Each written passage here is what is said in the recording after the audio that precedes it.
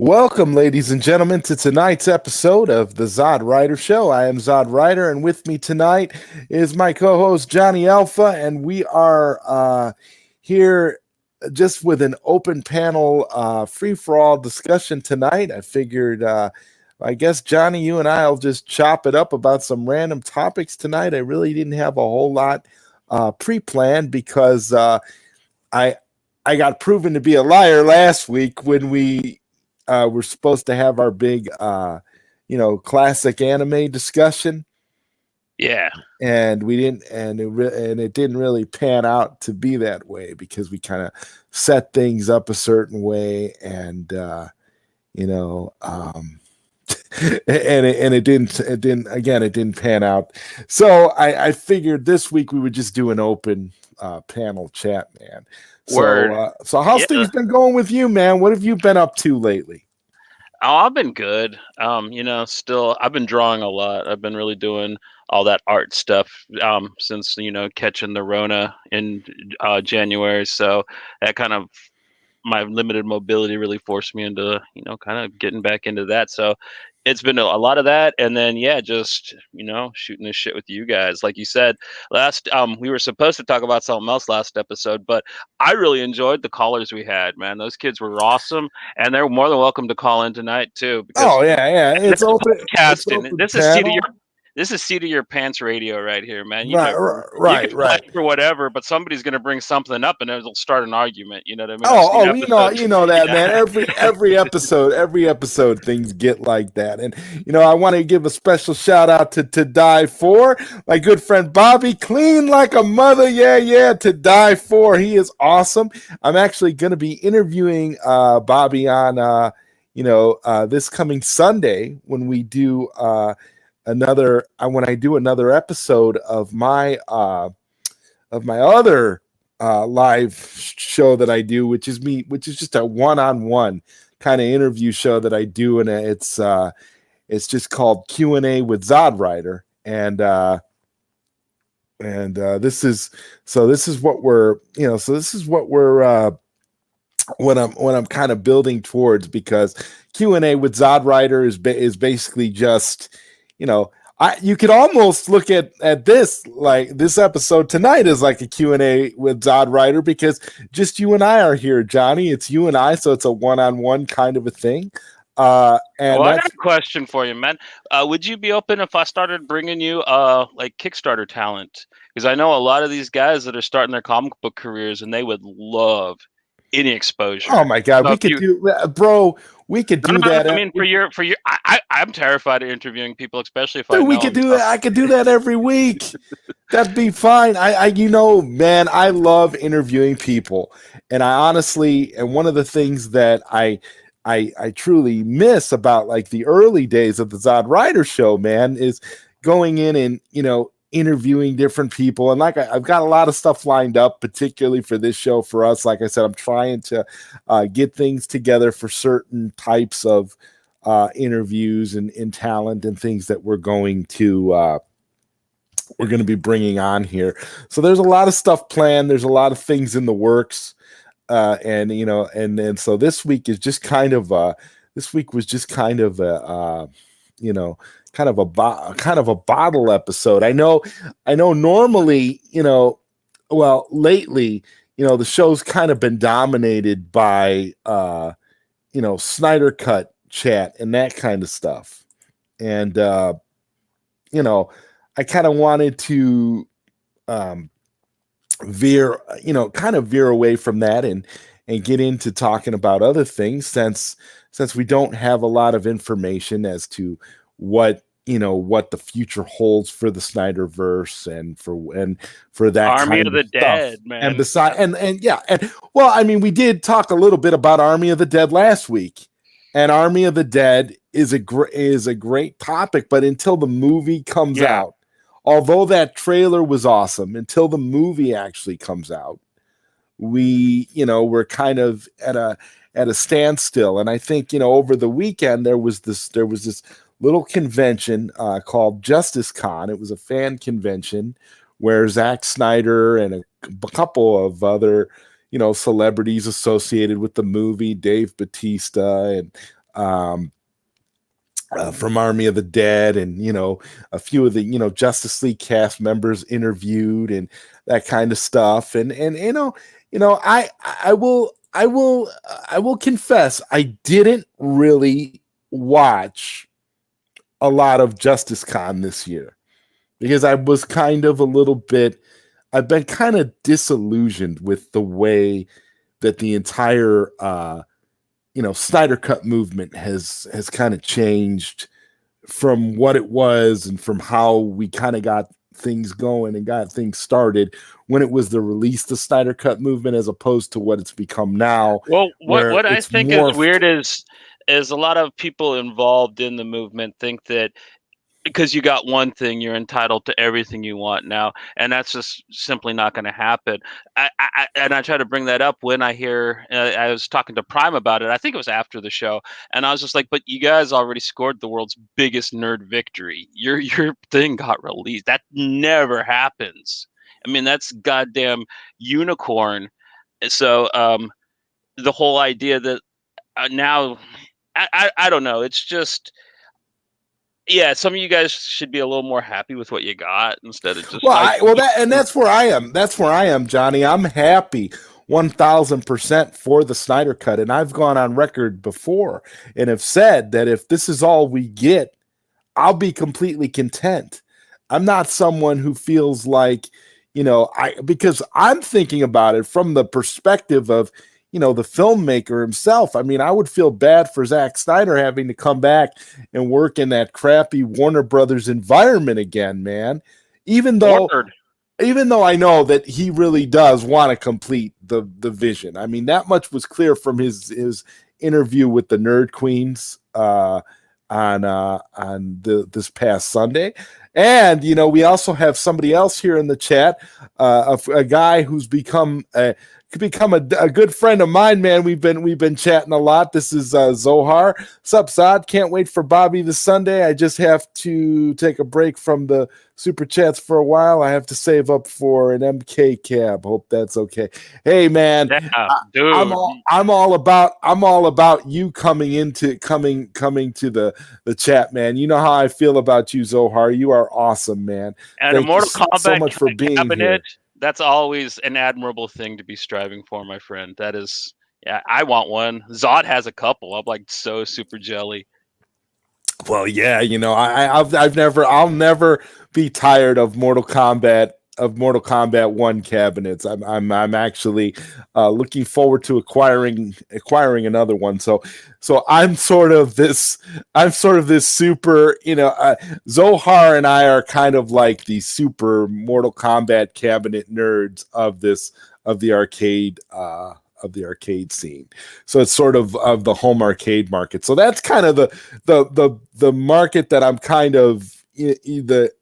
of tapping into now. I'm sort of getting more and more involved with the retro community as far as video games are concerned, because I'm all about that. And Zohar says here, it's a piece of history. It's an art piece. I need to own it. Yes, it's beautiful.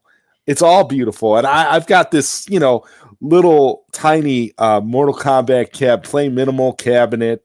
And it's a nice little cabinet. It's not perfect, but it's a nice little replica of the old Mortal Kombat machine from the mid 90s. And it's very cute, and it runs on it came with I don't know if you know anything about these little single board computers, but it came prepackaged with an orange Pi, and it's sort of, and it runs games limited, but it's a very problematic little machine. It's not all that great. So I upgraded it myself by putting a Raspberry Pi 4 into it, and it runs a lot better now, since I did my little alterations to it, and I'm happy with the way it runs now, but I'm looking right now to acquire something a little bit better, and I'm getting some help in that area. And we got Zohar here. He says, I will kneel before Zod forever. You're such an awesome human being. You are too, Zohar. I have to admit, man, I've been so excited, getting to know people. Like like over these last, over these last couple of months, I've really been like sinking my teeth into this community. And I've been having some daily chats with Bobby over here and with Zohar. And so it's just kind of cool to communicate and branch out and Hey, meet a bunch of new people and stuff. do you know how much like a Golden Axe 2 cabinet would like run me? Do you think like Yeah, I'll talk to you about that in a second. Here we got Zohar. He's saying just stopped in to say what's up. I gotta go get some KFC. And Bobby responds here with Zohar yummy. Yeah, KFC is always good. All right, man. Well, you enjoy your KFC, Zohar. Thank you so much for commenting in the chat. I really appreciate you guys being here. It's really nice to have you in here.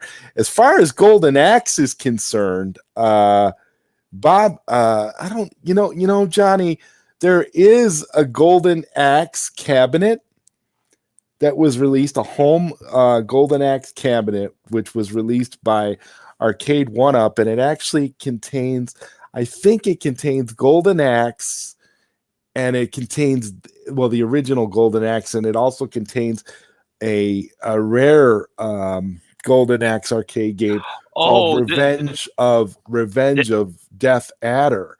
And so it's an Arcade One Up machine. And I'm not the biggest fan of Arcade One Up machines, but if you're looking for something, along the lines of like that, like a Golden Axe, that would probably be the one to get. Although there are great arcade builders like my main man To Die For, Bobby in the chat here. And I don't know, specifically what you're looking for per se. If you want something that's just specifically for the Golden Axe games, or you want something that's a little more inclusive, where you have access to a ton of games. Well, I But kind of those, wanted. I just remember how nice and decked out the Golden Axe 2 cabinet was with the art and stuff on it. Like I was talking about, like if I had the money and I was like, had a game room like that, like I would like to have Golden Axe 2. I also really love to have the X-Men. I mean, not X-Men, but Ninja Turtles. The X-Men game would be cool, but Ninja Turtles would be way before I get. well, yeah, and like a Ninja Turtle, yeah, there's a Ninja Turtles, a good Ninja Turtle. There's a Ninja Turtles cab out right now, again from Arcade One Up. I wouldn't say Oh, it that's the necessarily Walmart one, right? good, Like but it's in it. Walmart. And then there's also the X-Men, which is coming. But I don't know. Like I said, I'm kind of, when it comes to Arcade One Up, I'm kind of, a bit sour when it comes to them. And I want to welcome somebody else here to the chat, a good friend of mine. Welcome to this live stream where we're just basically talking about anything. What's up, Ambassador? It's good to have you here. Gentlemen, good evening. Thank you for having me on, and thanks for dropping the link in the description, bud. It's been a while. So, and well, it has. It has been a while since we've done a lot.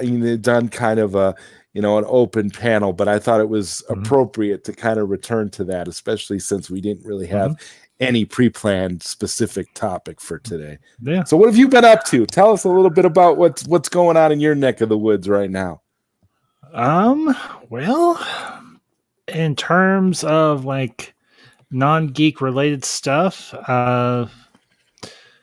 found out today Mother Ambassador got transferred to a regular room out of the ICU, so her condition is improving.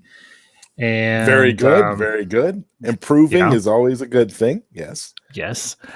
And I'm going to be starting a new job in a couple of weeks, so that's on the horizon. Looking forward to that, of course. And in terms of the geek landscape, well, I got to check out WB uploaded the first 7 minutes of Mortal Kombat onto YouTube today, and I checked out that, and I gotta say, if I wasn't hyped for Mortal Kombat before, I most certainly am so now, because damn, it is a heck of an opener, to say the least. Well, that's great that you brought Mortal Kombat up because me and Johnny were just in here in the chat. We're just talking about Mortal Kombat, the video game, as myself being a Mortal Kombat 1 enthusiast. Mortal Kombat 1 is my all-time favorite arcade game. To me, there's never been a better arcade game than the original Mortal Kombat. I'm not really, for me, there, you got all these tons of Mortal Kombat games that came out after. But you're saying Mortal Kombat's better than Double Dragon, honestly? Oh my god, that's my favorite arcade game of all time. Yes. Wow. Mortal Kombat is better than Double Dragon. I would even go as far as to say that Mortal Kombat is better than Street Fighter. Okay, it's better than Street Fighter, but like the first Double Dragon arcade? Come on, guys. Yes. It's I would go that far. Johnny, an arcade system that I could recommend to you that you might like, since you mentioned Double Dragon, is the II Arcade. One of the main pack-in games that comes with that system is, and it's a bar top, and one of the main games that comes with it, right out of the box, straight out of the box, is the original Double Dragon arcade. Hell yeah!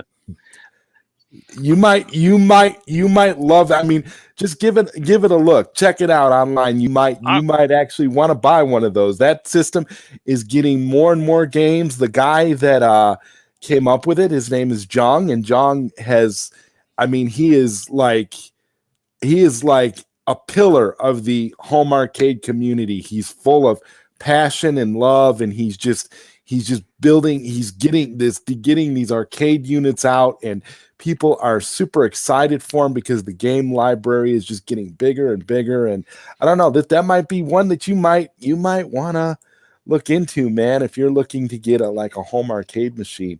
And Chubby Teddy Master says, man, I'm still jonesing for Sega Master System Double Dragon. Sega Master System is a classic. Yeah. I love Sega Master System. Underrated console. Yeah. Yes. The last Christmas present my grandmother went in with my mother to get was, in fact, a Sega Genesis. The 16-bit, and I played the ever-loving hell out of that system. Love that system. Beast. Yeah, back when Altered Beast was the pack-in game, you play the hell out of that. Actually, the one that was packed with mine was Sonic 2, actually. Okay, yeah, they did switch that. But yeah, good stuff. Oh yeah, and Bobby to die for says here it's available at Walmart, free shipping. Talking about the II Arcade, and he says give it a try, free return for 14 days. Bobby knows, I'm telling you, Johnny. So yeah, you should give it a try. I've been heavily invested in the At Games family of products lately because they've been having a lot of sales on their arcade products at Walmart, and they've got the Legends Gamer Pro, which is basically a great big arcade control panel, and you can load up a ton of games on it, and it's really, really cool. But yeah, if you're looking for a home arcade, man, there will never be a better time than now. I mean, the market is they're just coming up with so much great stuff. And and Bobby's got a review. He says, check out my review on the II Arcade. Bobby's review on the II Arcade actually had me ready to buy the II Arcade, but I'm in a situation right now where I live in a small apartment and I have limited space. So I'm trying not to completely turn my small apartment into an arcade, because what's going to happen is I'm getting ready to get rid of I've got two big red couches here, and I'm getting ready to get rid of one of them so that I can make room for at least two more arcade cabinets. So if that's any indication as to how far over the deep end when it comes to arcades I've gone, that pretty much sums it up. Well, and I'll mention Ruthless Venom's comment here. The funny thing is, back in the '90s, everybody was on Street Fighter. Mortal Kombat was left alone until me and my cousin started playing it at the arcade. Good times. Yeah, I never could. I have never been good at fighting games. I was good at shooters. I was good at side scrollers, but I was never particularly good at fighting games. I just couldn't get the combos down. But as far as like the first Mortal Kombat movie and now this one, I love the lore. I love the world that they created for the game, in particular within the movies. And now that they were able to tell fuller stories as the technology has advanced, I really like the stories that they have built into the Mortal Kombat universe. I mean, it mixes in so many different things. It's like a favorite line. It's like a line from a favorite movie of mine, Big Trouble in Little China. It's like your buffet over there. Take what you want and leave the rest. And China, you missed a button. But the Chang Sing.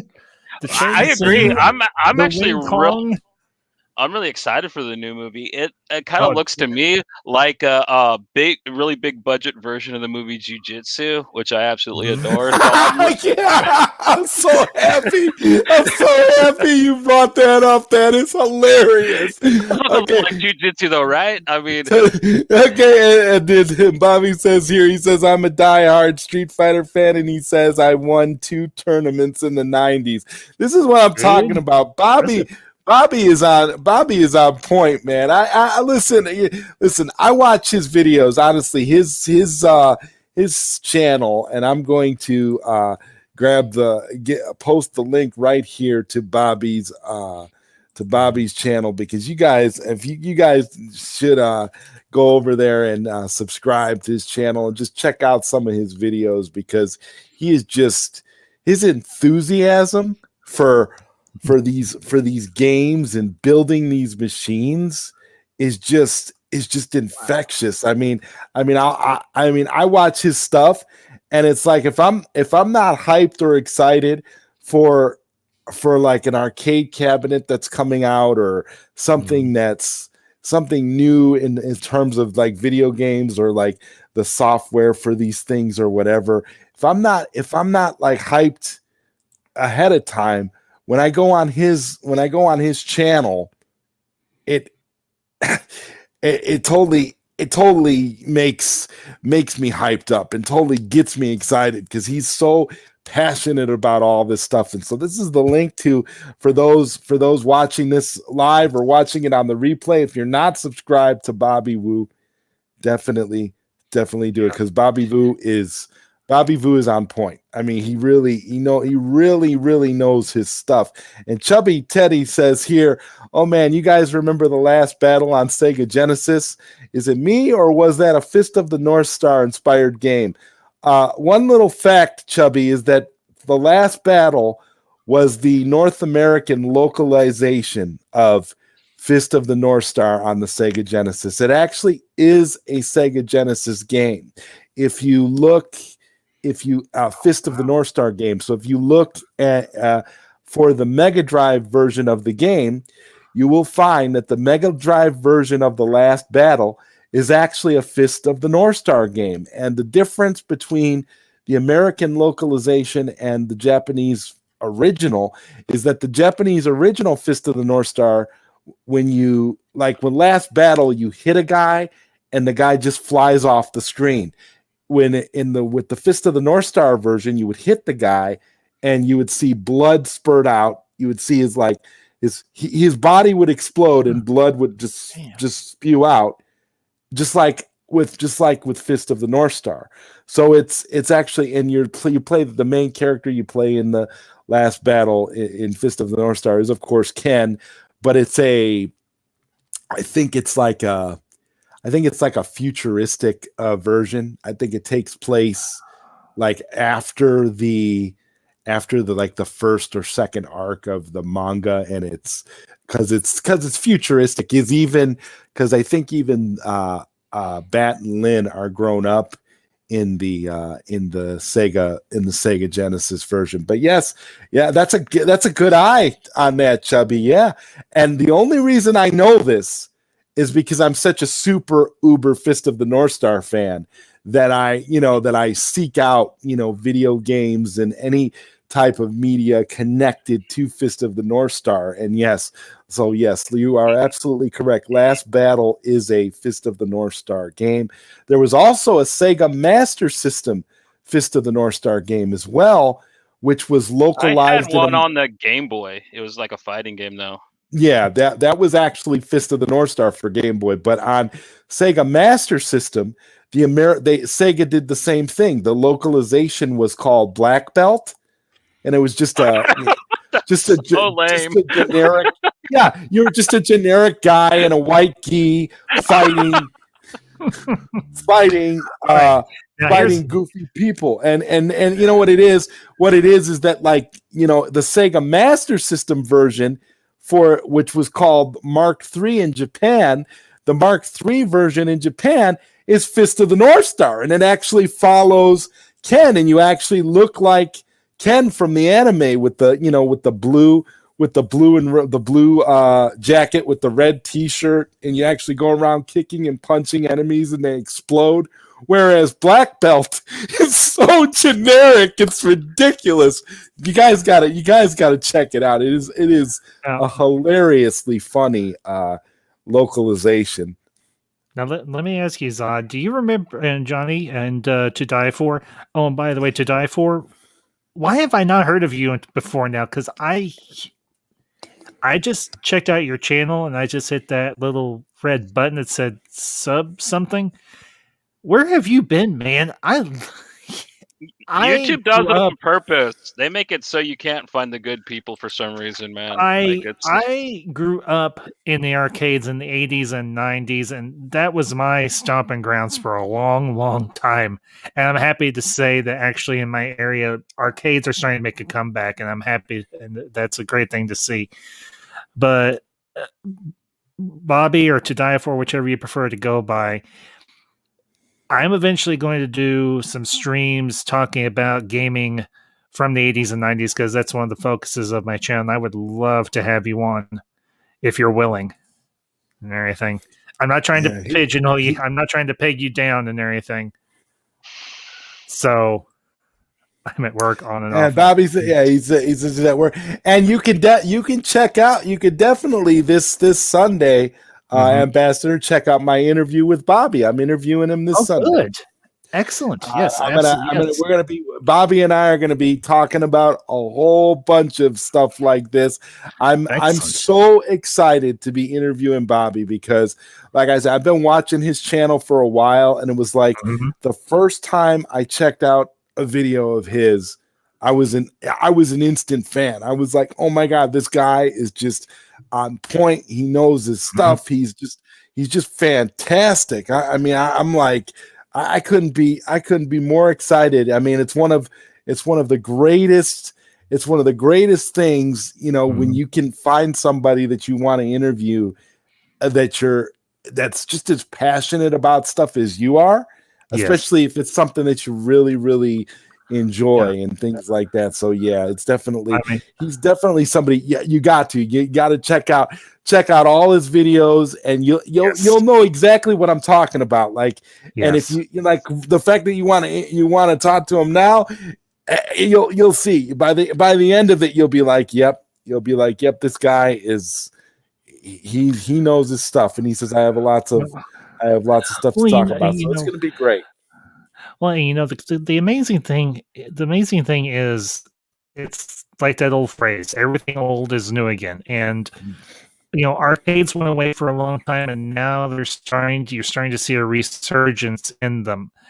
And they're creeping back slowly, but I think that's a good thing in a way, because you don't want an oversaturation of the market with these retro arcades. You want to see them kind of ease their way back in, because for people like, Zod, and you and Johnny and myself and Bobby, obviously, we grew up in the arcades. We fed quarter after quarter after quarter after quarter into these machines.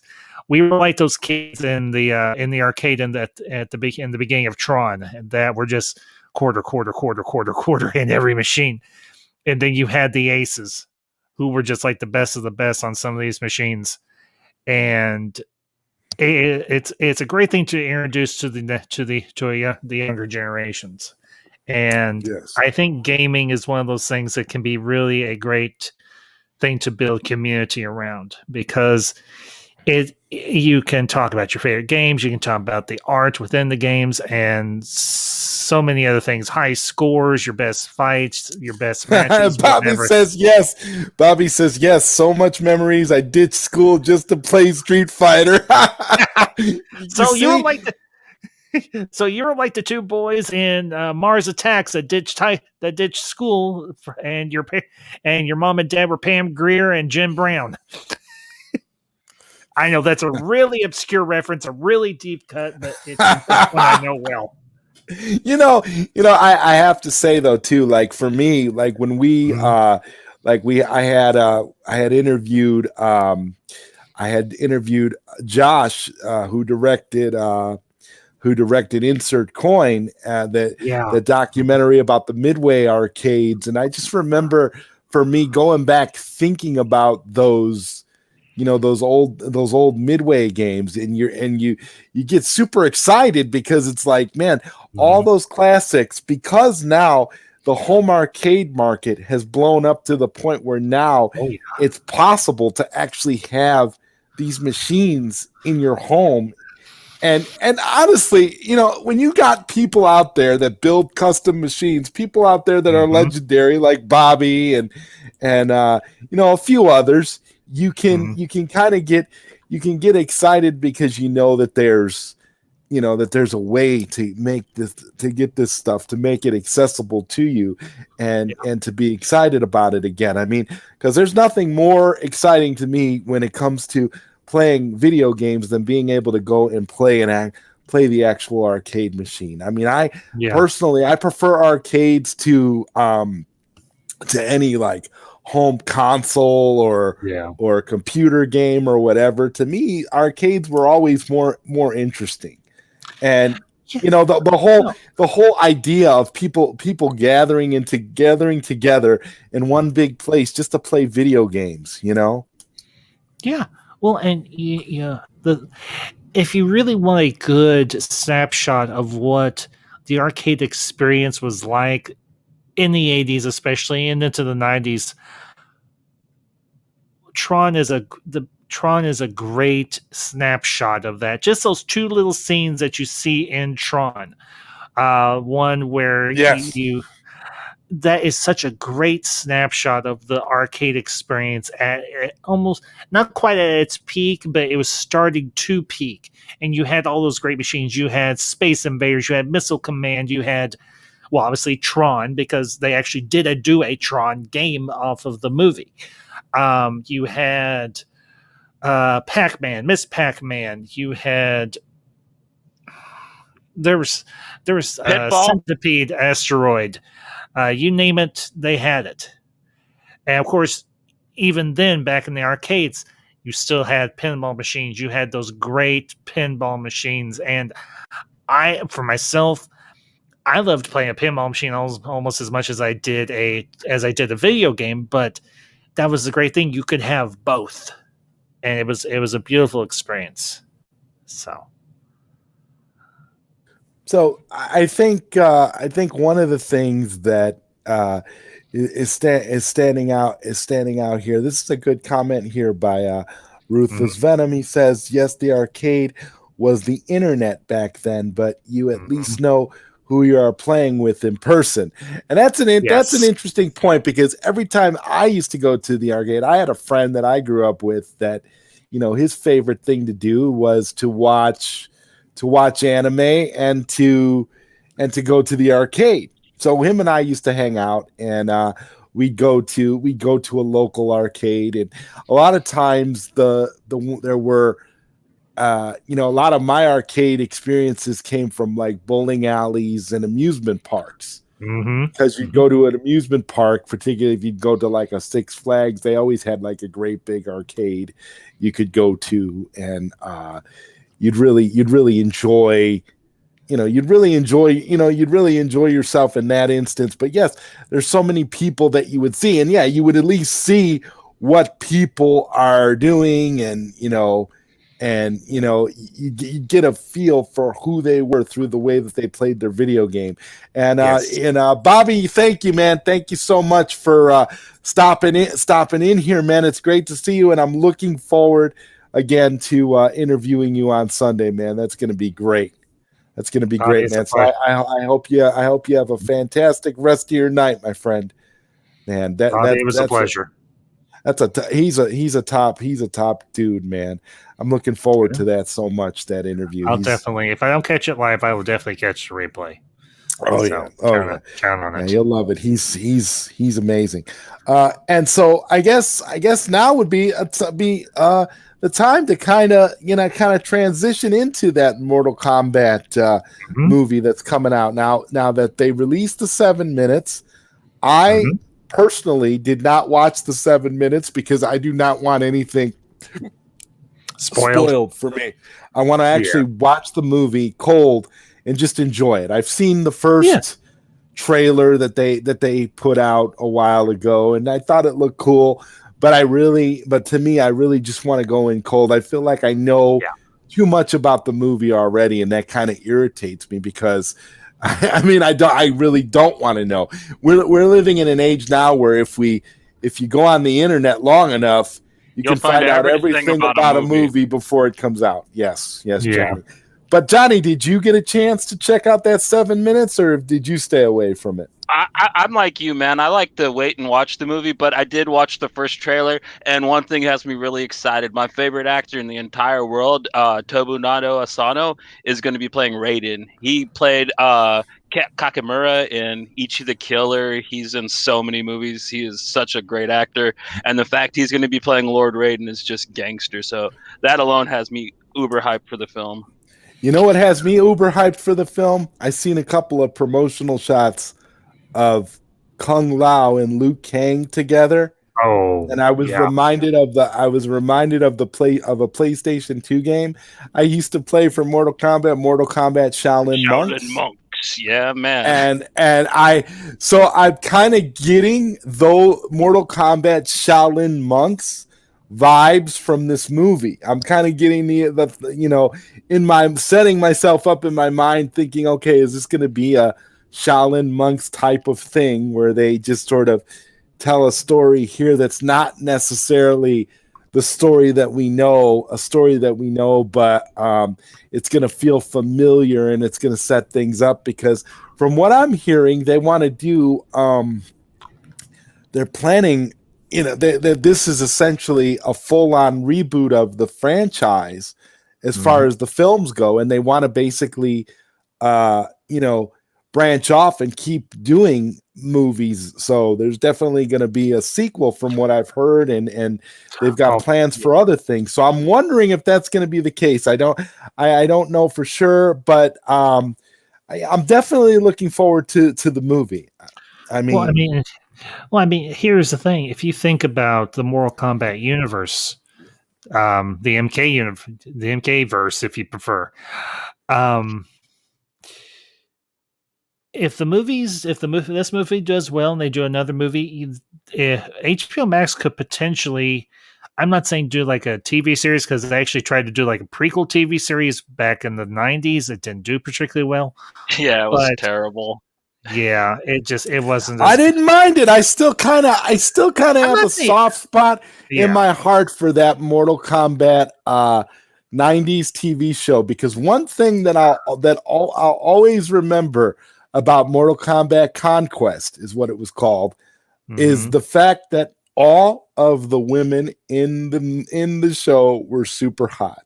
There was not one woman in that show that was not just like eye candy for us, straight males at the time. And, and of course, lesbian females.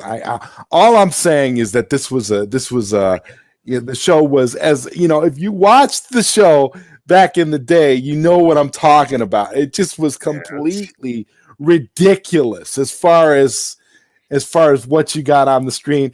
Yeah, the acting wasn't particularly good, and it didn't really do Mortal Kombat as a franchise any favors, but I mean, for the most part. Mm-hmm. But the thing I will say, if HBO Max decides to, this could potentially spin off into an anthology series where they could do like backstories on the various characters from this movie or anything, because you figure, yeah, you're going to get enough of the feel for each character that's in this movie to know who they are, what their motivation is. But for some of the more intriguing characters, say for instance, Striker. Striker like potentially. Rick Flag. He's the Rick Striker's the Rick Flag of Mortal Kombat. But say for instance, if they wanted to, like I said, I don't know how much of the backstory for, like, say, Scorpion or Sub-Zero or Sonya Blade or even potentially Lord Raiden. Now, I won't lie. If they did like a one-off, like I said, if this was like an anthology series where they just did a one-off episode for the various characters and they did a one-off for Lord Raiden, that actually has potential to do something really cool. Because here's the thing. If you remember, in the original Mortal Kombat, the one back in the 90s, that had Christopher Lambert as Raiden, we know very little about him because I do not consider Mortal Kombat Annihilation canon. That movie was absolutely dreadful. Yeah, annihilate all expectations. Yeah, annihilate a few brain cells at the same time while you're at it. But if they did an anthology episode that centered around Raiden's origins or something to do with his past or whatever, I think that would actually be really cool. That would be something different. They could almost like do a one-off, like the Scorpion movie. Yeah, like Scorpion, like the animated Scorpion movie we got, which to this day, that to me, that's the best Mortal Kombat movie I think we've ever gotten. That Scorpion movie that they just put out, that animated movie. Did that come out this year or last year? In the last year, I think it was like October. November, maybe. Oh my God, it was so well done. I mean that was Mortal Kombat, and for me, I couldn't believe how deep they took it. I mean, it really was insane, and they got all the characters right too. Yes, which was something that I was shocked to see. I mean, they had everybody. Now there is some things, I do have a bone of contention with this new Mortal Kombat movie. And that is to say that I know for a fact from everything that I've heard and everything that I've seen, and it was confirmed to me by some people I know who have seen the movie, that Johnny Cage is not in the film. And I'm upset about that because Johnny Cage is my favorite Mortal Kombat character. Now, as I said earlier in the show, Mortal Kombat 1 is my favorite arcade game of all time. And Johnny Cage was the character I used all the time. He was the character that I mastered. I love that character. I hate the fact that he's not in this new movie. Now, I do have hope, though, that this movie is going to build, and lead to sequels. So I'm not going to trash the movie because he's not in it, but I'm just upset that he's not in it because it sounds to me like all of the main characters who were in the original game, with the exception of Johnny Cage, is not in the movie. So that's where my frustration comes in. But as far as everything else goes, the movie definitely does look good. Yeah, and I get what you're saying, Todd, and everything. Am I a little disappointed that Johnny is not in there? Yeah, I am. But as someone who never, I played the game, but I was not proficient at it. I wasn't particularly good at it, so I just kind of gave up on it. Just from a storytelling, just as a story and everything.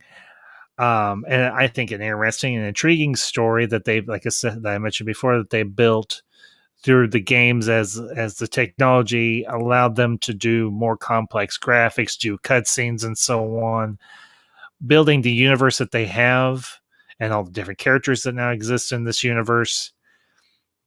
I think the potential for them to do more movies after this one, provided they're good. And I think eventually we will get Johnny, and I think his introduction will have significant weight to it. It won't just be them tossing him in willy-nilly. I mean, if we get an introduction of Johnny Cage in Mortal Kombat 2, whatever the title of that might be, or just simply Mortal Kombat 2, I think it'll be something that the fans will appreciate. Yeah. Because agree. because it seems like the people that are in charge of this production have a better sense of the world and the lore that was developed for the game, and have given the characters a sense of gravitas and weight that the first movie kind of missed a little bit. But at the same time, as I said before, the first movie is by far my favorite. Now, if this one turns out to be better than that, then I'll say Mortal Kombat 2021 is my favorite. It doesn't have far to go to be better than Mortal Kombat Annihilation. Well, we can all agree on that. The bar, definitely. If we go based off of the last live action film, if we go, that metric is the perfect metric to go by to say, hey, this movie has potential to be a masterpiece compared to that. So I'm gonna just give it the benefit of the doubt going in, because I said, I am a uber Mortal Kombat fan, so I'm excited for the movie no matter what. I still think it's gonna be good, and I still think it's gonna have potential like you were talking about, Ambassador, to world build, and that's the whole point.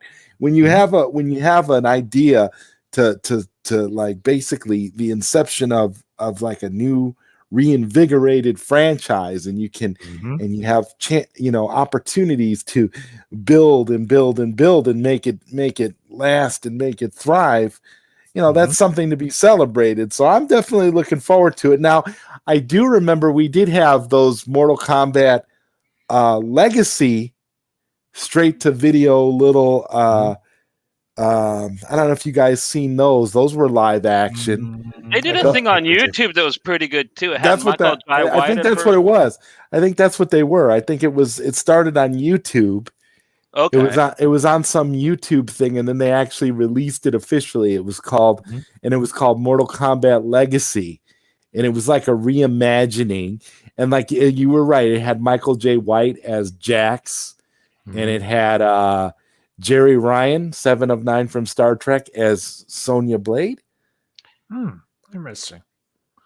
And at first, then they get recast. If you and they had and then Casper Van Dien from Starship Troopers was Johnny Cage. Interesting. And they used one thing that they did that was pretty sweet was they used the same actor who played Shang Tsung in the original Mortal Kombat movie. Oh, really? He came back. Cool. Yeah, Kerry Tagawa is awesome. Which to me was just was so exciting, and I think, and what made it so like insane was I think it was like the very last scene of like the very last episode, like he came out and like he said something very Shang Tsung. He either said like finish him or fatality or something, but he like came out and it was like, because they were building him up throughout, sprinkling him out throughout the stories that they were selling. Because like Johnny said, it started out as like a web type thing where it was like online, it was like episodes, and then they put them all together as like a live action thing that they were trying to release.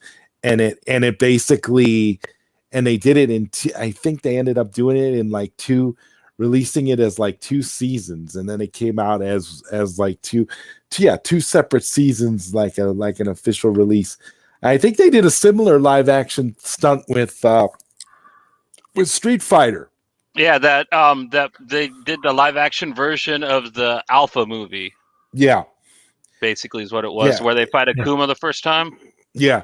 The first story that they did with that was was about Ken and Ryu training and stuff like that. And then the second one they did, they actually went into that Akuma like Dark Hado type story where they kind of and they did the same thing where they did like a few episodes and then they put it together as a movie, and then they did it like a two, I think it was like a 2-season thing. Mhm. I think it's like on Amazon now, but I don't know. But it's so funny that both franchises decided to go basically went the same route for live action. Like they couldn't, like they didn't know what to do after their live action movies, and so like we ended up with both of them doing like web series that were technically run and created by fans. Yep. And now we're finally getting like what we can assume to be a proper Mortal Kombat movie reboot. Yeah. When do you guys think they're gonna do the same thing for Street Fighter? I think if this is successful, I think we'll see Street Fighter next. The only problem with Street Fighter is you don't have that mythical and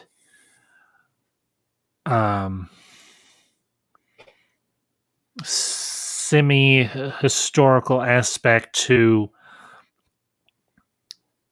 Street Fighter that you do with Mortal Kombat. There's a lot more mysticism, a lot more folklore, a lot more supernatural element to Mortal Kombat than there is to Street Fighter. Now, I will say this: the Van Damme Street Fighter film is a guilty pleasure of mine. For one thing, like I said, it's a guilty pleasure, but also for the fact that it was Raul Julia's last starring role before he passed. But they would almost have to go in a different direction with Street Fighter for the simple fact that the characters don't lend to it being kind of like what they're going to be doing with Mortal Kombat, where it's some sort of tournament or something. It'd almost have to be like a spy or espionage or political intrigue type of thing with martial arts mixed into it. I mean, it would almost have to be like a better version of the Van Damme Street Fighter movie that they did in the 90s. Well, yeah, they would have to. You're exactly right. They would have to reimagine it. I don't want to say like how they're doing with Mortal Kombat, but they would have to take it on give it a more serious tone, to be sure. Welcome, Barcy. It's good to see you. Glad that you're in the chat. It's always good to see you here, Barcy. You know what? I think that there's room for all of these video game movies, these fighting games, to get their proper due in terms of movies if they're done right. I guess one of my questions for both of you guys, if they were going to do a remake of live action Street Fighter, who would you guys cast as Guile? Number one, who would you cast as Guile, and who would you cast as Bison? That's my main question for the two of you. If they were going to do a serious one right now, I'll start with you, Ambassador. Well, you're definitely going to want to have a couple of actors that have martial arts background. And for the skill levels for Guile and for Bison, the problem is I am not boned up enough on actors who have fighting capability or who could be trained to have that type of martial arts skill. Darn, this is tricky. Johnny, if you want to go ahead, I'm going to need to mull this over for a few minutes. For Guile, I think he could be taught after watching The Extraction. I would go with Hemsworth. I think if they did it right, yes. I think if they did it right, he's at the perfect age to probably pull it off, and you can train him to look like he can fight really well. At least they did in The Extraction. And for Bison, man, I don't know. Mean little menacing turd guy. I mean, I personally feel like Raul Julia did a perfect M. Bison. I really do. I think he was perfect for that role. He looked like he was having fun with it. It was so perfect. Like because to me, when I think of M. Bison, he's just so hammy and over the top, mustache twirling villain. I mean, I don't know. Well, It's just me. In terms of the cerebral aspect to Bison, Raul Julia did capture that part very, very well. I will agree to that. But in terms of someone who could pull off the cerebral aspect, give the performance enough weight to where it's semi-believable, and also be able to pull off the fighting choreography. You all might disagree with this. The chat might even disagree with me, and that's okay. But perhaps someone not so slight of build, because the thing you have to remember, M. Bison is not a slender, skinny guy. He's got he's like short and stocky. Yeah, he's like a stocky little fire plug mofo. I would almost say perhaps maybe Jason Momoa. Good call. Wow, man! That would be so cool. Oh my god! I mean, I wouldn't even think in there, but cool. Yeah, that was a good idea. If he's clean shaven, you give him the right hairdo and everything, and put him in. If you make the costume design believable but not over the top in terms of how Bison is dressed, Momoa could fill that space, because Momoa has that. He has the ability. He has the physicality, because we've seen him do it in other roles, particularly with Khal Drogo, and of course now with Aquaman. And he's a decent actor. He is not a bad actor by any stretch.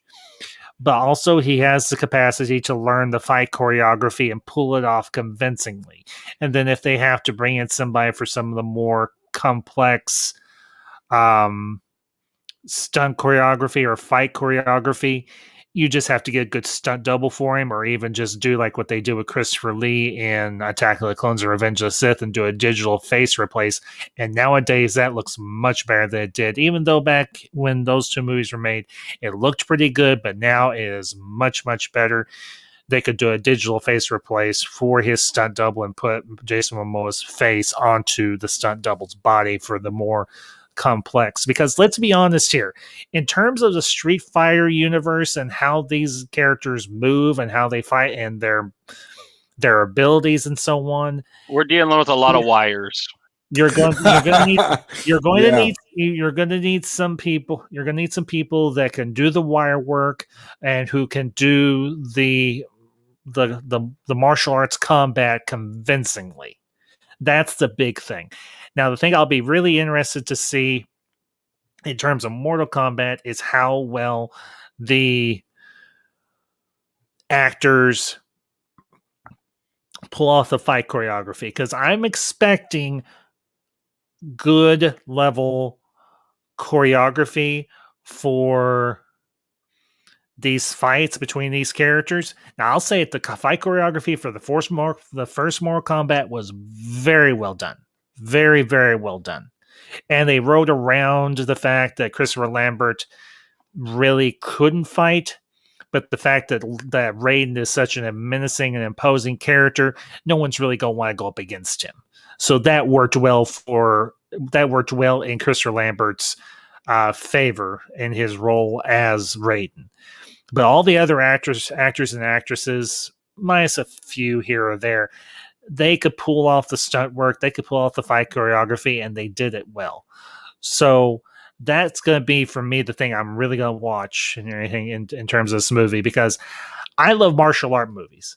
It's not a genre I'm super familiar with like some other people are online and everything, but I grew up watching movies like Enter the Dragon, watching Jackie Chan, watching Steve. I just rewatched. On a side note, I just rewatched Enter the Dragon again the other day. I absolutely love Enter the Dragon. Oh, dude, it is an absolute. It's a classic. Now, I do want to transition maybe for just a minute if you all are willing and everything, and then I have to go because I've got work in the morning. But I want to ask you both: did you watch the Shang-Chi trailer?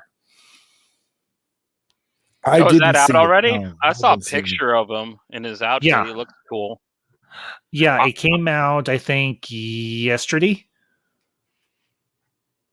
Okay, cool. I kind of avoid movie news just because, like me and Zod were saying, like if you even look at something and you read the headline the wrong way, you'll know the ending of the film that you wanted to watch next week. So I just stay away. But okay. I'll have to look for the trailer because that is one that I'm interested in because he's such a cool, obscure 70s. Well, how did you feel about the trailer since you watched it, Ambassador? Because honestly, I really liked it. I did. Okay. They are incorporating martial arts into the MCU, and I think that is something that we have not seen before, or at least maybe not to this extent. And you've got, and I don't want to sound insensitive here, and I'm sure nobody's going to take me as such, but you've got Far Eastern mysticism in this movie. It looks like you've got some Far Eastern history, anything ancient history in this movie, whether it's fictional or real. I would say more likely it's more fictional in this film. And you've got some really top-notch fight choreography. I mean, the guy that got to play Shang-Chi, this is something I said in another stream. It was actually RJ's stream this yesterday afternoon. I said this in his chat. This guy that they got to play Shang-Chi gives off vibes of a combination between Bruce Lee and Chow Yun-Fat. Oh, wow. Okay. He's got the athleticism. He's got the look of somebody who can handle himself. But he also seems to have some of the charisma that those two actors, and I will say... Hey! You've sold me because you said Chow Yun-Fat. So I love. So I love Chow Yun-Fat. So hey, man, that's Johnny. What do you think, man? I mean, I was already gonna check it out. You evoke the name of Chow Yun-Fat, and it's just kind of like okay. I watch all the Marvel movies. I enjoy most of them, and this is one that I've been looking forward to because I'm a fan of C&D listers, so when they start pulling up names out of the 70s like Shang-Chi, I'm just like, hell yeah, dude. Werewolf by Night next. It's about time they do something like this. I mean, Shang-Chi is a long time coming, and I'm glad to see it. And after they fumbled so hard with Iron Fist, it's going to be good to see them rebound with a kung fu character. That'd be really good. Right, and this is something that I don't want to say is impossible for them to screw up because studios screw things up all the time. But I will say that under the circumstances, casting the right actor for the role and following the story in a convincing and compelling way is enough to get people interested. I mean, just listening to you, Ambassador, it was enough for me. I'm like, okay, cool. I'll definitely check it out. I'm excited now because you put it to me in a language I can understand. So I'm kind of like, okay, this is gonna be great. Okay, that's what's it should. Well, and the big plus for me, it comes out in September. September is my birth month, so I actually have the prospect of a decent movie to go see around my birthday. It comes out September 9th. Now the question about this 3rd. Is this going to be if by some off chance that theaters aren't ready by then, you think it's going to end up on Disney Plus? Oh, I don't have to worry about that. I live in Indiana. Theaters are open here. Okay, brother. All right. Well, I just was wondering. So no, it's a fair question. Well, man, I'm so glad you came here tonight. I know you said you gotta go, but I'm so glad you came.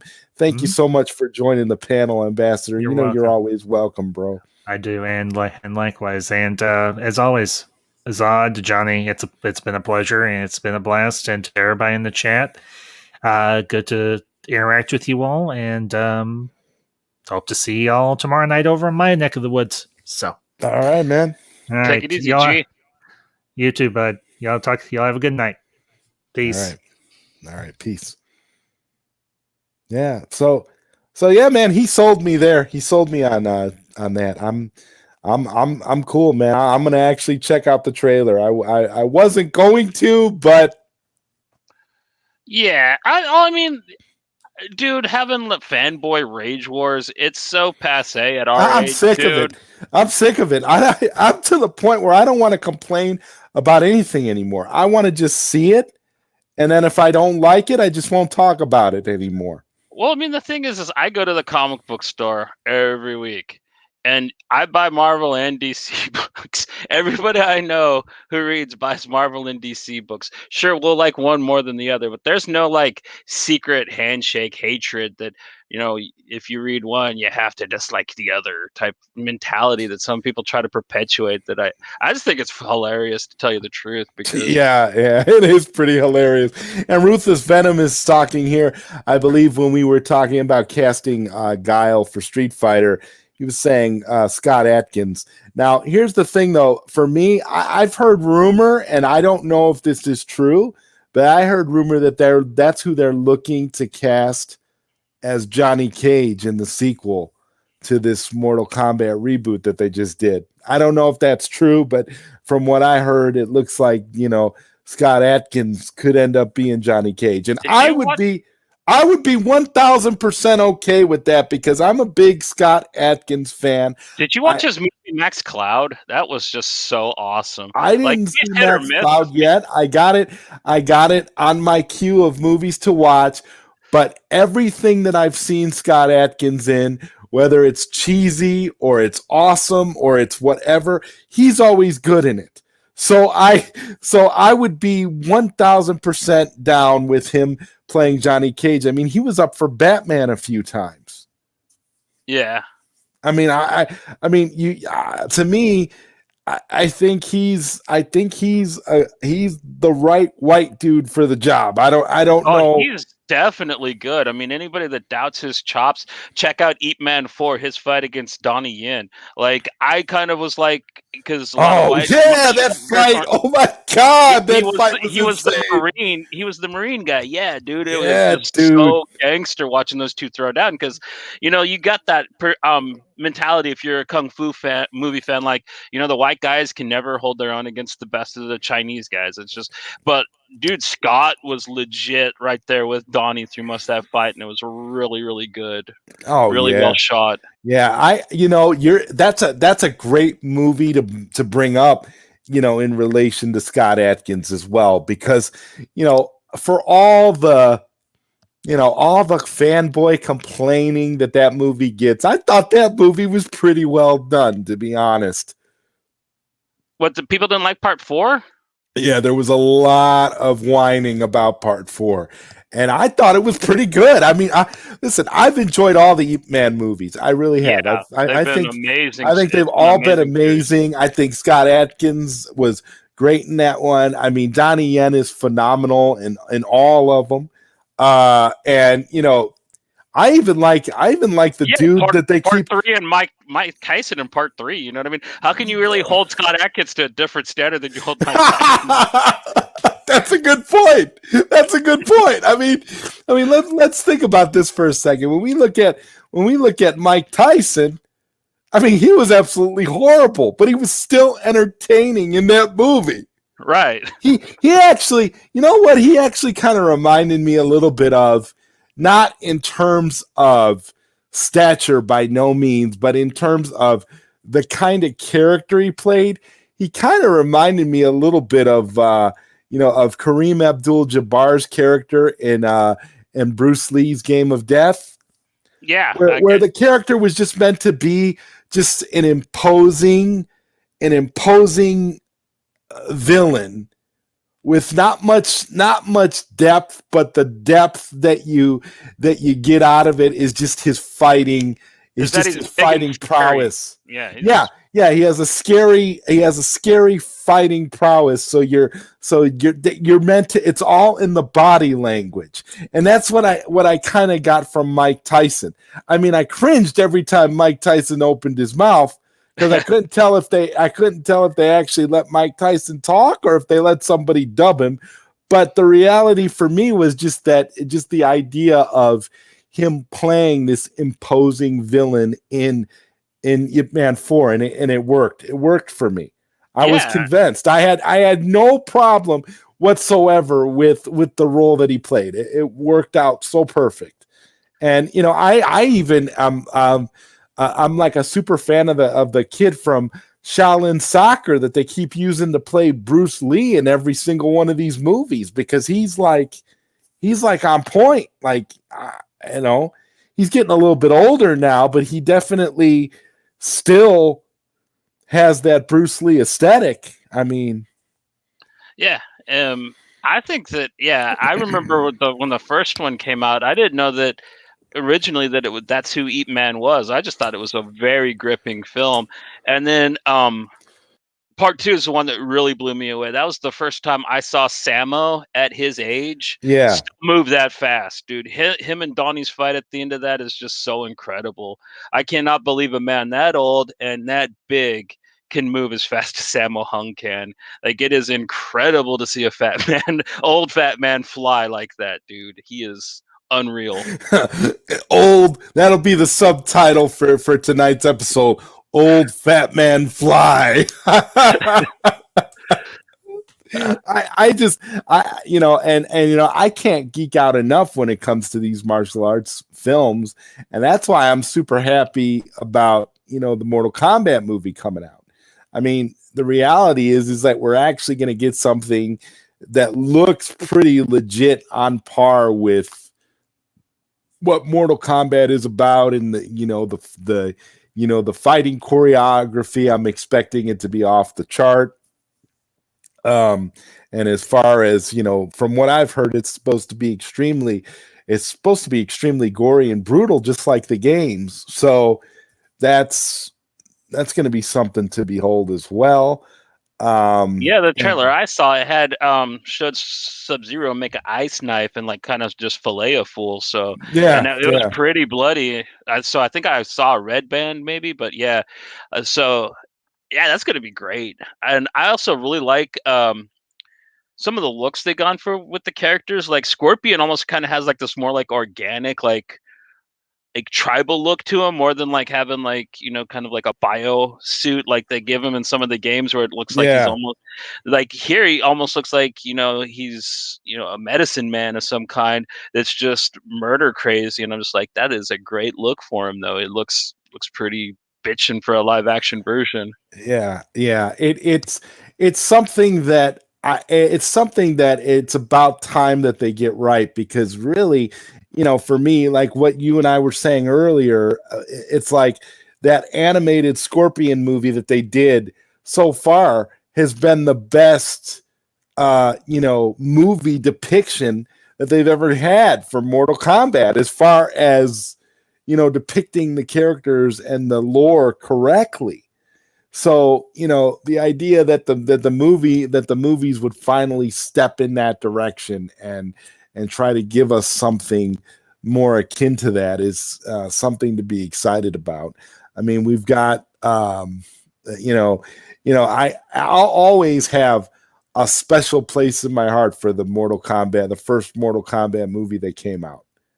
I absolutely love that movie to this day, even though it's as cheesy as it is. It still holds up, in my opinion, because it's as good as you were going to get if they weren't going to go, full hard R horror type gore.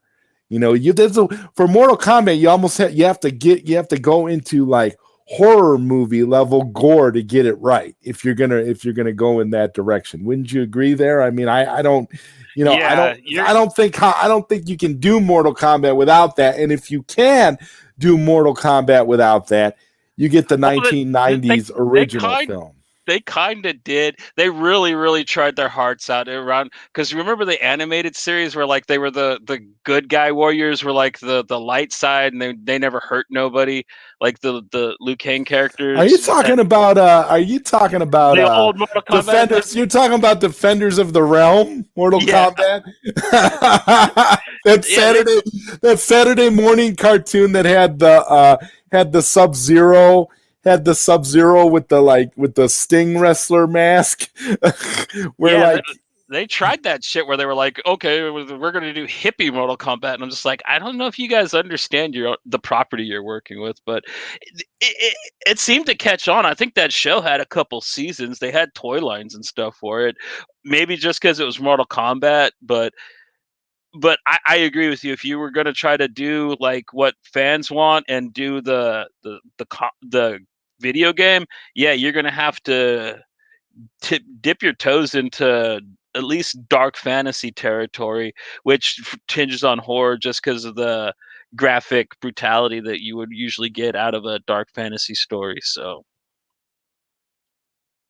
yeah, I mean, I don't see how you can essentially Mortal Kombat as a movie only works in my mind as a horror movie because the violence is so brutal and yeah, over the top. it's like Clive Barker esque. Like the dudes, like I guarantee you, Tobias and Boone loved the fucking Hellraiser movies as much as I did. Like that is a given. Absolutely. Yes, yes, yes. And this is why I always, for me, when I look at the original Mortal Kombat 1 arcade game, I think of those older movies. I think of those horror movies. I think of like Hellraiser. I think of like the 90s gory fight movies that existed back in the day. And and for me, Mortal Kombat 1 kind of represented that. And I kind of looked at Mortal Kombat 1 as being almost like the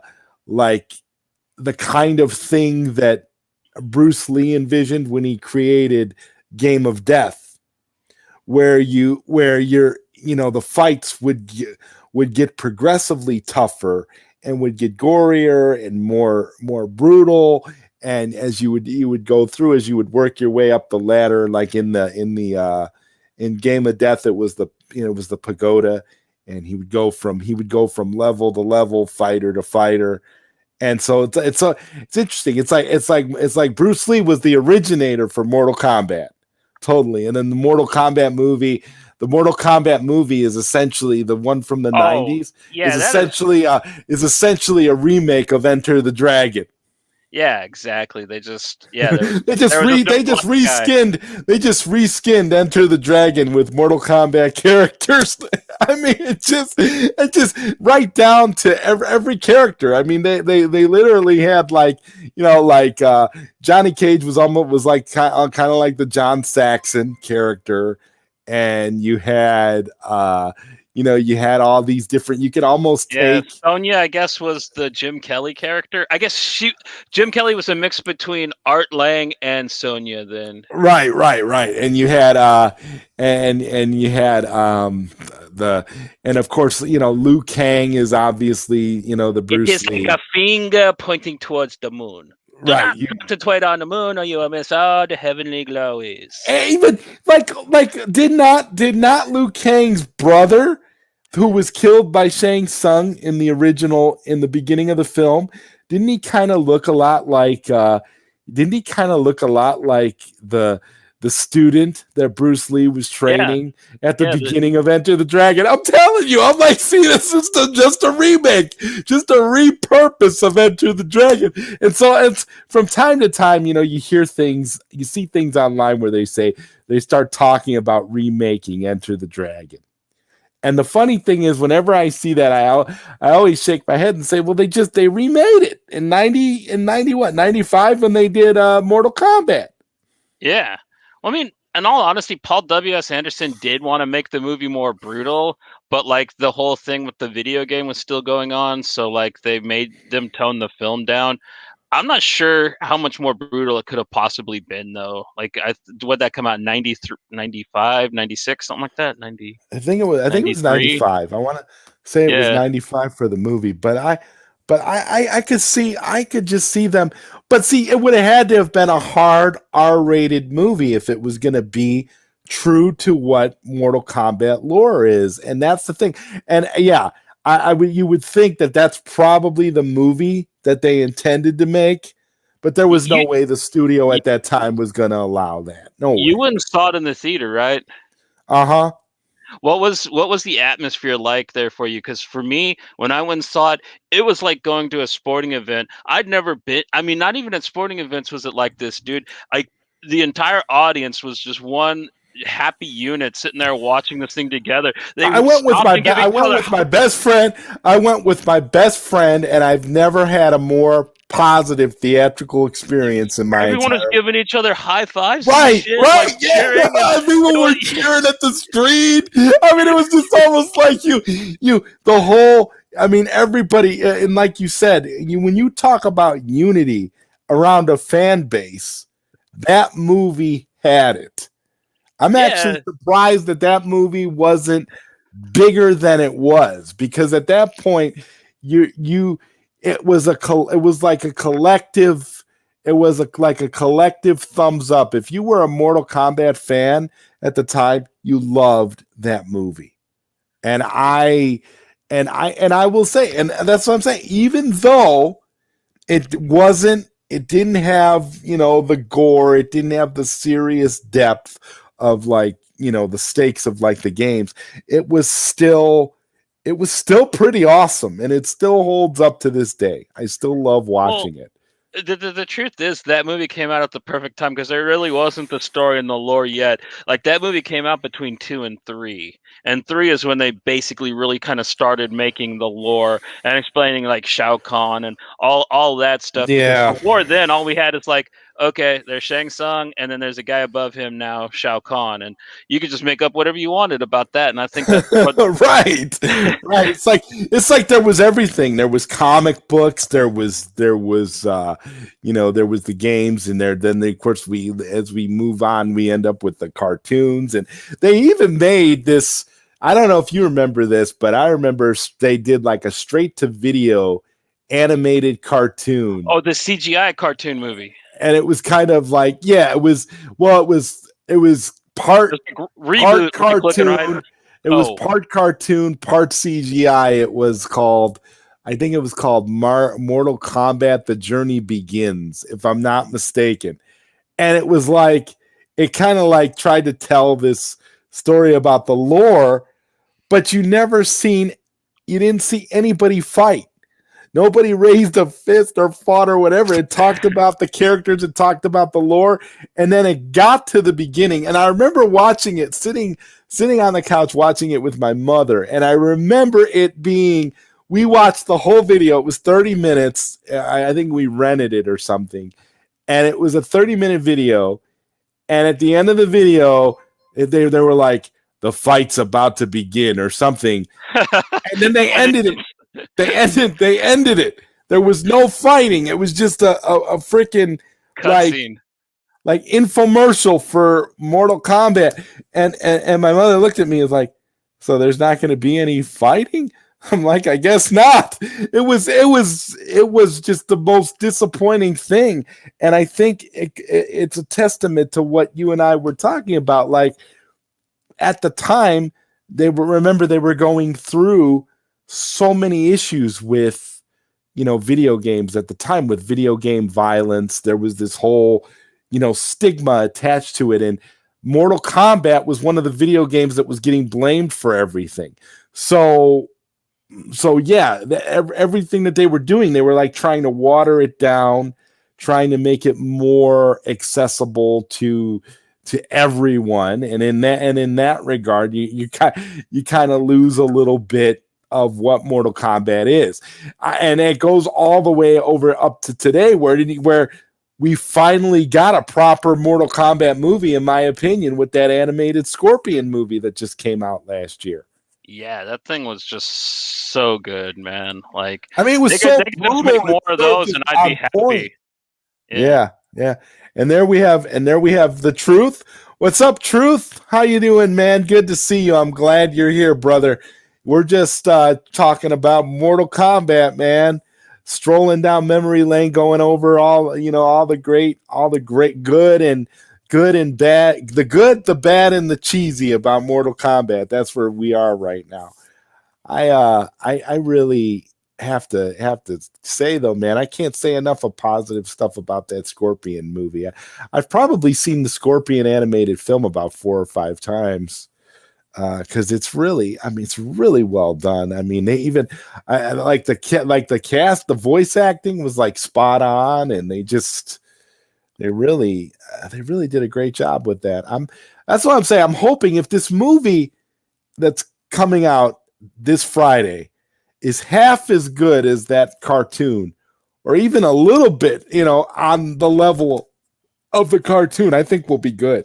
Right. I mean, I don't see how it should be like impossible for them to pull off. It should be actually relatively easy. You know what I mean? Especially now where they've made it clear that this movie, they're not going to shy away from it being gory. They're not going to shy away from it being,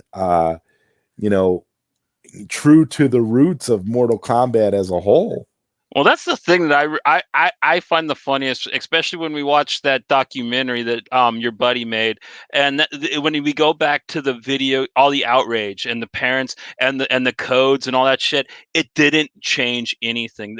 As a matter of fact, the games have only gotten worse. Like the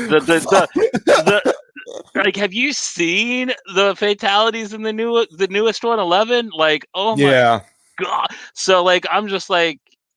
But film has always been a lot more harder to break worse stuff into than games. But to get a movie half right, it shouldn't have taken this long, to tell you the truth. It's not an impossible property to tackle, in my opinion. Well, growing up, were you a Sega Genesis kid or were you a Super Nintendo kid?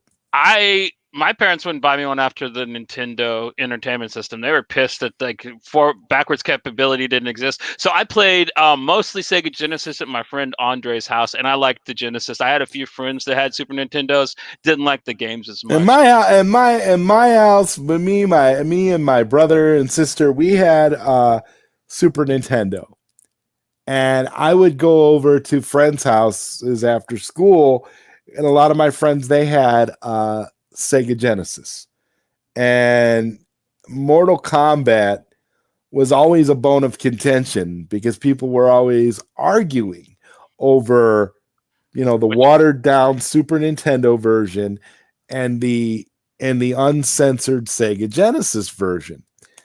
And, looking back at that, I kind of feel like there really was no comparison. There really was no argument. If you wanted to play Mortal Kombat the way it was intended, you play the Sega Genesis version. Right? Period.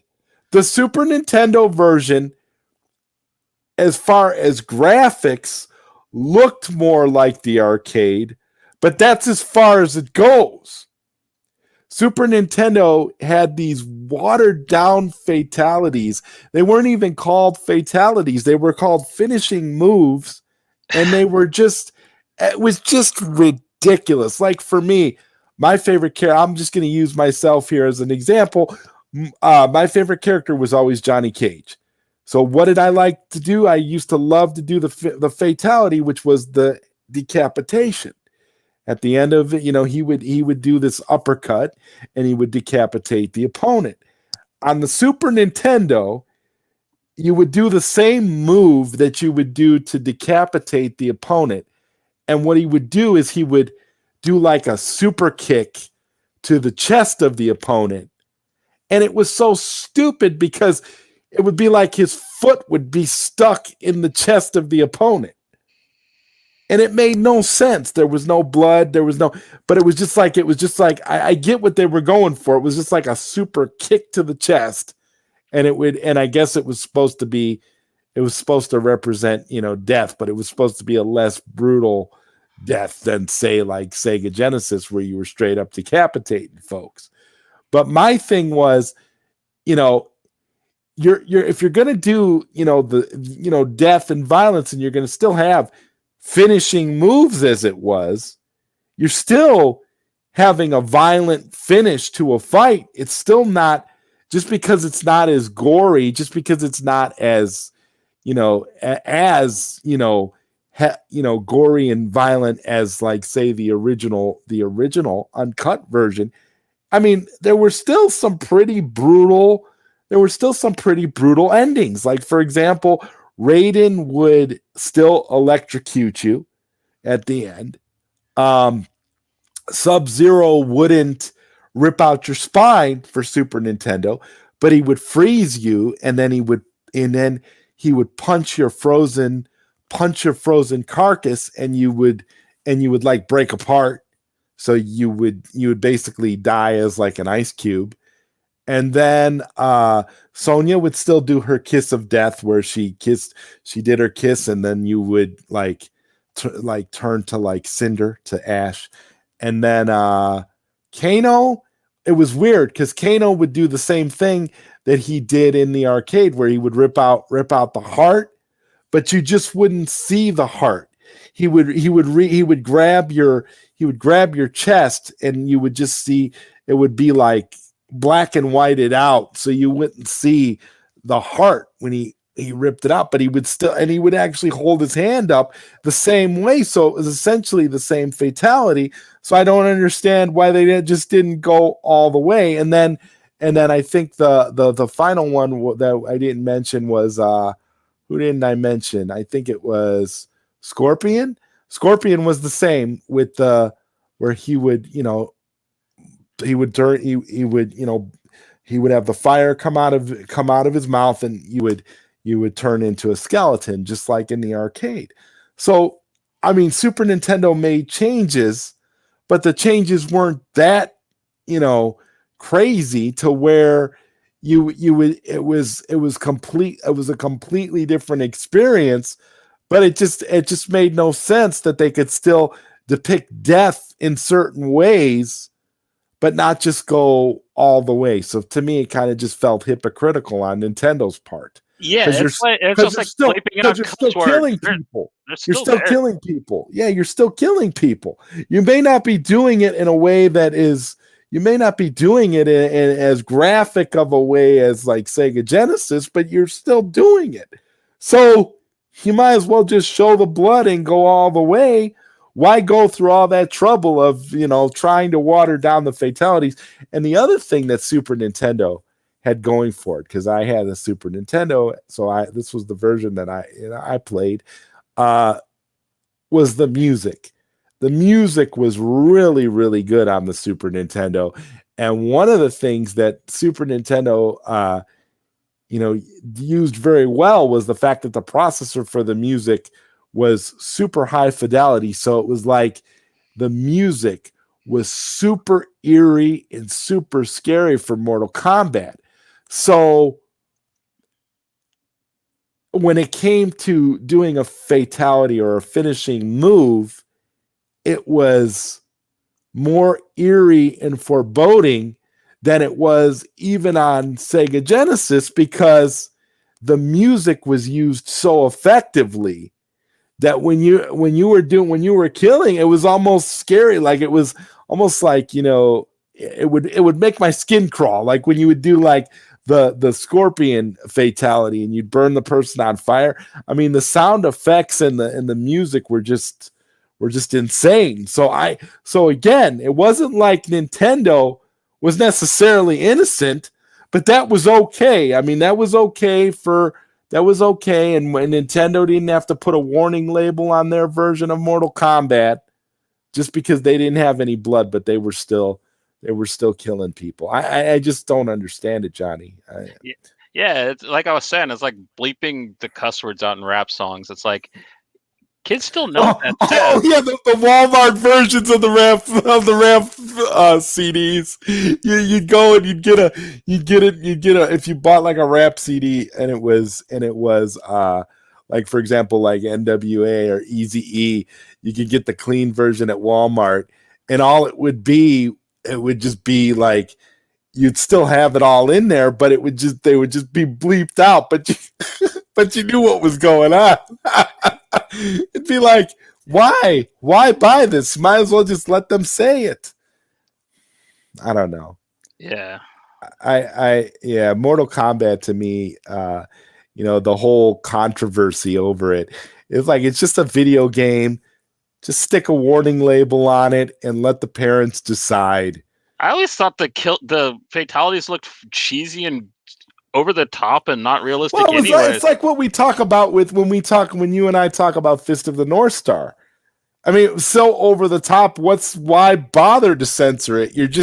It's over the top. It's not meant to be taken seriously anyway. Yeah, it's so cartoonish, like the big ass drops of blood. Like nobody bleeds like that. like geysers of blood just flying out everywhere.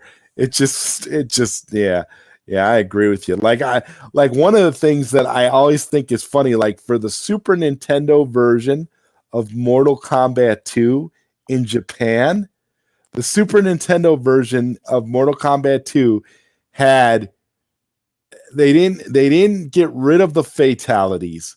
What they did was, this was for Mortal Kombat 2, where in America, by the time Mortal Kombat 2 came to home consoles, nobody cared anymore, and Nintendo didn't want to lose any more money because they lost so much money to Sega for Mortal Kombat that when Mortal Kombat 2 came out, Nintendo had all the gore and all the blood and everything in there, except in Japan.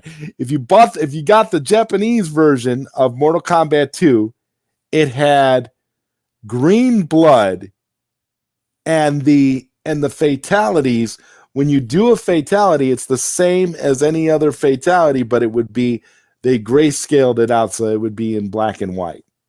Okay. Which to me didn't make any sense. Yeah, that's also like Fist of the North Star style. Like it's in white, so you can't tell that that's a head exploding. It's like right, like in some of the later episodes of like the anime on the TV series, you'll notice when they do blood and gore on Fist of the North Star, you would get that where they would white it out, or they would do it, or they would have it in black, and they would use shadows. Which to me was okay. I mean, for Fist of the North Star, I mean, yeah, it's cartoonish, it's over the top. I mean, it has a damn good story, but that doesn't have any reflection on the actual violence itself. And we have Andrew Casali joining the ZodWriter show. How are you, man? Hey, everyone. Good to see you. What's up, man? Not much. Are you excited for Mortal Kombat? Oh my! I'm gonna be able to see with my dad soon. So, what are you most looking forward to about the movie, Andrew? What's up, man? What are you most excited for? The bloody action. Get over here. Okay, cool. I mean, who's your favorite character? Ooh, that's a tough one because I played Mortal Kombat 11 and I played Mortal Kombat vs. DC Universe. Yeah, and I gotta say, the one that gives me a chuckle now and then, Johnny Cage. Okay, cool. I don't know. If I had to choose a more badass person that I know that's gonna be in the film, I'll say Scorpion. Okay, cool. Well, like we were talking about earlier, Scorpion got that really great animated movie that came out last year. And have you seen it? Not really, but I've heard about it.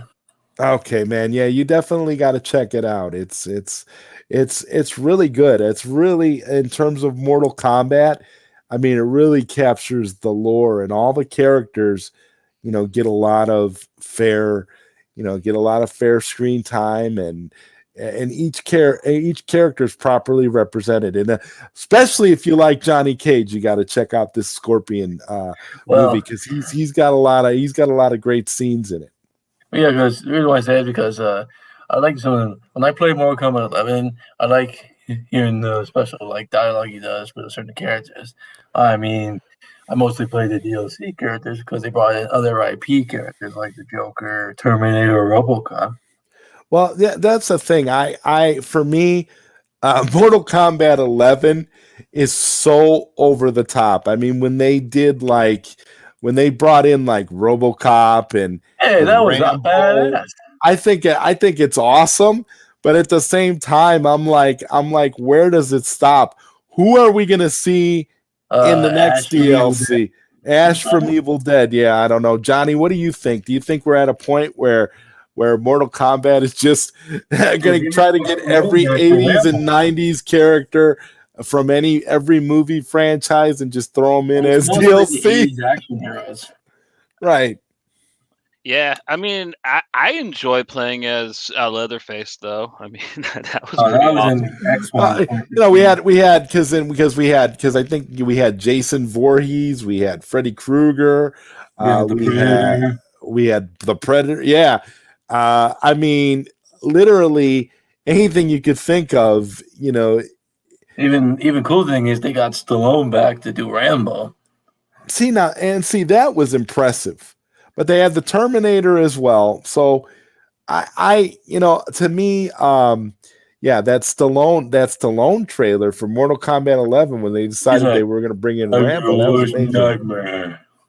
Yeah, it was pretty insane. I think we're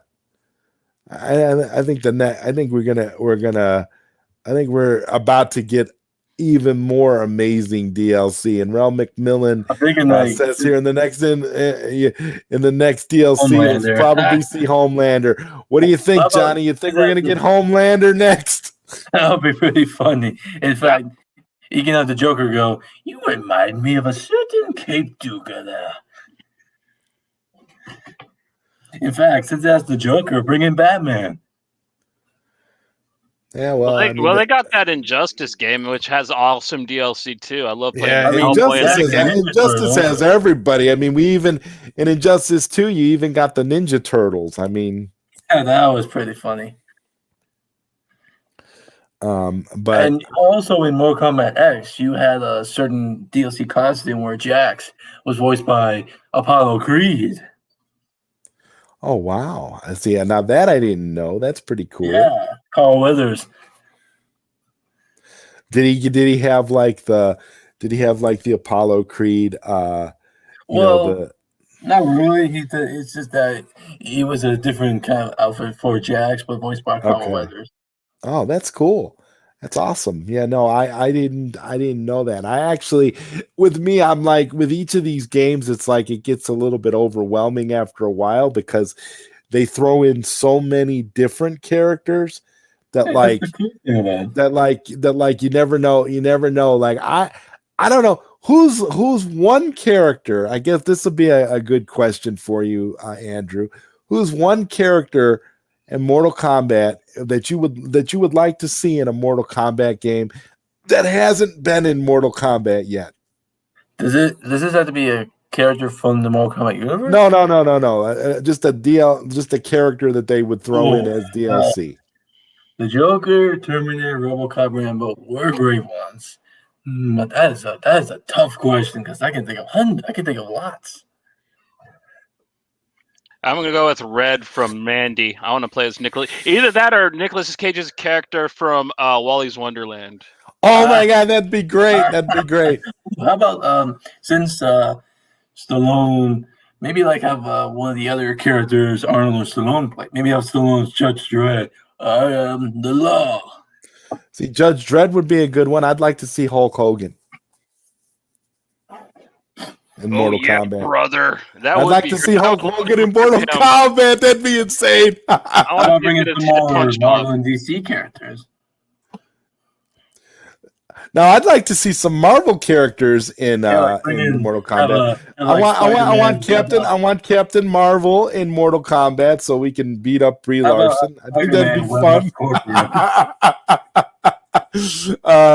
Spider-Man, yeah, we could have Spider-Man. We could have who else? Only if it's Trash Holland. Or wasn't that what dude was calling him last week? Street Monkey or what? Night Monkey. Monkey. Night Monkey. No, don't have Trash Holland. have Toby. I don't want to beat up Tobey Maguire though. Like I'd rather beat up I want to beat up. I want to beat up Holland as well. Who else? Oh yeah, this is for Iron Man. We gotta have. Vision and Scarlet Witch in there. Bring in the 2008 Hulk, Edward Norton. Yeah, that'd be cool too. Hulk would be a great Mortal Kombat character. He could rip people's arms off, rip their legs off. Yeah, Venom. Oh, Venom. Yeah. Venom would be amazing. Venom bites someone's head off like Tom Hardy. We got to have Iron Fist in Mortal Kombat as well, because he's Iron Fist. And Daredevil.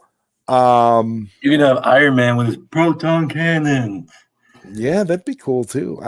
Honestly, you really, I think if they could integrate Marvel characters into Mortal Kombat, that would probably be as close as you would ever get to a video game that would be Marvel versus DC, because you've had DC characters permeating Mortal Kombat because of Injustice and Mortal Kombat versus DC. Let's make a Marvel's a DC combat game. Make it easier. But I think the way to do that though, to bridge that, would be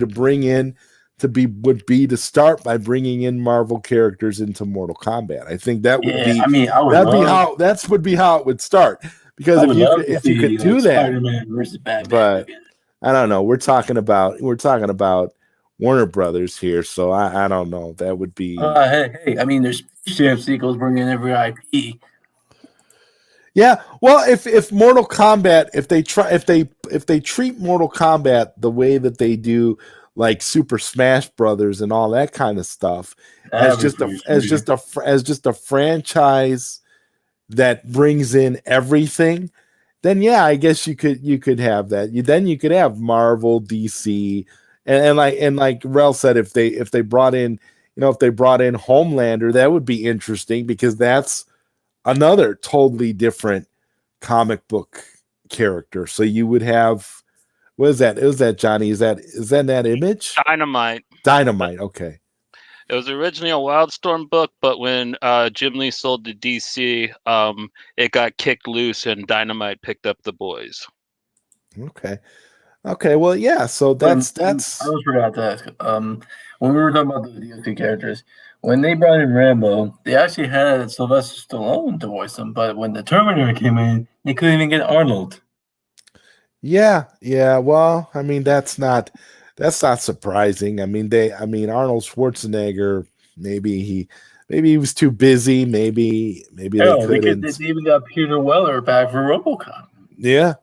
Well, that's a good thing though too. Peter Weller for RoboCop.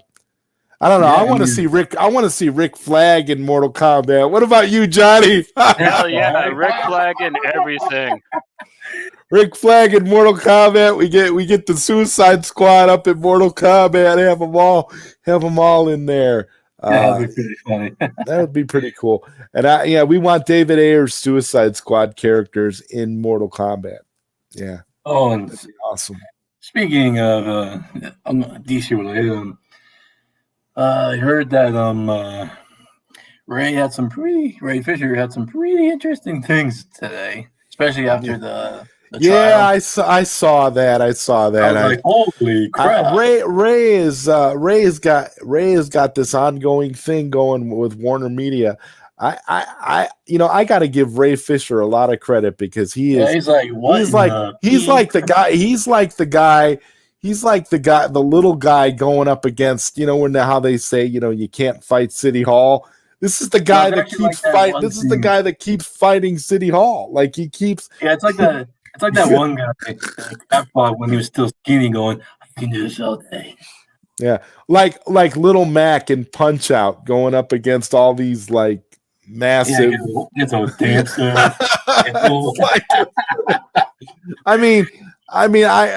That's the kind of the way I'm looking at it. It's like, man, Ray Fisher is like Cyborg for real. He is a hero for real. Like he's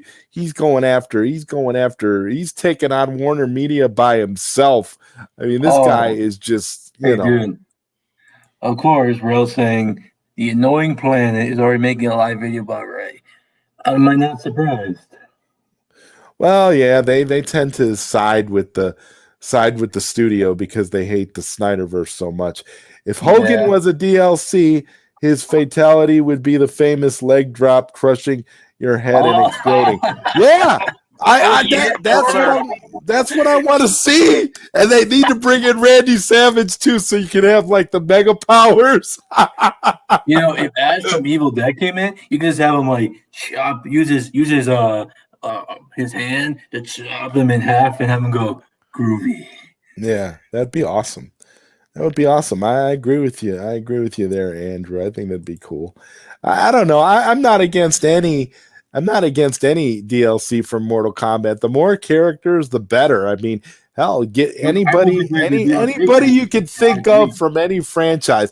I'd like to see Big Bird from Sesame Street in Mortal Kombat, and I actually would love to see Snuffleupagus in there too. I would pay to see Shrek in there. That would be insane. But you, Johnny, Sesame Street characters in Mortal Kombat for real. Elmo, I want to see Elmo get smashed. I want to see Elmo get wrecked. Smash me, Elmo. Elmo's gonna get wrecked. You can have like Shrek come in and you like get out to my swamp. And not only that, let Disney come into Mortal Kombat and throw in like Kingdom Hearts characters. Throw them in Mortal Kombat as well. Yeah, you might as well. Kingdom Hearts is known for bringing in all the Disney IPs. Yeah, that's what I'm saying. You could take all of them and throw them in Mortal Kombat. Could you imagine Mickey Mouse getting tore up in Mortal Kombat? Oh, that would be gruesome for the kids. I don't know. I remember when Kingdom Hearts 3 came out. I guess I'm spoiled because I play a lot of Mugen games where they basically take any and all video game characters and just throw them in Mortal Kombat and just it's just sort of you can take any video game character and fight against any other video game character in a Mortal Kombat setting. It's insane. If you haven't tried Mugen, you should. And when the third game came out, I remember the biggest world people wouldn't stop going to was Toy Story. Yeah, I wouldn't mind even seeing the Toy Story characters in Mortal Kombat, to be honest. I want to see Woody get murdered. I would watch the shit out of that. Laser dude to death. If Macho Man is DLC, Miss Elizabeth will betray both him and Hogan by siding with Shang Tsung. Oh, that'd be insane. I thought it was funny. If maybe one of his intro dialogues, even though he's not in it, you can have Macho Man going, "I got you for 3 minutes, Shang Tsung. 3 minutes of playtime." Yeah, it would be fun. There's a lot of things they could do. There's an urban legend about Mortal Kombat back in the day when they made I think I'm trying to remember what game. I think it was Mortal Kombat 2. There was this thing in there called there was this thing hidden in the Mortal Kombat 2 code called Sean Kicks. And basically what Sean Kicks was it was a code.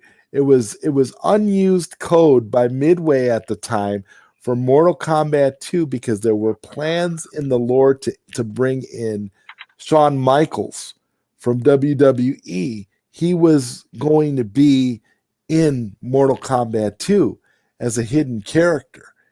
And there's hidden code in there where they were going to actually use him, and it's sort of the lore is that it's unused because they at the last minute they decided not to do it, and they ended up making a WrestleMania arcade game shortly after that where they ended up using digitized versions of Shawn Michaels and The Undertaker and all that. But that's a little known rumor where it was called Sean Kicks, and it kept coming up as like something in the actual code on the Mortal Kombat 2 arcade machines, and nobody ever knew what that was or what that was for. And I think that would have been kind of cool. What do you think, Johnny? I didn't Very like cool. Shawn Michaels, so I would have liked if it was like Sting or somebody. But like, no, I never liked HBK. He was not. So But it would have been fun to beat up HBK in Mortal Kombat 2. murder him. That's true. I don't think. I mean, that's the thing. I don't think having any celebrity characters like that in Mortal Kombat would necessarily be a bad thing. I mean, at that point, another game I once tried that had lots of famous IPs was a Lego game called Lego Dimensions. well, Lego games, they tend to do everything. But see, it's easier Here's to the get. thing. Lego Dimensions include more like Doctor Who. Well, yeah. But that's because it's a Lego game. You know, it's geared towards children, so it's easier to get the IPs that you want for that. You know, because it's, you can branch out for that. But for Mortal Kombat, it's a little bit different because you're talking about murdering everybody. You know? Yeah, I know. Like that's what we like. I mean, could you imagine Harry Potter in a Mortal Kombat game? Oh, I'd love to see it though. Guardian, let me kill you. I would love to decapitate Harry Potter in a Mortal Kombat game. That'd be awesome. Think of some of the characters you'd like to kill in a Mortal Kombat game. I mean, come on. Or have awesome. You can have Darth Vader in there, use his lightsaber to chop off an arm. And Ralph McMillan says HBK would be trying to steal Sonya Blade from Johnny Cage. Yeah, absolutely. And see, these are the kinds of things you could integrate into the story if they would have did it. But I could see how they could have digitized. When I look at that WrestleMania arcade game that came out from Midway, that game was awesome. I could see how you could integrate those versions into Mortal Kombat. I could see how Mortal Kombat 2, I could see how that could have worked because the animations were similar, and that was back in the day when digitized graphics was all the rage and all that. So I could imagine that working. So it's not hard to believe that that was something that they maybe wanted to do at some point. So, but what about you, Johnny? Who was your favorite character to use when you were playing Mortal Kombat back in the day? Oh man, Raiden. He was just so easy to cheap with. And yeah, like Mortal Kombat, like Ambassador was saying, it was a game that, like, if you didn't know how to do the quarter circles and everything perfect, you better know how to cheap like a motherfucker. And yeah, I learned how to throw lightning and do the flying forward thing, and yeah, I just wreck fools with that. What I loved doing was my favorite move to do with Mortal Kombat 1 as Johnny Cage would be to just keep flipping backwards and doing jump kicks just over and over again, flipping backwards and doing jump kicks consecutively. And nobody could beat me like that because it would be you'd always be in the air. So nobody could exploit that unless they get you into a corner. That's the thing about Mortal Kombat. Once somebody gets you into a corner, it's over. Because they can just keep punching you and kicking you. And this is like the original. We're talking about the original arcade games. We're talking about like Mortal Kombat 2, back in the day. In other news,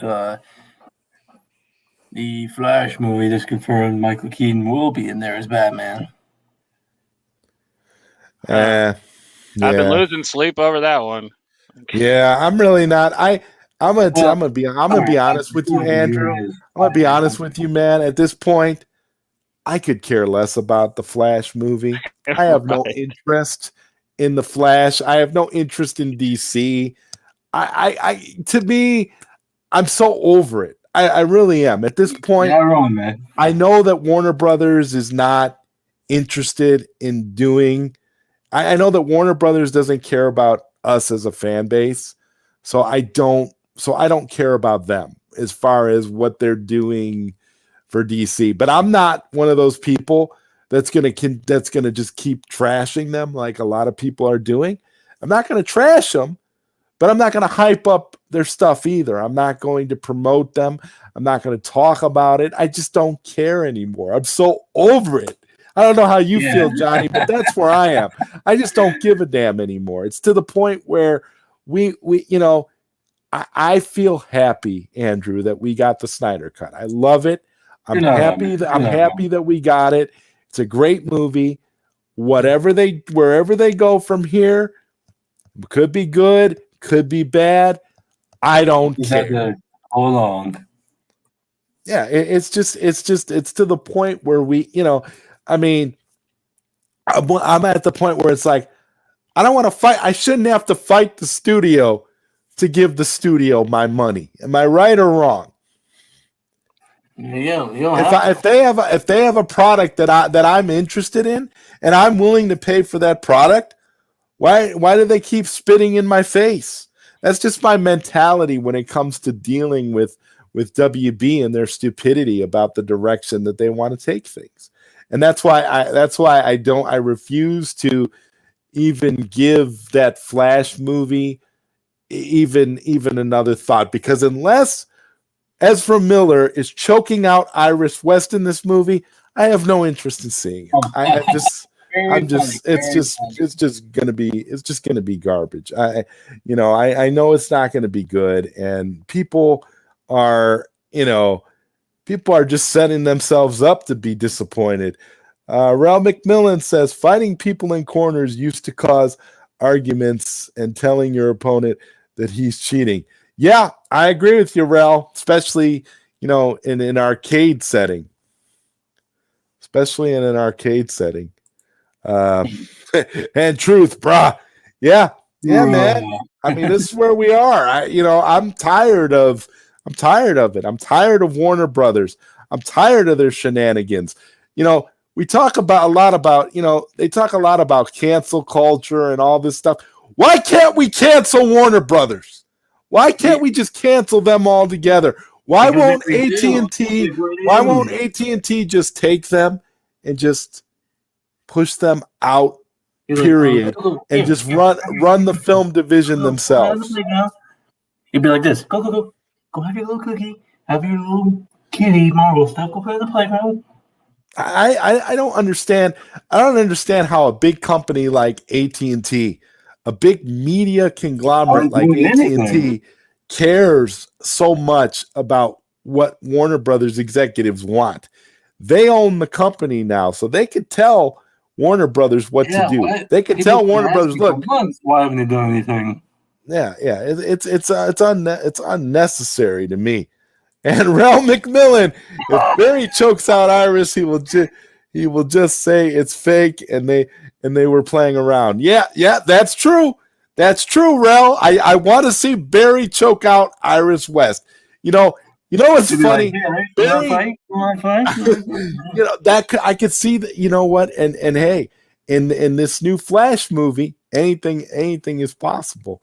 They obviously don't care about what the fans want, so why not do something stupid like that? What about you, Johnny? Would you want to see Ezra choke out Iris in the Flash movie? That's pretty much all dude's known for nowadays. The movie itself, like, there's just been so many different versions of it they've told us about, and it's just something that's been in production and not production. And dude, like, at this point, like you said, I don't care. They'll probably have a new TV show on season 3 by the time the fucking movie comes out. So, like, that's where I'm sitting with this film. And as for WB in general, yeah, they hate Warner. They hate DC Comics. It's blaringly clear. They've never liked it. They've never cherished it. They never wanted to do right by it. And they're not going to start now, even though that, you guys, this movie came out and it was a victory and everybody liked it and Zach got vindicated and everything. They still don't give a rat's ass. They'll only make Batman movies every 5 years because that's what they think is the only thing that they don't help the population. And you're right. They don't care. They don't care. So I feel like, why should we care? Why should I feel like there's so many other properties out there to enjoy, so many other things to spend your money on, so many other things to consume, where we live in a world now where content is king, and we can go on any one of 7 million streaming services and find something that we want to watch. You and I were talking about the Nicolas Cage, a couple of Nicolas Cage movies recently. Look, I mean, I would rather watch these crazy Nicolas Cage movies than watch any DC content that Warner Brothers is planning to put out. I just don't care anymore. I don't care about Our Man. I don't care about the Flash movie. And I don't really, as far as this new James Gunn Suicide Squad movie and this whatever John Cena TV show they're doing, I don't care about that either. And I really don't care about what's his name? Matt Reeves' Batman movie. I think Robert Pattinson is a diva, and I have no interest in seeing him as Batman. I don't care. The trailer looks okay, whatever, but I'm still not really interested in the movie. And so to me, I'm not going to be one of those people who's going to sit here. At this point, it's Batman. If you don't like this version, wait 2 years and there'll be another one that you there'll might be another like better. verse, right? So that's all they do. That's all they care about is Batman. So if you're a fan of Batman, you like Johnny said, you just wait the 2-year wait and you're good. I don't understand it myself. I'm so over like this whole DC thing. I'm so over their Warner Brothers versus the fan base. I don't get it. If you have a fan base that's loyal and wants to pay you for your product, then you should cater to that fan base. You should not be chasing after a fan base that you don't have, because the Marvel people do not care about DC. You're not going to get the Marvel crowd to come over no matter how watered down and Marvelized your movies are. Okay, which is ridiculous because, like I said earlier in the show, people that actually read comics like both. I mean, like I really would like DC to get their shit in gear and make good films like Marvel does. I mean, like we've gone over this, and they're not all wonderful films, but they're all watchable movies. You can sit there, and they're like nice little popcorn fart films that you can sit there, giggle at, and forget about in 15 minutes. But you didn't hate it. Like Warner Brothers needs to get on that train, or they need to just stick to Batman, and like they always used to.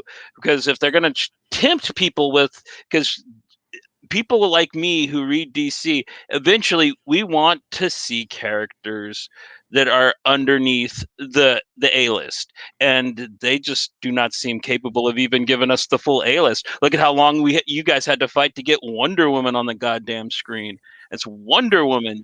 I do not understand Warner Brothers' apprehension towards this. It's a gold mine, but they just don't like money, I guess. I don't know what their problem is. I don't think they do. I don't think they like money, and I agree with you. With Warner Brothers, it's all about ego. It has nothing to do with fan bases, and it has nothing to do with money. Ralph McMillan says, I really wonder if they will even address Keaton's Batman killing with no remorse, since everyone loves to hate on Batfleck. Yeah.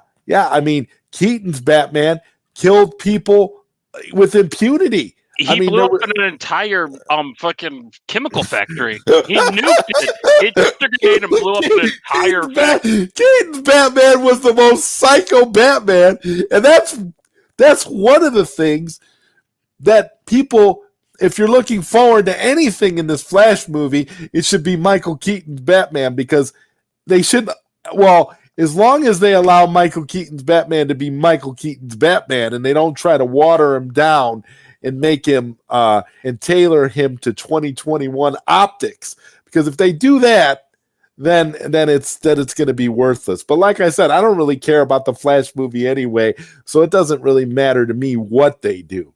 And Truth says, I'm still waiting for the Adventures of Martha Kent solo film to be announced. Yeah, me too.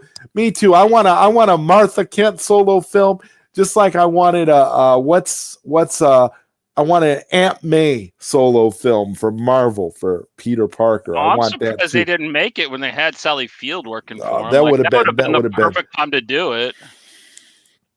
But yeah, I don't know, but I'd watch Marissa Tomei mess around. I don't know. She's still really nice. But yeah, I don't really like the Spider-Man films. I don't even really consider them Marvel personally. I can't wait till Sony and Disney finally break off all ties and that little shit fucks off back to Sony. Like, I really do not think that the MCU needs Spider-Man. That's a personal hang up of mine, though. Yeah, it's crazy. This is where we are. Like, these movies are nuts. I mean, the studio mentality where it's like the whole it's like an ego thing where because they feel like they were coerced by their bosses over at AT&T to giving into the fan base for the Snyder Cut. It's like they have this vendetta and this resentment against the fan base that's so hard that they just want to do whatever they want to do, and they want us to like it. They expect us to enjoy it and be spoon-fed whatever it is. And I'm going to tell you, Johnny, I just want to go back to being a fan. I'm tired of fighting with the studio. I don't want to be like, I give all the props to Ray Fisher, man, because like I said, the old saying goes, you can't fight City Hall, but Ray Fisher is fighting City Hall. And the tragic thing is the kid's never going to get to work again after this. Probably he's going to get labeled. Well, he'll get to work, but he's going to be labeled hard to work with, and he's going to do some Netflix films, and he'll probably pop back up when he's a senior citizen or something. Once he's paid his dues and said sorry enough, because you can't win trying to fight against these people. That's what I hate, though, too. I want Ray Fisher to win. I really do. Make no mistake. I want Ray Fisher to win, but I'm realistic. I'm realistic about what's going on, and that's why I just washed my hands with it. Because I feel like, there comes a point where you just... Well, I mean, I admire it. He's a gangster for doing it, but he's not going to get anything out of it besides more fucking turmoil and heartache. He's not going to be in the Flash film. He's not, you know what I mean? Like, if anything, like he's probably never going to set foot in Warner Brothers ever again. Plus, I don't know when that film's going into production. He might have I think it goes into production. I think it started production already. Then he'd have to actually drop his court case because he cannot legally work for Warner Brothers while he's taking them on. You know what I mean? So, like, the poor little bastard just can't win. You know what I mean? So I do feel for him, but at the same time, it's like he's fighting an uphill battle that it's going to be tough. That it is. It's going to be tough, and I'm with you there. It's tough, and like I said, I stand with Ray Fisher, but I'm also at the point where I hate Warner Brothers so much that I just don't care anymore. It's gotten to it's like an indifference that I can't explain. It's like you get to a point where you get so battered and so beat up. I feel like I'm a battered spouse. It's like we supported their products. We supported them no matter how crappy they were in the past. And they finally give us a couple of gems, and then they turn around and crap all over us all over again. So I just don't know. I'm not. Well, I mean, I hate to say it, but that's why I rep the indies. That's why I like. You'll see me drop off from following anything in Hollywood, and I'll just start watching Japanese films pretty exclusively for a while, you know what I mean, until something piques my interest. And the same thing happened to me with comic books. I mean, I do read a decent amount of DC, but everything I do read is from their Black Label. I don't read like main label DC, and I do not really read anything Marvel has at the moment. They are just trash. I've stopped reading the big two as well, man. I listen to you and see you and look to your indie recommendations when it comes to anything comic book related, man. I literally just I'll read, I'm so excited for anything indie. Again, shout out to our buddy Dawson, who, is doing his own indie comics now. I mean, he's got, Vine Lord and Savage and all those great indie comics that he's working on. And I gotta say, when you got content like that, it literally puts, stuff like Marvel and DC to shame, especially when they're not really doing anything that's inspiring or interesting. And Ralph McMillan here says, since Justice League is canon, does that mean Superman still has dentures too big for his mouth? Yeah, that's exactly what that means. See, and that's the other thing. How do you come off with the Snyder Cut and have such a successful film that has been almost universally praised for the most part, and not want to continue with that storytelling when you know you have a filmmaker who has 2 more movies planned? How do you not want to see the conclusion of that? I don't know. That just shows. Going back to the comics, everything is committee mandated when it comes to A-list superheroes, and this is with the comic books and the movies. Everything is catered to an event. We have this movie that ties to that movie, that ties to that movie, that leads to this movie, and you can't just be a fan of, say, Iron Man. No, you got to go see these movies too. Otherwise, you won't know why Iron Man is mad at the purple guy with the nutsack chin, and that is what is killing the films and the comics, because at the moment the event movies are better than the event comics, but dude, the event comics, they have one out every 2 months and they are just pure trash. They get worse as they go on, and that's what we have to look forward to with these films. So like, if you really are enjoying them, enjoy them while you can now, because they're just going to get worse and worse. That is the truth, people. And that's why it's so important to bring in new characters, to bring in fresh content, to bring in originality, which is something that Hollywood studios, particularly Warner Brothers, knows nothing about at this point. And I really, like I said, as a DC fan, I've kind of lost the will to fight. I just don't care anymore. It's like if I'm gonna support something, I have to know 100% that there's merit in supporting it. I got to know that I'm doing, like, for when I was doing, release the Snyder Cut with all of you out there, it was something that we were all united behind. It was something that made sense. There was a movie out there that we knew we could get if we kept fighting, and thank God AT&T stepped in and bought Warner Brothers, or else we never would have got the movie. We'd still be fighting for the Snyder Cut. And I think that's what a lot of people don't realize, Johnny. They don't understand that really, in spite of all the stuff that we did, all the fundraising for suicide prevention, all the things that we did, banners and planes over buildings and all kinds of things. Yeah, you guys are the exception. It's not the rule. Like, the mathematics behind you guys getting your film released and having it be as good and everything as it was is just so dwarfing to even imagine. It does not happen in fandoms. It does not happen, period. No. Like, they do not re-release and say, to get a redo on that level, to get a second chance on that level, and then to have the studio shun it the way that they're doing it, basically saying, yeah, that was a one-off, guys. You guys are done. Zach got his trilogy. Move on with your life. It's like saying, I don't know.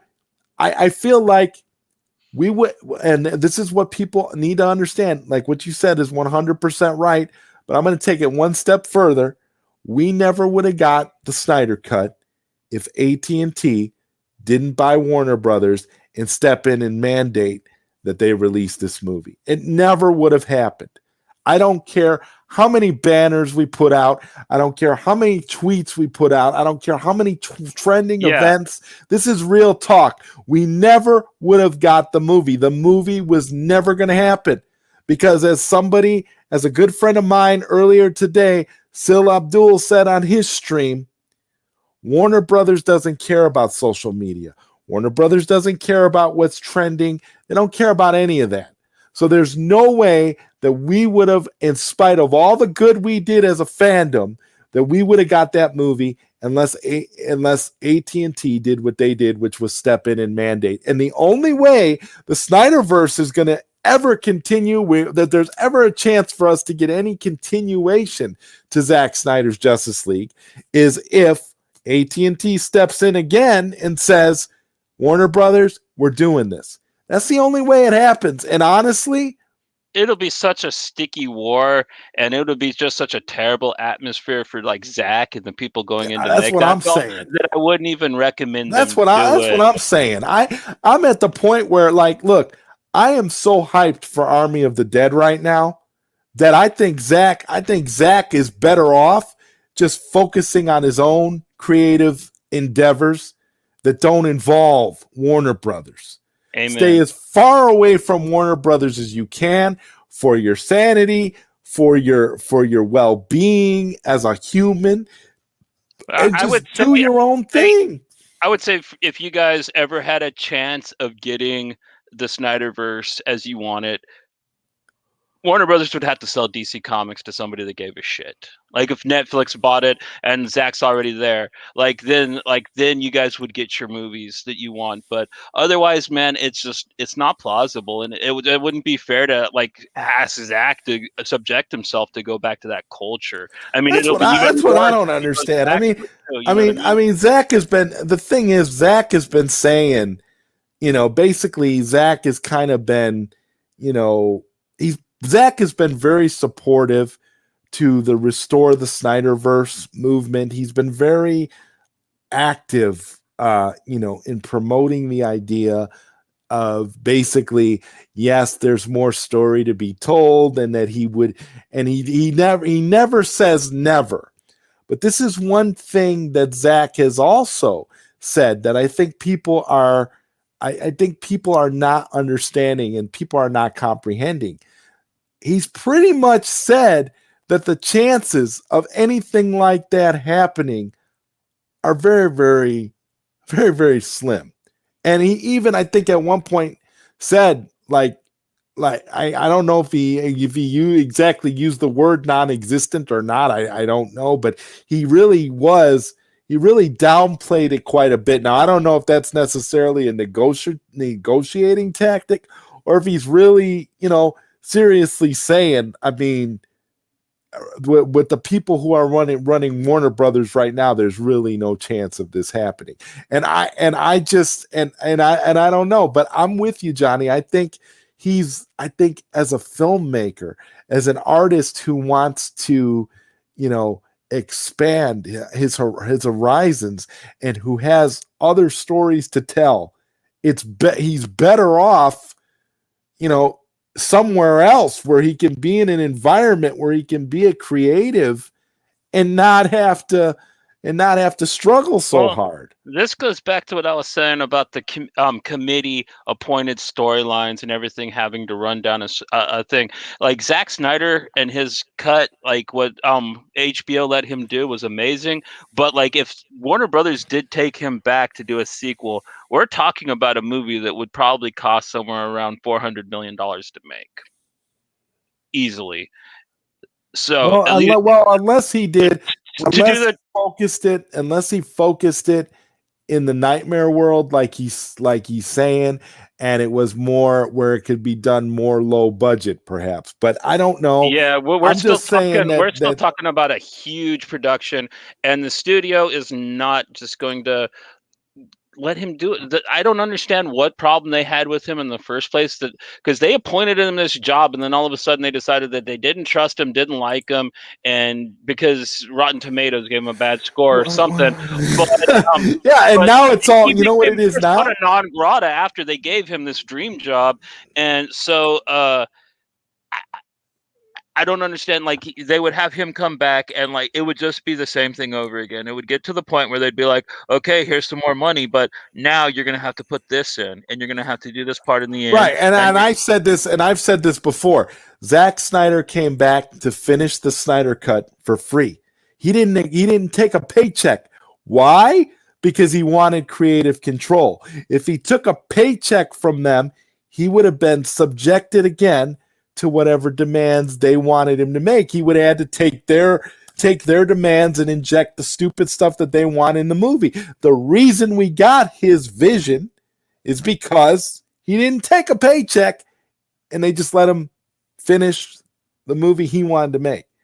And again, we're talking about a 4-hour epic. Like you said, we're talking about a dream job here. We're talking about a movie that a director actually got to do in his image, which is not something that happens very often on a regular basis, period, let alone under these conditions. So as far as I'm concerned, Zack Snyder already hit the jackpot being able to complete Justice League. Honestly, look, Army of the Dead is going to be a massive success. Yeah, his best work is ahead of him. His best work as a director is ahead of him. I don't care what anybody tries to tell me. I agree. I think Army of the Dead is going to silence even his harshest critics, because I'm telling you, this guy is Zack Snyder is hot right now. He's a hot commodity. I even heard a rumor that Marvel wants him for ZodWriter. Listen, hey, I'd watch it. If they bring him in and Kevin Feige lets Zack Snyder do what he wants, I'd be all for it. I'd be like, let him do a ZodWriter movie, because I think he could do it. I don't think Zack would. I think Zack would kill a ZodWriter movie. I also can think of 10 or 20 other properties, the comic books or not, that Zack Snyder could probably do. And the neat thing that which you got to bear in mind too is if he took that job, he would step into that knowing that, like, hey, I'm working for Marvel, so like you wouldn't expect the cut from him. You know that he was going to be making a Marvel ZodWriter movie to the best of his abilities. So I think that even with the limitations that he'd have there, it would give him a little more freedom with his fans. And plus, ZodWriter is such a fringe character that so many people are unfamiliar with. I think he could still have a lot of fun and he would kill it. Push the PG-13 to its limit for sure. He would kill it. I mean, honestly, I don't think that he would have any problem. And like you said, he would be working under conditions that he would know about coming into it. There would be Zack would have no delusions about the fact that if he's working for Marvel, that he would be working under those conditions completely, and would have certain things that he would have to do regardless, because of how continuity linked Marvel is when it comes to what they're doing story-wise. But I still think he could build a good story with that framework, though. If they gave him all the pieces he need going into it, like I'm pretty sure he'd nail it. And ZodWriter would be a good. I would watch the hell out of it. So I hope that's a true rumor. Oh yeah, I mean, I hope it happens. Because if it happens, you know what'll happen too. It'll be $1 billion movie. It'll be $1 billion movie. It'll be so successful. It'll just continue to make Warner Brothers look like the buffoons that they are. It's like, listen, you let Zack Snyder go, and he went off to Netflix and he made this Army of the Dead franchise. He launched this Army of the Dead franchise that everybody's crazy about. It's so successful. Then he goes over to Marvel and makes a ZodWriter movie. Are you kidding me? DC, at that point, DC should just, Warner Brothers, AT&T should just shut WB down at that point, or sell off DC, because at that point you've got no excuses anymore. It's like and you're right. I think ZodWriter would be $1 billion movie. It seems like anything that comes out from Marvel, no matter how mediocre, tends to crack really, really high box office totals. So it would not surprise me at all to see a Zack Snyder ZodWriter movie crack $1 billion. It would fit the mold, especially when you see things like Guardians of the Galaxy and freaking, all these like lesser known things that Marvel's doing that they've somehow managed to turn into these $1 billion franchises. Marvel or Schmarvel. I'd like to see him hop over to Sony and work on some of that Valiant shit. Like the Bloodshot movie was okay, but I would like to see him take that character over because Bloodshot is brutal. Like people who like the movie Logan should read like the Jeff Lemire and onward run of Bloodshot because it is just such a badass, just brutal comic. It's basically Punisher with Wolverine's powers. And yeah, I would like to see Zach get his hands on that because I think he could tear that shit up. This is why we need Zack Snyder to sign an exclusive deal with Netflix, because Netflix is doing all these indie comic adaptions. They just bought the rights to all of Mark Millar's stuff. They got all this stuff coming out. Yeah, they have Dark Horse's library too, right? Yeah, they got Dark Horse as well.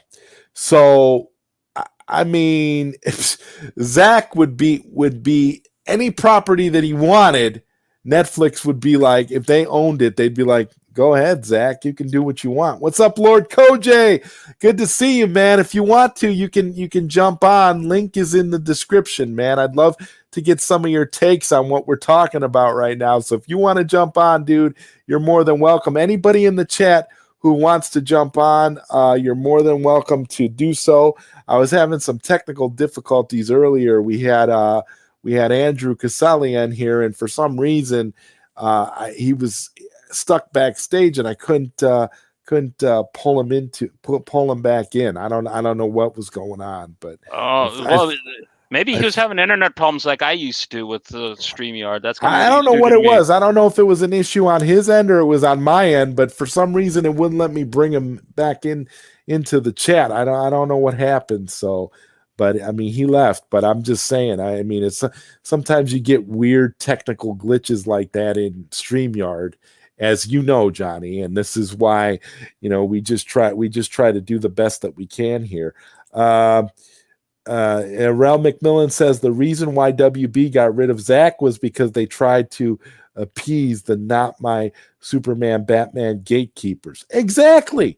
Well, I didn't like his Superman either, but I didn't want him to lose his job. Right. Nobody, even if you, and this is the thing that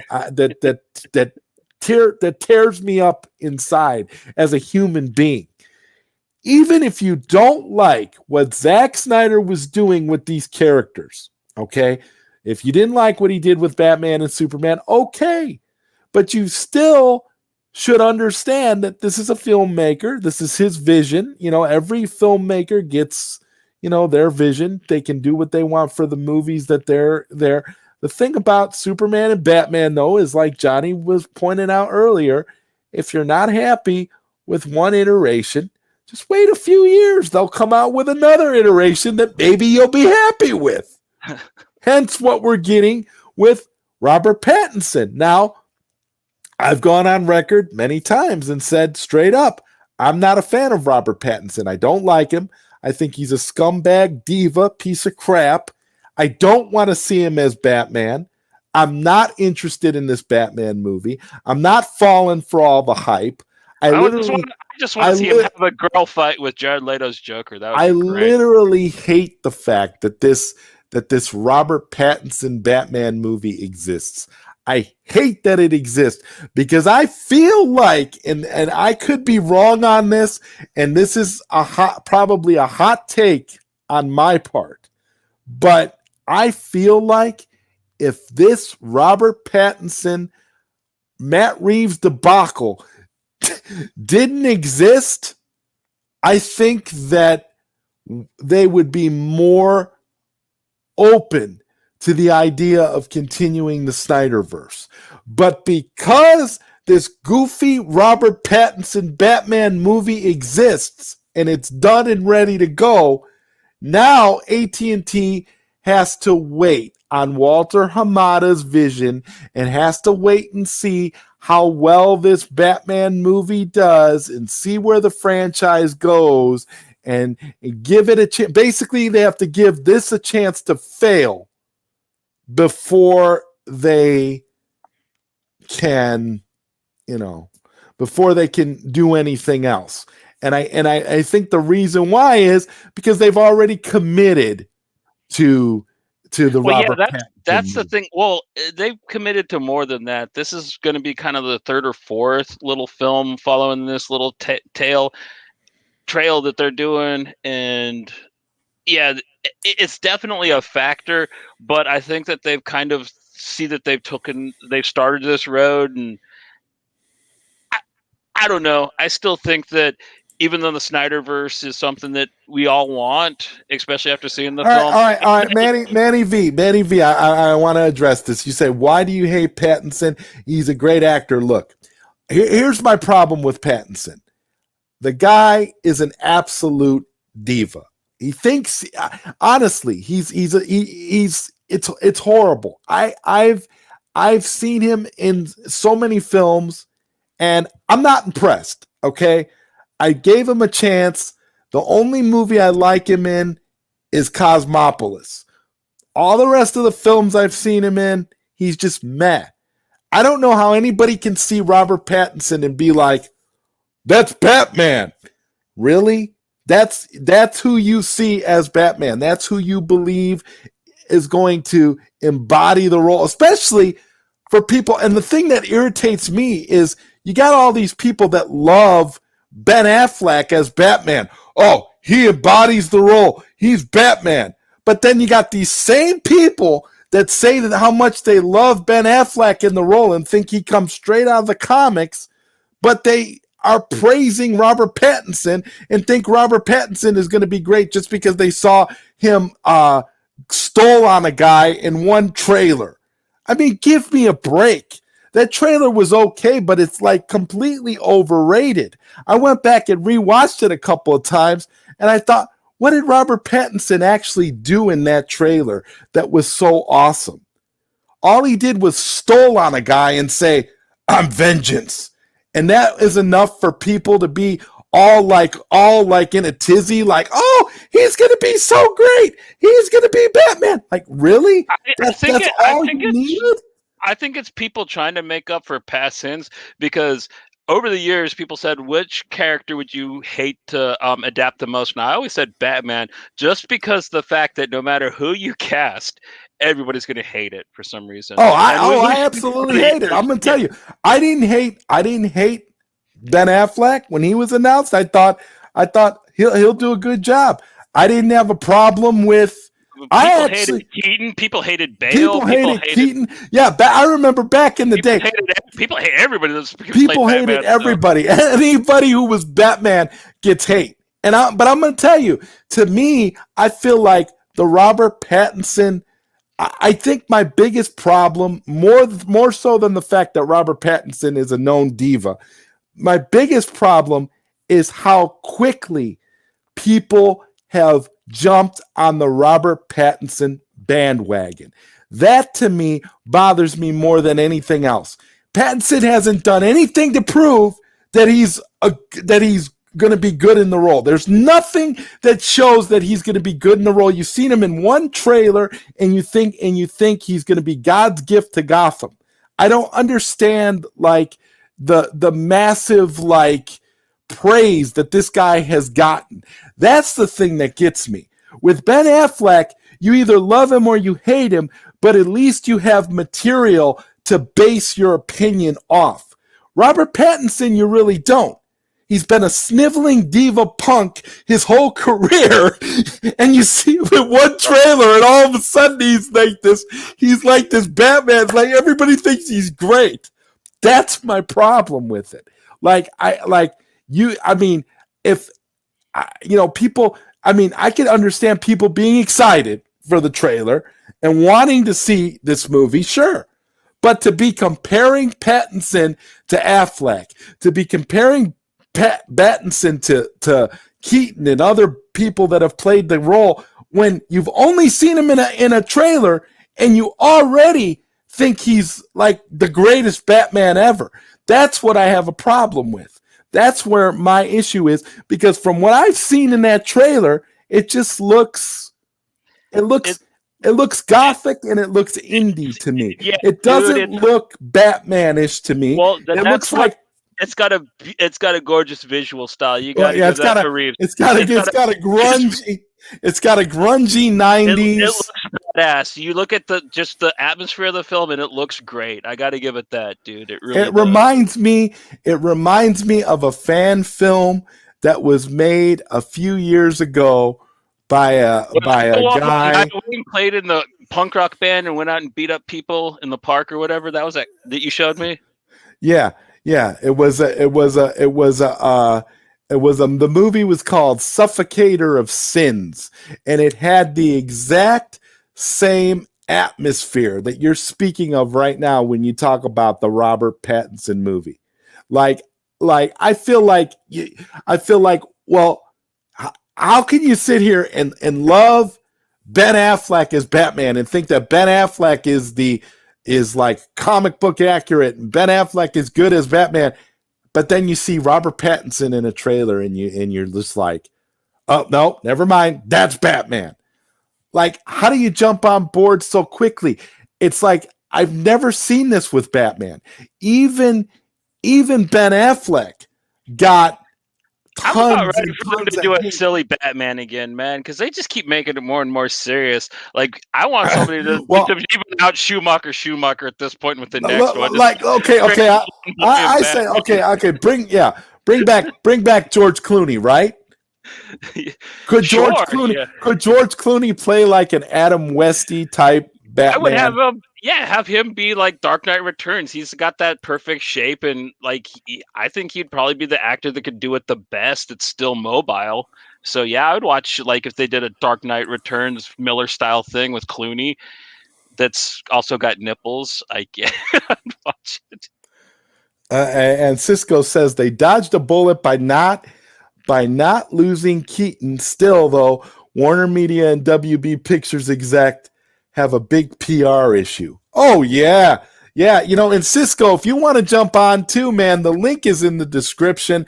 I'm having a fun time here with Johnny tonight. We're just chatting it up about all this stuff. Talking some shit, so it's so much fun. I mean, Johnny and I have been known to have 4 and 5 hour conversations about all this kinds of stuff. So this is just a fun time. I'm not trying. And let me be clear about something. He doesn't hate Robert Pattinson, people. Let me be clear on something. I don't hate Robert Pattinson. I don't hate I don't care. It's just that I don't care. I'm indifferent to the You have no hype for it. I have no hype for it. That's right.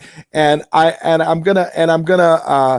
speaking of someone who I have a lot of hype for, we're gonna bring in my Snyder Cut Fighters brethren here. This is my good dear friend Lord Koj. Welcome back to the ZodWriter show, man. Koj, it's so good to see you, brother. It's so good to be here after a long minute. Thanks for that, man. Thanks for the love. What an intro, man. I'm always happy to. Yeah, you're a Mike fan, dude. Like, you're always welcome, dude. Oh fuck yeah! Is that where we're going? Let's talk Mike. Let's do it. We're talking about the immortal. Mike's Batman. Could you imagine that? Oh my god, for real. Yeah. I want to Toxic like Gucci. the Long Halloween or whatever. One of those would be great for Batman. That'd be sick. Now, speaking of Long Halloween, I'm glad you brought that up. Yeah, I'm glad you brought that up, Lord Koj, because Long Halloween is an animated feature that's being done in 2 parts and it's going to be released. It's coming out soon. I'm more excited for that than I am the Robert Pattinson Batman movie. Let me tell you the truth.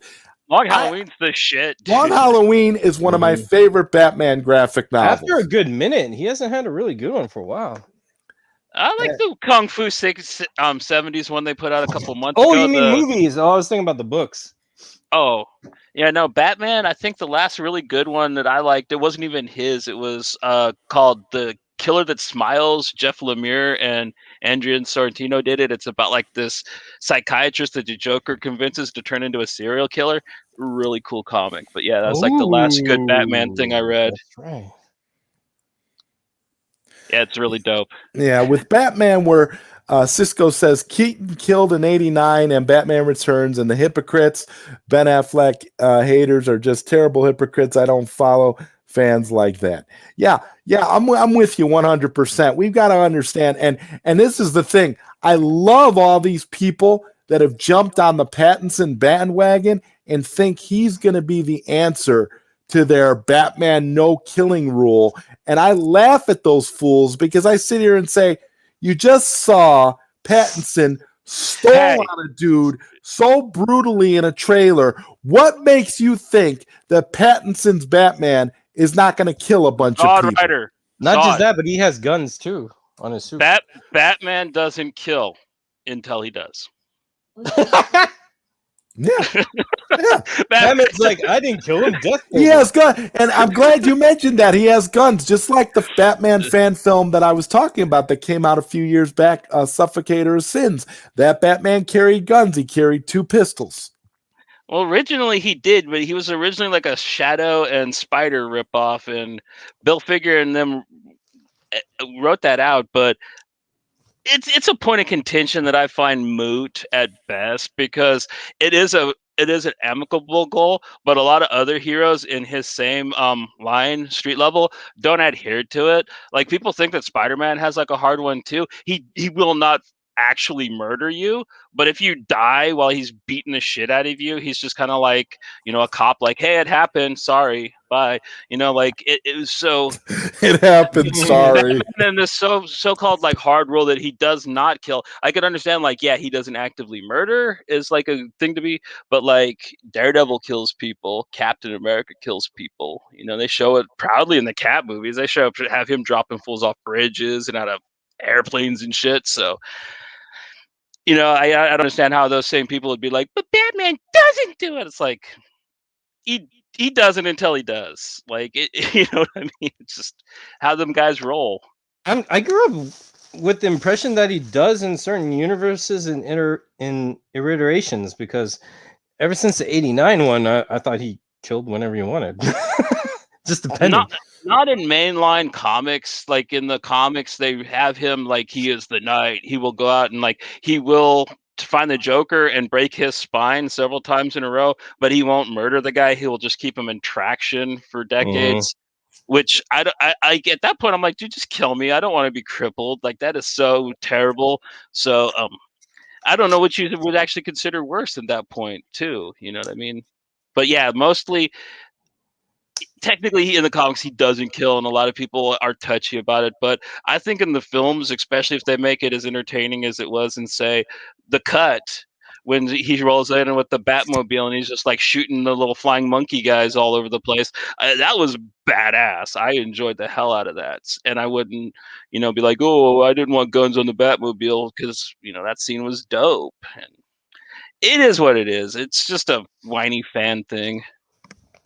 Well, ever since that one Infinite Crisis, when everything got to the quote modern era, I mean, that was just the kind of like the main universe per se that everyone gravitated to, that they read during the Bruce Timm Justice League series, because that's when it was popping. And then people kind of keep that no kill rule and all that stuff just for that era.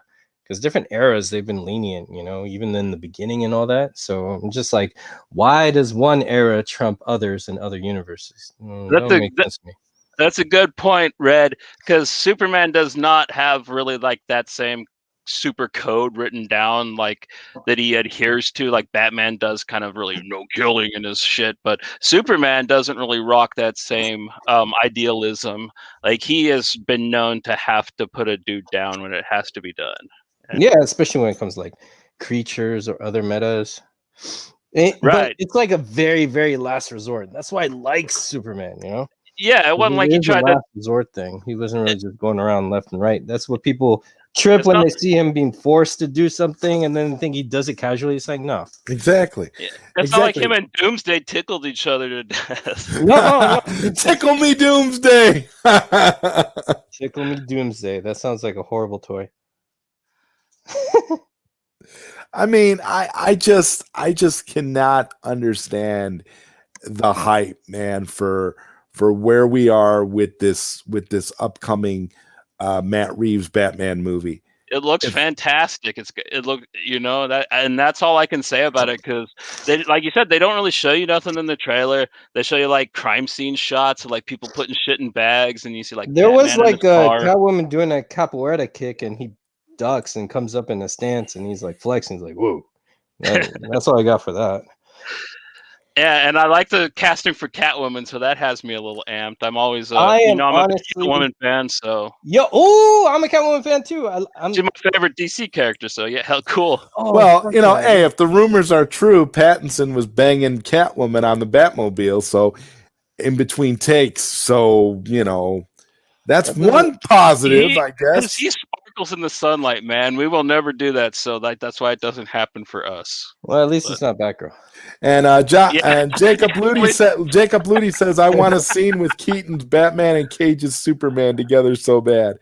That'd Oh, be dude, cool. I want That'd be that cool. Cage Superman movie. Period. I would, if I had a time machine, or if at least I could go to a different world line, where, like that film Yes. didn't get made. I would love to jump to that world line just to get a copy of that DVD. Just to get that movie on Man. DVD, bring it home and just Oh. chill and be like, yeah, this is great. And then you'd upload it on the internet like you're John Tudor. I am John Teeter of Nicolas Cage movies.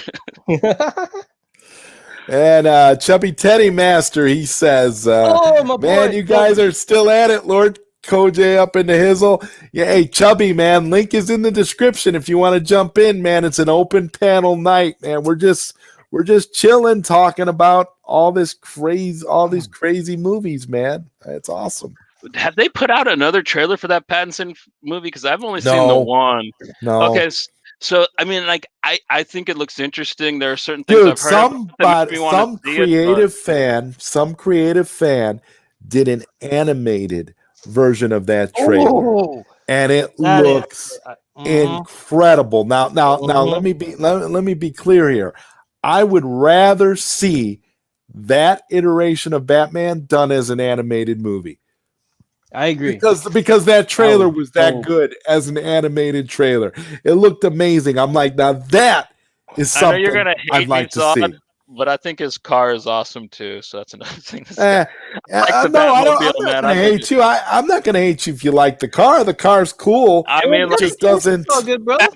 Batman be living life quarter mile at a time in that bitch, dude. He's gonna get a rosary bead and be hanging out with Dom Toretto in Fast and Furious 7 or whatever the next one is for shizzle with that one. I'd watch it, man. Batman and the Fast and the Furious team up. Hell yeah, dude. And Barcy says, I wonder what we'll get at Fandom 2.0. At this point, Batman and the Fast and the Furious announcement, man. At this point, Barcy, when it comes to Warner Brothers, I don't even care if we ever get another Fandom. I'm so sick of Warner Brothers right now. I literally they can take their company, shine it up real nice, and do what The Rock says, because at this point I don't have nothing. Zod. I don't have any, right. They might be doing what The Rock says, anyways. Yeah. Hey, Zod, what did you think of Kong versus Godzilla, though? Did you? I didn't see it. I didn't watch it. Yeah, you bailed on me, bro. Me and Koj are gonna watch it one day. We're gonna watch it. We're gonna watch it off of. Dude, it's actually not terrible. They finally understand what makes Japanese kaiju movies good. It's literally about a doofus scientist, a weird hot lady, and a goofy kid that go do some metaphysical shit that makes no sense, and two monsters fight each other. So it is legit the most accurate Godzilla film America has made. The only thing is the humans have to not be cheesy. That's my problem, because even though storylines are cheesy in the Japanese ones, they do it with heart. They're like, oh no, you know, they're like, oh no, get out of the way. Yeah, Barcy, I don't know what to make of these Rock rumors either. The rumor, for those watching that don't know, there's a rumor that The Rock wants AT&T to restore the Snyderverse so that The Rock can have his Black Adam fight Henry Cavill's Superman. You know, if that's what it takes, I'll do it. Hey, dude, like last time this question got brought up, he is a great representative for your guys' cause to have. Like, if you guys do stand a chance of having something reoccur, maybe not Snyder himself directing it, but him producing it and somebody doing it with him, like, this would be the best way to do it, is if The Rock is really in on this. So if you guys can, tweet at him, see if you can get him more involved, because if you do get him, you guys will probably get more of what you want. He is That's definitely a really that's very good. true, and that's what the driving force behind Restore the Snyderverse seems to be right now. It's just what you said, Johnny. If we can get if The Rock truly is on board, we have about as good a chance as any of them restoring the Snyderverse. But like Barcy says, she doesn't really believe those rumors, and I don't know if I believe them either, because we really haven't. Well, if it's heard true, from he'd be The Rock. talking about it. Like, that guy does not shut up when he wants something. You know what I mean? Like, he's kind of really known for being outspoken. That's kind of his thing, right? And Cisco says AT&T investors meet on Thursday. We will be lucky if we actually get some numbers released by AT&T and HBO Max that are not manipulated by Emmerich and his cronies. I agree, Cisco. Honestly, I don't think we're going to get Snyder Cut numbers at all. I think the Snyder Cut overperformed. I don't think we're going to get any numbers because WB wants it to be buried. Now, here's the thing about that, though. AT&T, being the parent company, knows the truth. So if the Snyder Cut did as well as we all know it did, AT&T already knows this. So not just that, did well without pretty much HBO Max from WB, and without any promotion from WB, because WB didn't promote nothing. You're right. And Barcy says, I didn't like Godzilla versus Kong. It was too predictable for me. That's true, but that's kaiju movies for you. My dad sent me a text. Him and my mother watched Godzilla versus Kong. He sent me a text. He said Godzilla versus Kong, half a star. So that told me all I needed to know. I was like, okay. Dude, seeing the Mecha Godzilla design was really hard for me. I hated the way it looked. But I liked Soul Calibur King Kong with his axe. I thought that was pretty awesome. Choose your warrior. Oh my God. That sounds awesome. King Kong had a total soul edge in that movie, man. It was dope. And Cisco says, hope Stinky, Kalar, and Blois and the main shareholders don't fall for Emmerich and his shady antics. Yeah, unfortunately, I feel like Emmerich has way more pull than we'd like him to have. That's what the sad thing is here. Maybe Jacob that's what got him there anyways in that position. Yeah. And Jacob Ludi said, I love the Heisei era of Godzilla films from the 90s. Yeah, I agree, Jacob. That one Godzilla versus Mothra, where they actually like make Godzilla as evil as possible, like where he's just like mobbing through the town. Yeah, and they show the little girl in the hospital, and she's like praying, and like you think she's safe, and the next thing they show the other side of the building, and it's just wrecked, and like everything's dead, and you're just like, oh man, they made Godzilla so brutal in this movie. Zohar, welcome back, brother. How are you still alive? Oh my God, you're a beast. Well, we're just I don't know, we're just having fun chatting here. He says, is this like a 24-hour Truman Show stream? Maybe. we added our buddy Lord Koj down here, and now the real party is started. We got Jacob Ludi saying plastic ma'am. I'll see Plastic Ma'am. That sounds Plastic Ma'am. Sounds like some Tyler Perry. Well, Plastic Ma'am is probably going to be a woman. Plastic Ma'am. Well, we'll think about it. We'll probably under Hamada. We'll probably Plastic Ma'am. That's kind of probably get Plastic Ma'am, and we'll get Zatanna instead of Zatanna. We'll get Zatanna. Plastic Ma'am sounds like a character that man, I forget her name. Shit, never mind. I don't know. It sounds like a little commercial. Gwyneth Paltrow. It's like a superhero. I have the Plastic Ma'am. It sounds like a name that Gwyneth Paltrow would play, like a superhero. I'm Plastic Ma'am, and try my vagina goop. Whoa! Gwyneth Paltrow is Plastic Ma'am. It's so Plastic Ma'am. Well, yeah, Plastic Ma'am and Zatanna. Zatanna is going to be Zatanna. I already know what they're going to do with Zatanna. What they're going to do with Zatanna is they're going to basically have Zatanna be transgender. No, So Zatanna was actually the guy's name before. Her dad was going by Zatanna a few times. well, Plastic Ma'am and Oh, Zatanna. I mean, you gotta. And Cisco said, "Agreed, Zod. Sick and tired of WB's antics. Warner Media bitter. Tired of the fake ass shenanigans. Yeah, me too. Me too." And Zohar says, "I think you got the record for the longest stream and most moderators." Well, probably. I do have a lot of mods here, Zohar, and you are now one of them, sir.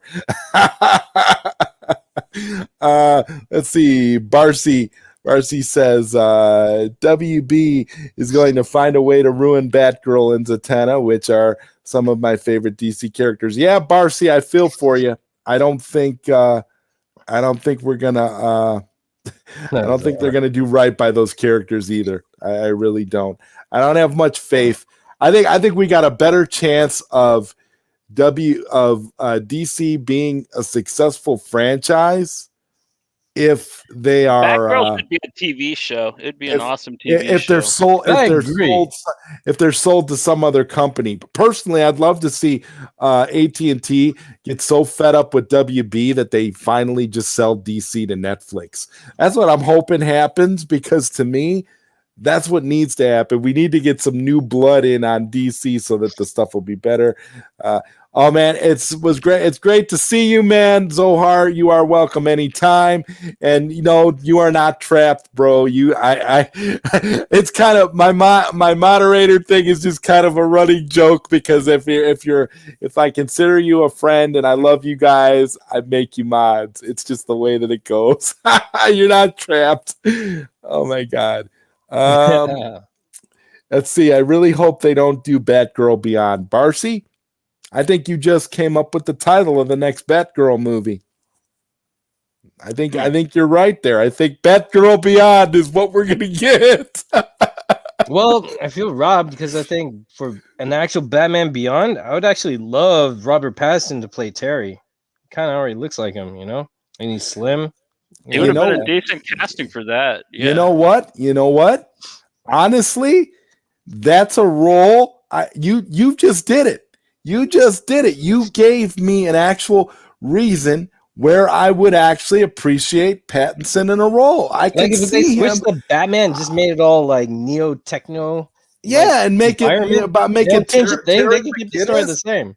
Oh my god! Look, a futuristic Catwoman, man. And Zohar says, it's funny. I felt powerful for the first time in my life being a moderator. It's too much power for me. Peace. Oh, Zohar, you're awesome, funny, bro. Oh, isn't Terry Asian in the cartoon at least? That's always been Irish name. Isn't he Irish? I mean, Terry McGinn. I always thought according to Beer, he's Irish. I always thought Terry's girlfriend was Asian in the. I thought so too. In the cartoon, she was definitely drawn looking like a little Korean girl. So I actually thought Lois in the Superman animated series was Asian, but just by looks. And Jacob Lee says, I thought Terry was white. Yeah, Terry's Irish because his last name's McGinnis. And Barcy says, who knows? Yeah, Barcy with WB. Well, that's just how they drew characters in the 90s, man. Like WB everybody.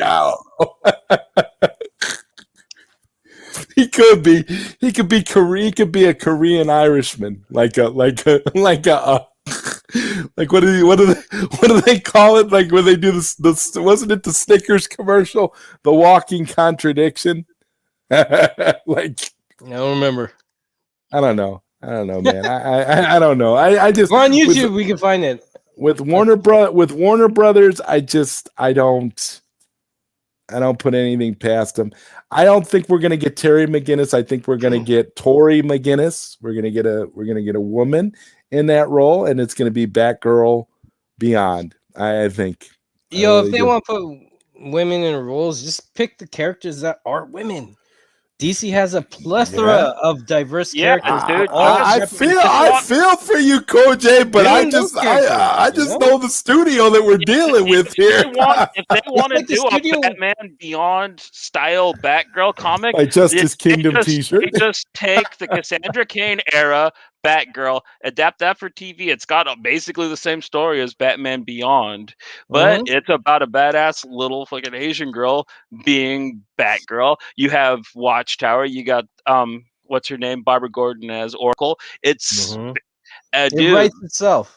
Yeah, Batgirl would be a wonderful TV show. That's why I don't understand why they went with Batwoman and they directed it the way that they did. I don't understand who comes up with the ideas for the live action stuff. Because Batgirl, just a regular Batgirl show based off of even Barbara Gordon would be a really good, probably pretty easy show to pull off. And it would be good, and it would have a fan base, and people would actually like it. Have her stealing cases from her dad and like sneaking out, and it writes itself, like Coach said. You know what I mean? Writes That'd be cool, itself. man. That'd be cool.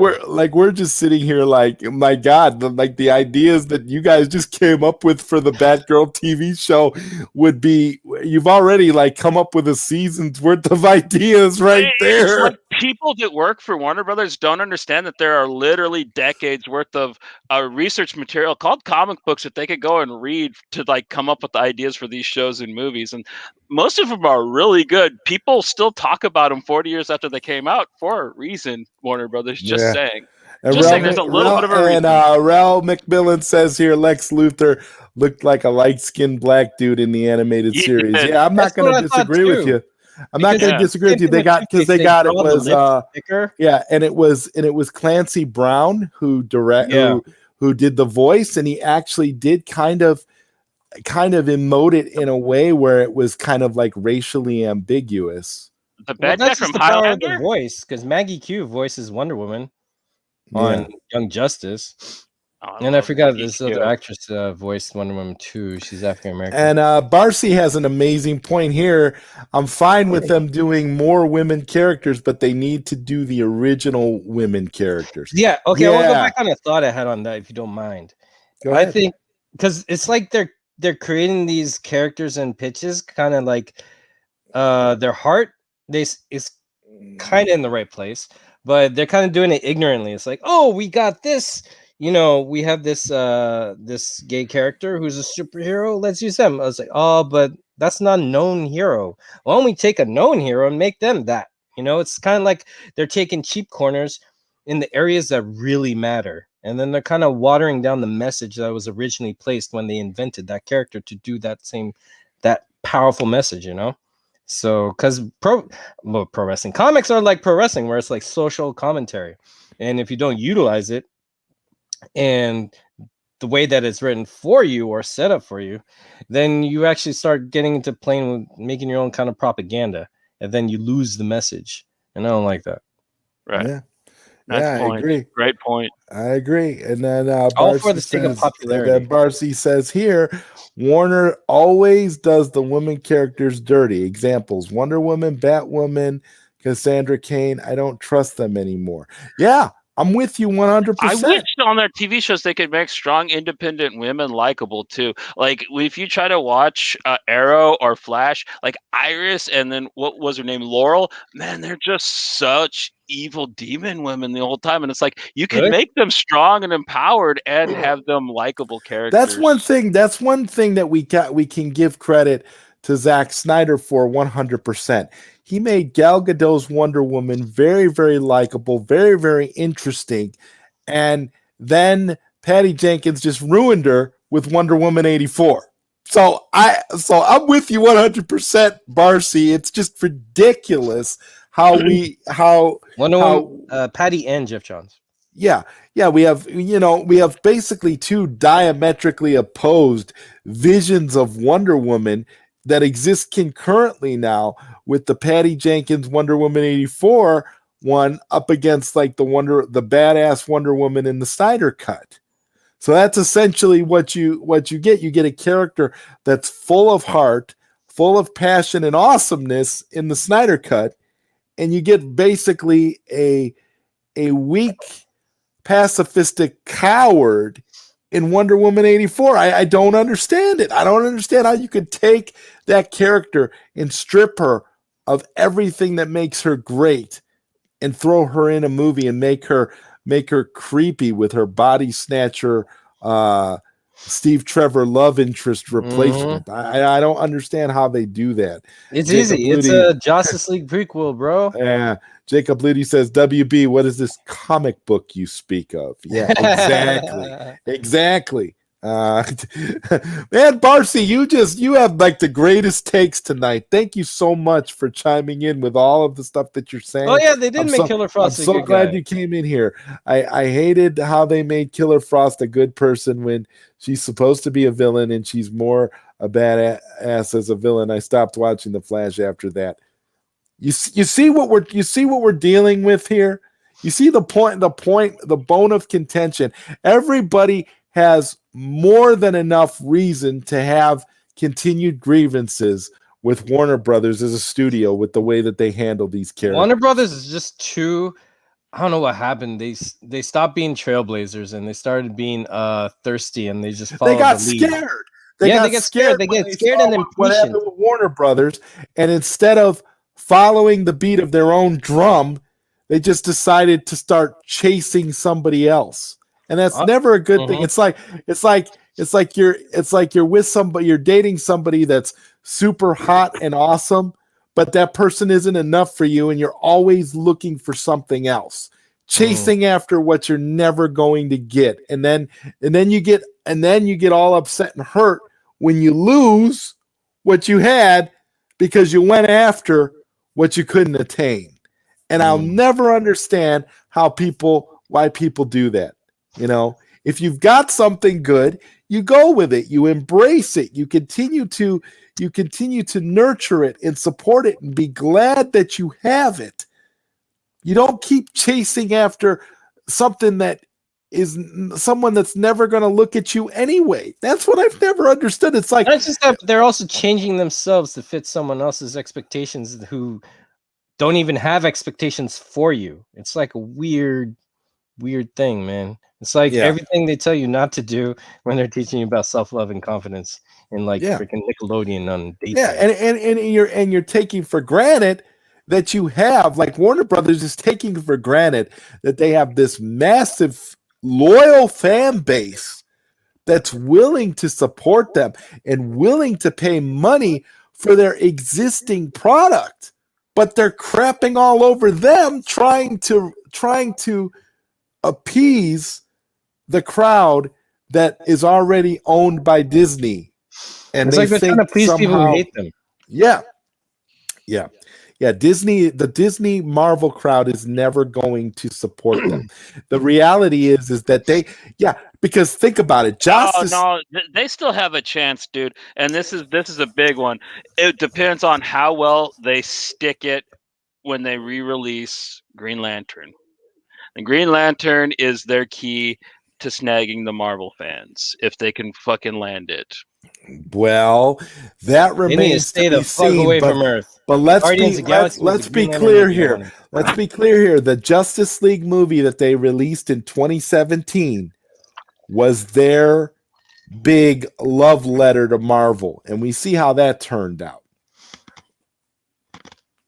So I don't know. Like I get what you're saying about Green Lantern because they could really marvel it up with Green Lantern if they really want to try to appease that group. And I agree with you, Johnny. I think that is a legitimate shot at the Marvel crowd, but I still don't think the Marvel fan group is going to go for it. I think they know that WB is damaged goods. They know that WB is not going to. Which is fine. Let them enjoy their playground. They could have like WWE and we'll have fun in New Japan. That's all. Or Marcy says, I also really, really wanted Hawkgirl and Black Adam, but I guess that's not happening. I don't know. Do we know? I don't think we know enough about Black Adam. I think The Rock will be dead by the time they start production on that film. The Rock doesn't know anything about he was still wrestling when that movie was announced, I think. Like it's been forever. Like poor Dwayne Johnson, like he's just The Rock The Rock was still Rocky Maivia in WWF. It was called WWF when The Rock was cast as Black Adam. That's how long ago it was. Sure feels WWF. like it. It's really nice that he's like held on to the contract, because it's had to have expired by now, unless they had it written. They had to have Prime is here. Yes. What's up? What's up, man? Nothing, man. Just working, man. Working. Just working, man. Working on material now, man. Ooh. Yeah.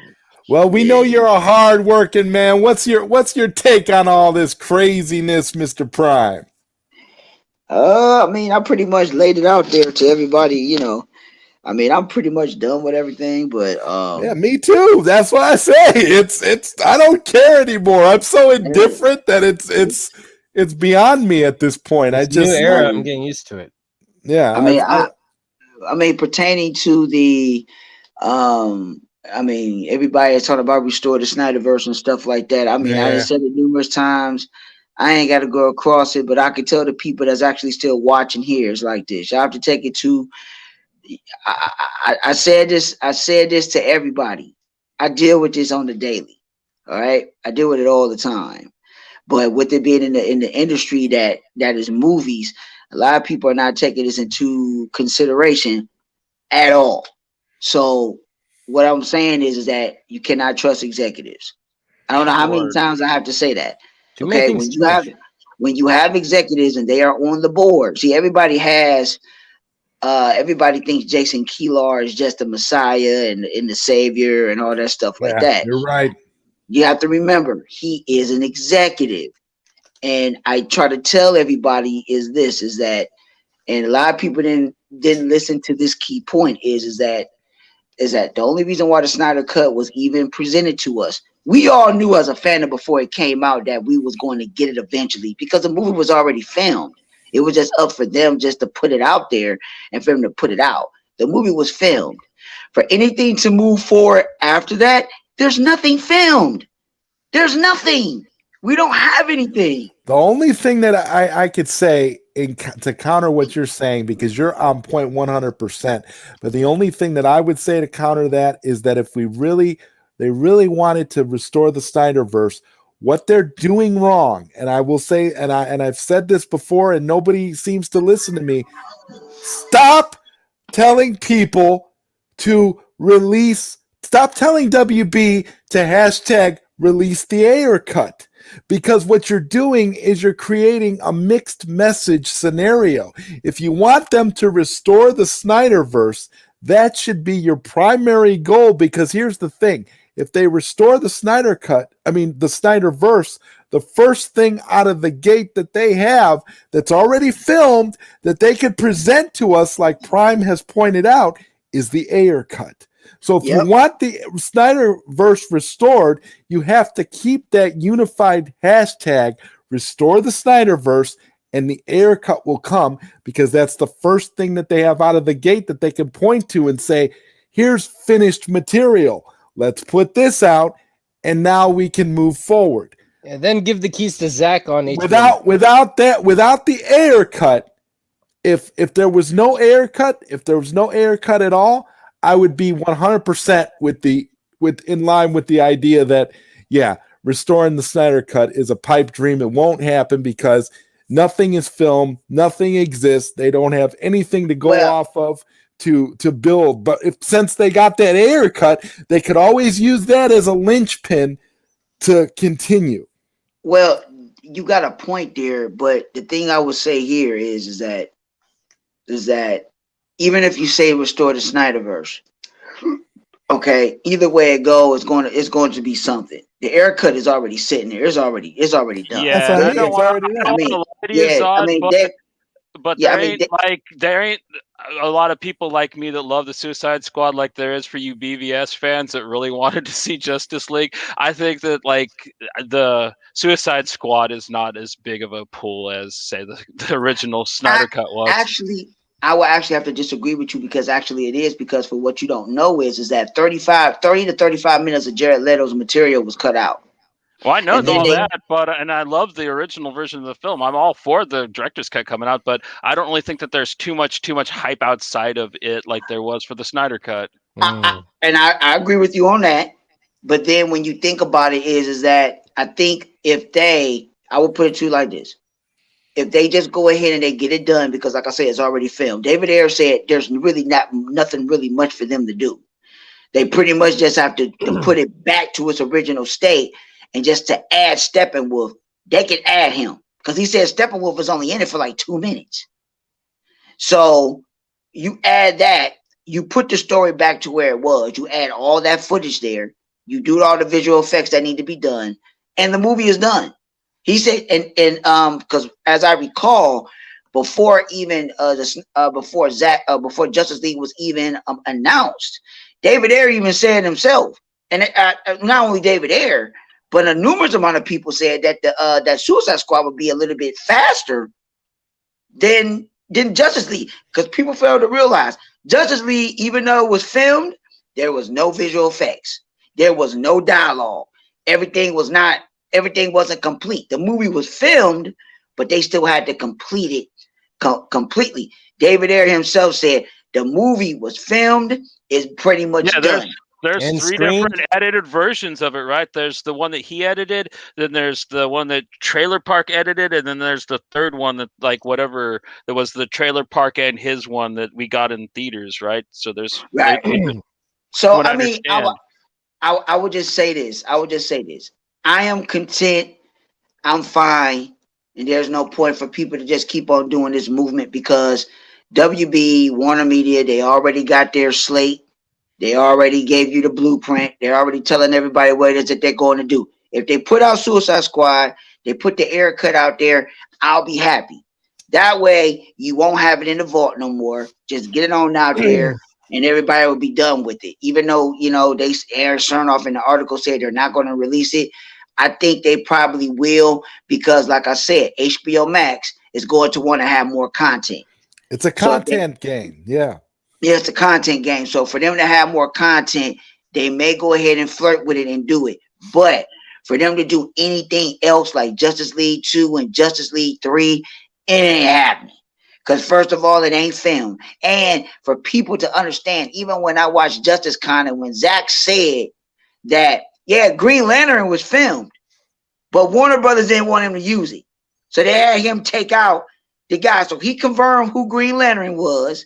He confirmed that Kilowog was in the movie. If people don't know, Kilowog is in the movie, but he's dead in the nightmare scene. If y'all go back to the first nightmare scene, you will see Kilowog on the ground dead. Zack said that Bruce would have been approached with Martian Manhunter, with Kilowog and John Stewart. They took it out because they did not want them to use. They did not want him to use the Green Lantern. It's filmed. They didn't want him to use it. So what I'm saying is that, look, WB, Warner Media, they already got their blueprint of what they want to do. They're going to eradicate it.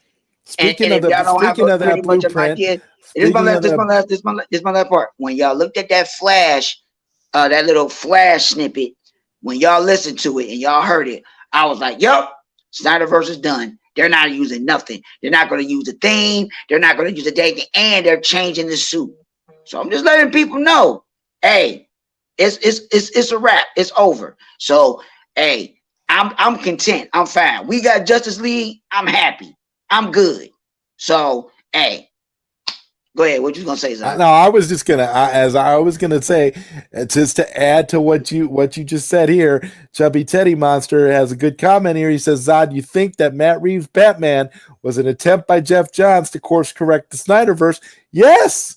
That's why this Batman exists. It was definitely trying to get you guys to look away from it. I don't know if they were trying to completely replace it, but it was like, hey, look over here, stick, look over here. Either replace or look away. That would be their gameplay.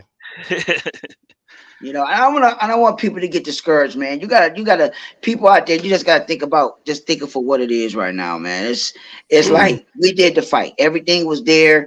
Everybody still got their hopes up, and everybody's saying it's a waiting game and stuff like that. And y'all could be waiting forever now because it ain't happening.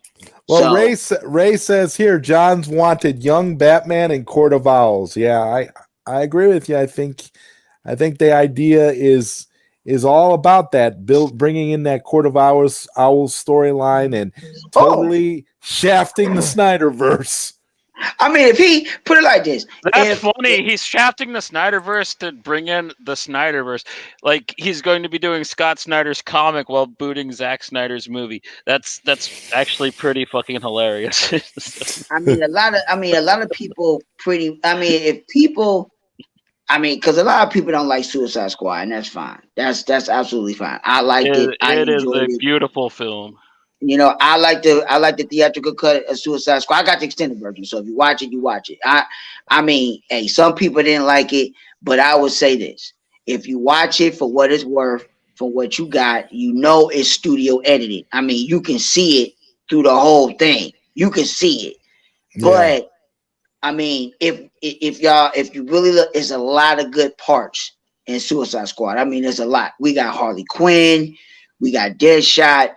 I would probably say if you watch the extended scene, I would probably say the best scene in Suicide Squad is the bar scene. The bar scene is one of the best scenes. What else? Then of course, the beginning. Of course, the beginning is real good. How do you feel about that motorcycle with Harley Quinn and Joker? You got that part. Captain Boomerang part with Harley Quinn and Joker. Yeah. So there are good moments in Suicide Squad.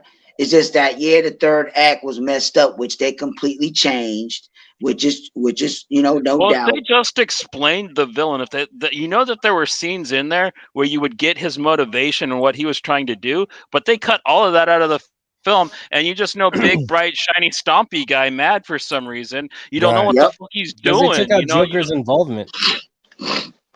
They took the whole thing out. They watered down Joker so much. They actually turned Joker into a lovable teddy bear type character. It was ridiculous. This is the Ayer cut. This is the book based off of the first script with extra stuff. Totally different story. I recommend everyone check it out. And then I didn't even know they had a book. Good looking out, Coach. Yeah, because when they put these in production, the movie's already cut. It's all based off of the script, and then, you get $5, $4 on Amazon, they'll mail it to you. Barcy says you can go on YouTube and find the unfinished Snyder cut footage. Yeah, like to go back to what Prime was saying earlier. Yeah, I mean, there's so much stuff. I mean, because if people really know, Suicide Squad is supposed to go right into Justice League anyway. So I mean, right, it goes right into Justice League. Because Wonder Woman's like a flashback, that's why I say it's like people that don't know. That's why I say I wish that. Another thing. That video that HBO Max put out with the trilogy shit. Everybody said, well, no. I'm like, people, they're telling you they are done. They're letting you know that Zack did his 3 movies, even though it's supposed to be 5. He's already did it. They're done with it. I think a lot of people are going to be confused because people don't know that there is really 5 movies that connects to all of it, but we will never know until they release the Ayer cut, because the Ayer cut is supposed to be the one that goes right into Justice League. So it's supposed to be Man of Steel, then BVS, then right after BVS, then there's Wonder Woman, the first Wonder Woman, and then Suicide Squad, and then Justice League. And then it will be Aquaman right after Justice League. And then right after Aquaman, it would be the way it was supposed to be slated. Then Flash, and then it goes into Justice League 2 and 3. And then whatever else after that. But other than that, it is what it is. But that and there's a scene that's in Suicide Squad where Bruce meets Amanda Waller. They do got that cut scene where Bruce and Amanda Waller talk, and Bruce tells her, he gives her, Amanda gives Bruce that file to all the metahumans, and that dialogue and discussion that goes right into Justice League. It's a cut scene that they did. Yeah, so I mean, there's that's why I said like. Now in that book, Koj, is there a scene in there with Steppenwolf? I don't want to spoil that, honestly. But I do want to read you a paragraph if you want. A little one. Hey, go ahead, man. Go ahead, because I'll get it anyway. My girl will love it. I know she'll love it because she is Suicide Squad fanatic, so she loves that movie. This is a treat. All right, here's a little spot from page 336 towards the end. Enchantress, glances up to the window. There was a glowing light in the distance. She says, "Brother, you were right. The pets won't turn on their masters, so go ahead, break their necks, but try not to disturb me. The machine requires my full attention now." She turned back to finish working on her machine as Incubus appeared. And then he says, "Do what you need to, sister. I will destroy our enemies." Oh, it's got that tone, man. And like Steppenwolf Facade tone. Oh, good read. I mean, hey, I'll have to pick And it it's up. out there. I have to get it and pick it up. I'll check it out. I think My you like girl. it. Yeah, I know I'll enjoy it. Like I say, I'll read it or whatever. I'll suck it up. I'll read it and all that, But other than that, it's a fast read too. It is for what it's worth, man. I mean, I think,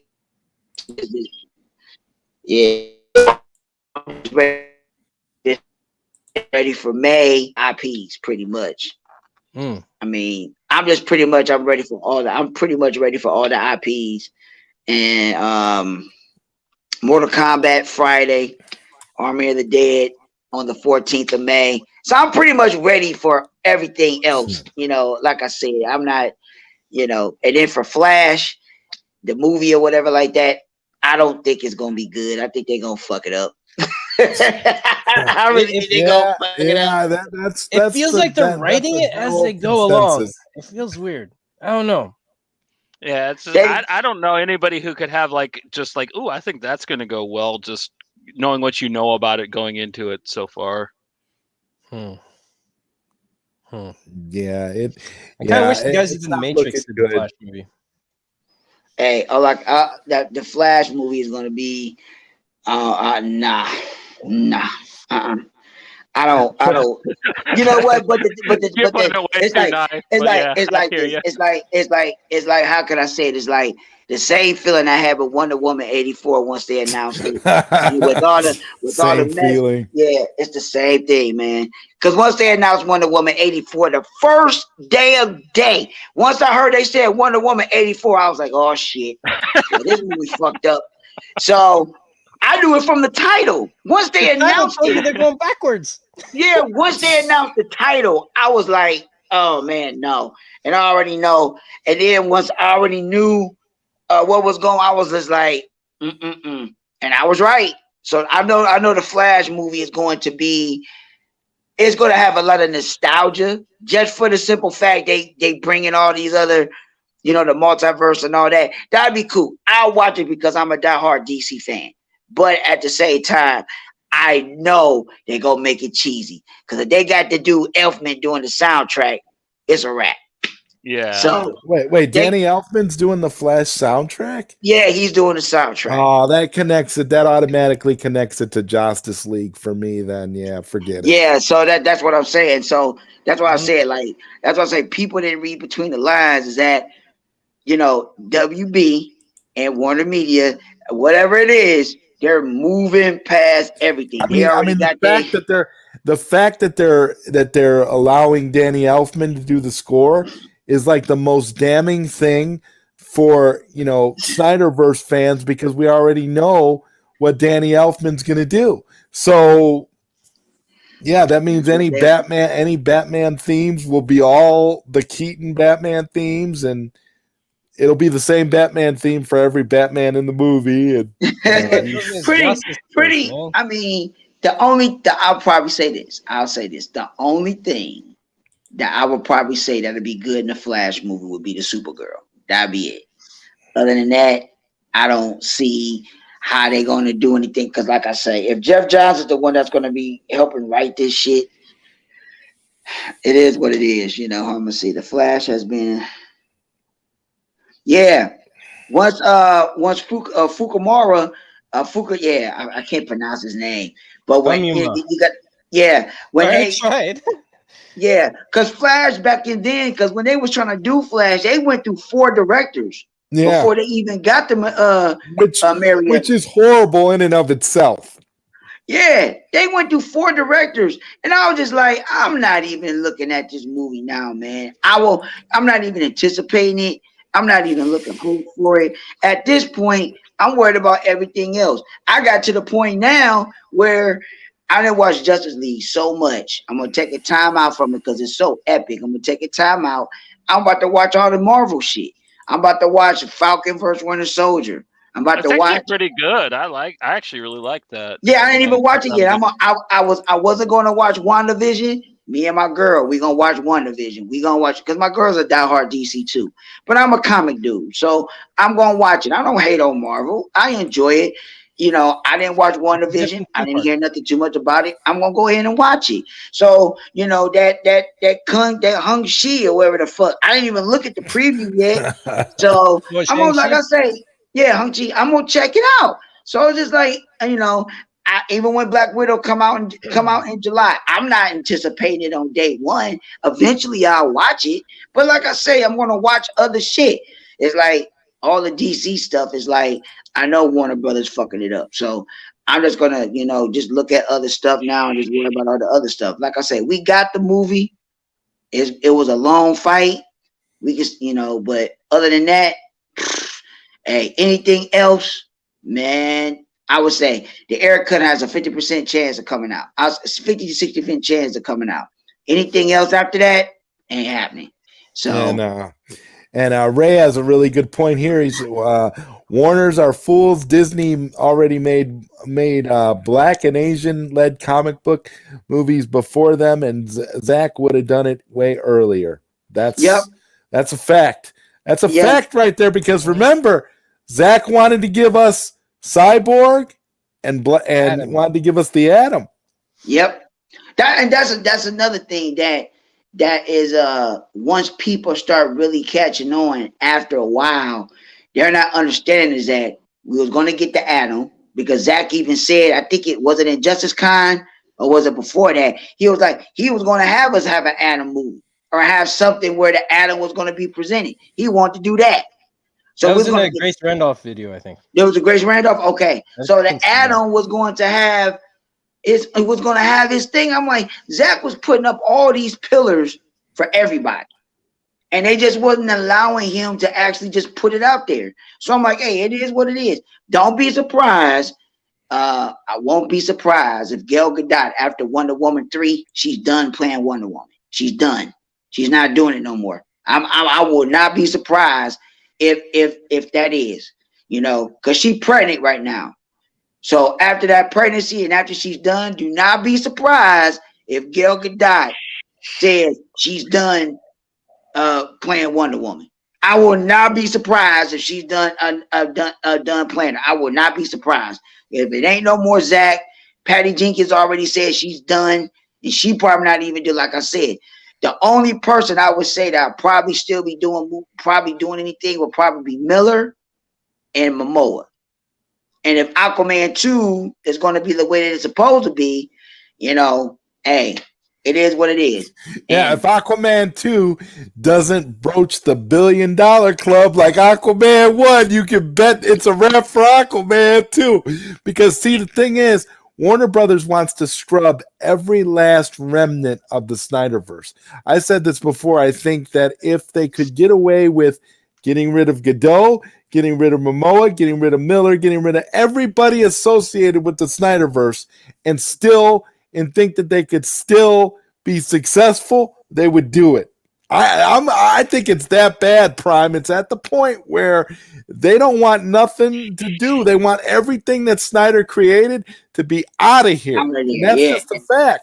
Yeah, which is kind of dumb, because if they did want to do that, I'd be more impressed if they just, you know, made up their own stuff, because they're still using his work, his casting, his character designs, his history story that he started. It's like, yeah. Well, Chubby Teddy Master puts it in perspective here. You guys think Jeff Johns' jealousy is the root of all this? Absolutely, it is. Yeah, I mean, and that's the thing. That's why I say I'm not going to hate on Jeff Johns, because for the simple fact is that I understood. Now I have an understanding of the reason on why he acted the way that he did. It wasn't excusable. I'm not excusing. Well, because it's a reactionary studio that we're dealing with here. That's all they do is react. They don't do anything proactively. Well, not just that, but you got to think about it. It started with Man of Steel because he got jealous and this is just what I feel, and this is not just from numerous. I didn't get this from just one person. This is from numerous people, that didn't stated this. Even Lightcast even stated it. So Jeff Johns, he felt just because, and Tyler from Culture Nerd, he felt that he wasn't the one to take the mantle when they announced the new Superman, for him to be the pillar. Because they gave it to Nolan and Nolan gave it to Snyder. He felt that since he was chief director of DC Comics, he felt that he should have been the one to do it. And when he wasn't the one to get to do it, that's where all the shit came into play. Do not get me wrong. I understand Jeff Johns and how it is, but at the same time, you could have did it in a different way. Right. He could have did it in a totally different way instead of just trying to sabotage everything. Because for the simple fact, and it's like it's crazy. And it's just and the thing about it is that Jeff Johns, in my estimation, with him doing that, he was pretty much being a hypocrite.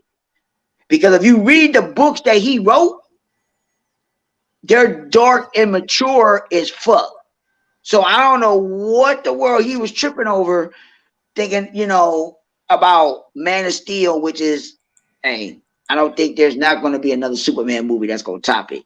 That's why I think it's jealousy, because if he wasn't jealous, he'd be proud of that, like you said, because that's up his alley. Yeah, when you look at his body of work, it's even more perplexing that he was pushing for this light, hope, and optimism Marvel type aesthetic. When his stories are totally not. Unless stories are it, then he comes back with it his way. Right, and then people fail to realize that him and Kevin Feige are best friends. Yeah, then there's that too. Yeah. People forget that they're best friends. They went to college together. They're best friends. And I think that even with that, I think that he wanted the success of being a producer, and he's the head of DC Comics. He was head of Marvel. He wanted to get that success. So he felt a certain way, and that's why all this stuff came in. And I'm just like, man, no. You could have just participated. You could have wrote some stuff, participated, did whatever, because once the stuff was done, then y'all go ahead. But hey, they was reacting to everything, and and him and Feige are joined at the hip. That's what that is.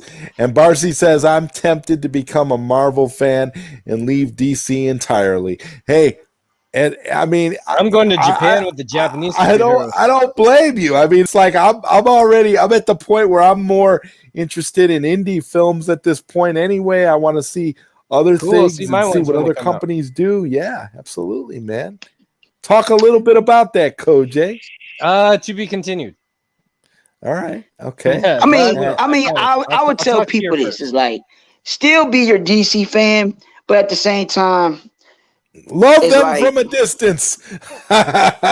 Yeah, just like, just stay your fan, just do your thing.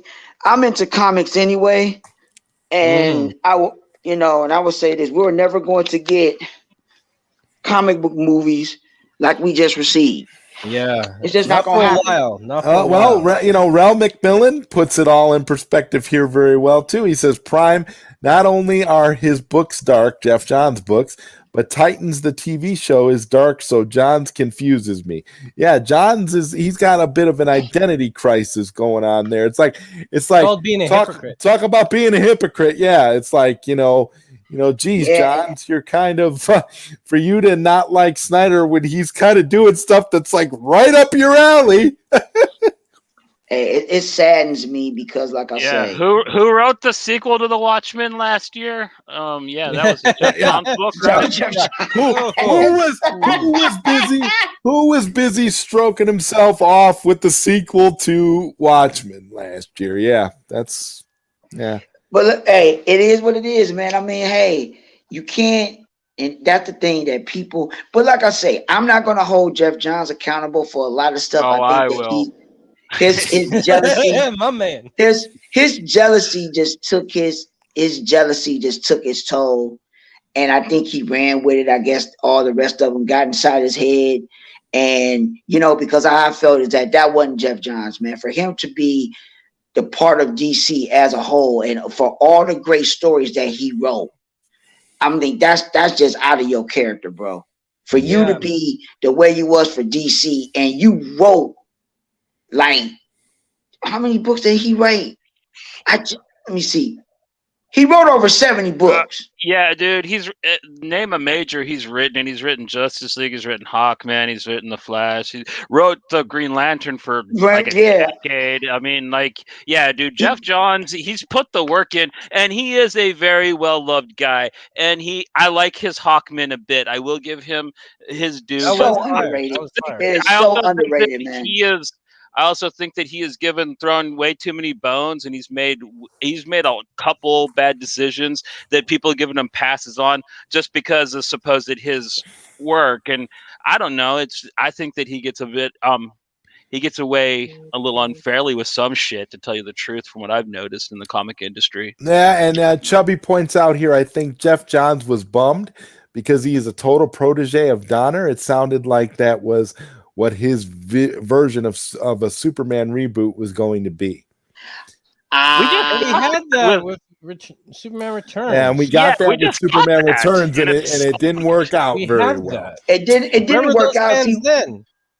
See, this is the thing. This is what happened. So people know. It's like when the New 52 came out, because right after Infinite Crisis, just in the books, and when they introduced the New 52 was something completely new, and Johns was head of that.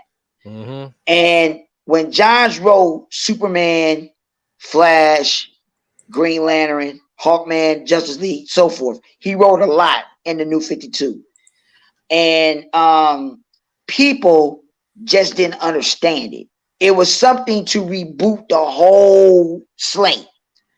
So when they introduced it, it was supposed to something that was supposed to reduce, just to change the whole slate and to update the characters in a new light. Well, anyway, with Superman, the people that liked the Superman for all these years, you got to remember, Superman was not changed from the silver and golden era and the bronze era for a while. They fiddled with it, but they didn't really change him all like that. Of course, they changed his uniform. They whipped up his story and stuff like that. Yeah. But when they did the new for a while, and like in the 70s. Yeah. So when they did the New 52, Kyle got edgy. In the New 52, he got edgy. And people didn't like that. That was the thing. They didn't do nothing to Batman. Wonder Woman was good. The thing that pissed other people off about that, though, is Jeff Johns already did a Superman that was like that. His Earth 1 was already a little edgy, angry little Superman. That's true. And people were just like, were mad that he was ripping himself off, too. That was part of the reason why that outrage happened. I remember when that happened, when the New 52 was running. Yeah, and I was like, and when it came out, and I was reading stuff, and I was looking at all the feedback with the Superman stuff, and my cousin is a diehard Superman fan. He was like, I like the New 52 Superman. There was a lot of other Superman fans I really liked the New 52. I didn't mind him either. Right, but you got those old heads or whatever like that don't like stuff to change, and they started bitching. So anyway, that's the reason why Jeff Johns changed it. The concept of him with Doomsday Clock and then with the Rebirth was brilliant, because he made a Dr. Manhattan as being the cause of the whole fucking shit. So when the Rebirth came out, it put Superman back to where he was. And then everybody was happy because now he's back the way he's supposed to be. He's still got a little bit of edge. With the underwear on the outside. Yeah, that shit. So, but, they wanted their Superman, so they got him. And I was just like, I'm like to myself, this is the reason why the characters can't evolve. Because you keep on listening to these bitchy ass crybabies, and when the stories are going for the better, you did something to bring it back. Right. And now they're like, we're bringing it back. Yeah. Right. They brought it back to appease them. But then now they changed it again. Because now you got Future State. Yeah, because nobody was reading that underwear on the outside crap. People were sick of it, but the vocal minority did all the complaining, and that's what you got. Future State's not going to stick around though. It's just going to basically be the new Earth 1. Like yeah, that's all it is. I know. It's an Elseworld thing that something that's new. I enjoy it. It's not bad. That's why I be trying to tell people when you read books, it's a story. Enjoy it. Right. It's Enjoy like, it because the run is going to change. The run is going to change, and the great thing about the comics is how we should really be looking at the movies. I kind of feel like we should look at the movies the same way we look at comic book runs. I agree. Think of how many comic book runs were cut short because of creative differences or because of or they just one bring it reason or the other. Completely that different woman's story. Sorry. yeah, like this the thing. This is why I say I like Zach, and the reason why a lot of these so-called comic book people didn't know this. It's like, you know how the internet really got mad and they got pissed off when Zach said that Dick Grayson was the one that was going to, that he made Dick Grayson. Oh yeah, Zach was getting all kinds of hate for that. Now, for what the people don't know, Jason. For the people that don't know is when they was going to kill off, when they killed off Robin, DC was going to kill off Dick Grayson. That's what they was going to do. Yeah. They was going to kill off Dick Grayson at first. They was going to kill him off. But powers to be said that, no, we can't do that. They're like, why not? Because that would be anarchy with the character of that magnitude. That's why they didn't do it. They was going to kill off Dick Grayson in Infinite Crisis. They was going to kill him off, and they didn't do it. And I'm kind of glad that they didn't, because then they would have to find a way to bring him back. It's the same thing that happened with Jason Todd, because they want some people, oh my God, man. That's why I say, like, some people that retarded. It's like, now he's back and now he's the Red Hood. Now everybody like him because everybody hated Jason Todd. When everybody hated Jason Todd back in the day, wanted him gone. Now he Red Hood. They love him. They call a phone number. They call a phone number to put him to death. They called a phone number to execute the dude. And this is what we got. When he brought Jason Todd back, because I hated that little bastard too, but I am a huge Red Hood fan. So, and I want to stop and introduce a first on the ZodWriter show. This is Tim Tapp. Welcome. What's up, Tapp? Good to see you, man. My boy. You and I are different. Ever late, man. I'm looking at the clock, 3:50, man. Oh, I might as well turn around and leave. Dude, it's so good to have you, man. I don't think hours long.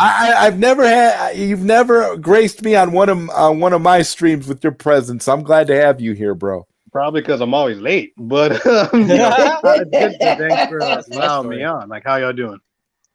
Oh, very good, man. And we're all just chilling, having a great conversation about the shenanigans that is DC and the nonsense that is Warner Brothers, man.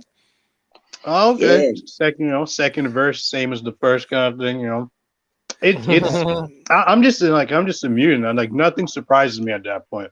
I think a lot of us feel the same way, but it's just like at this point, it's just like it's business optics.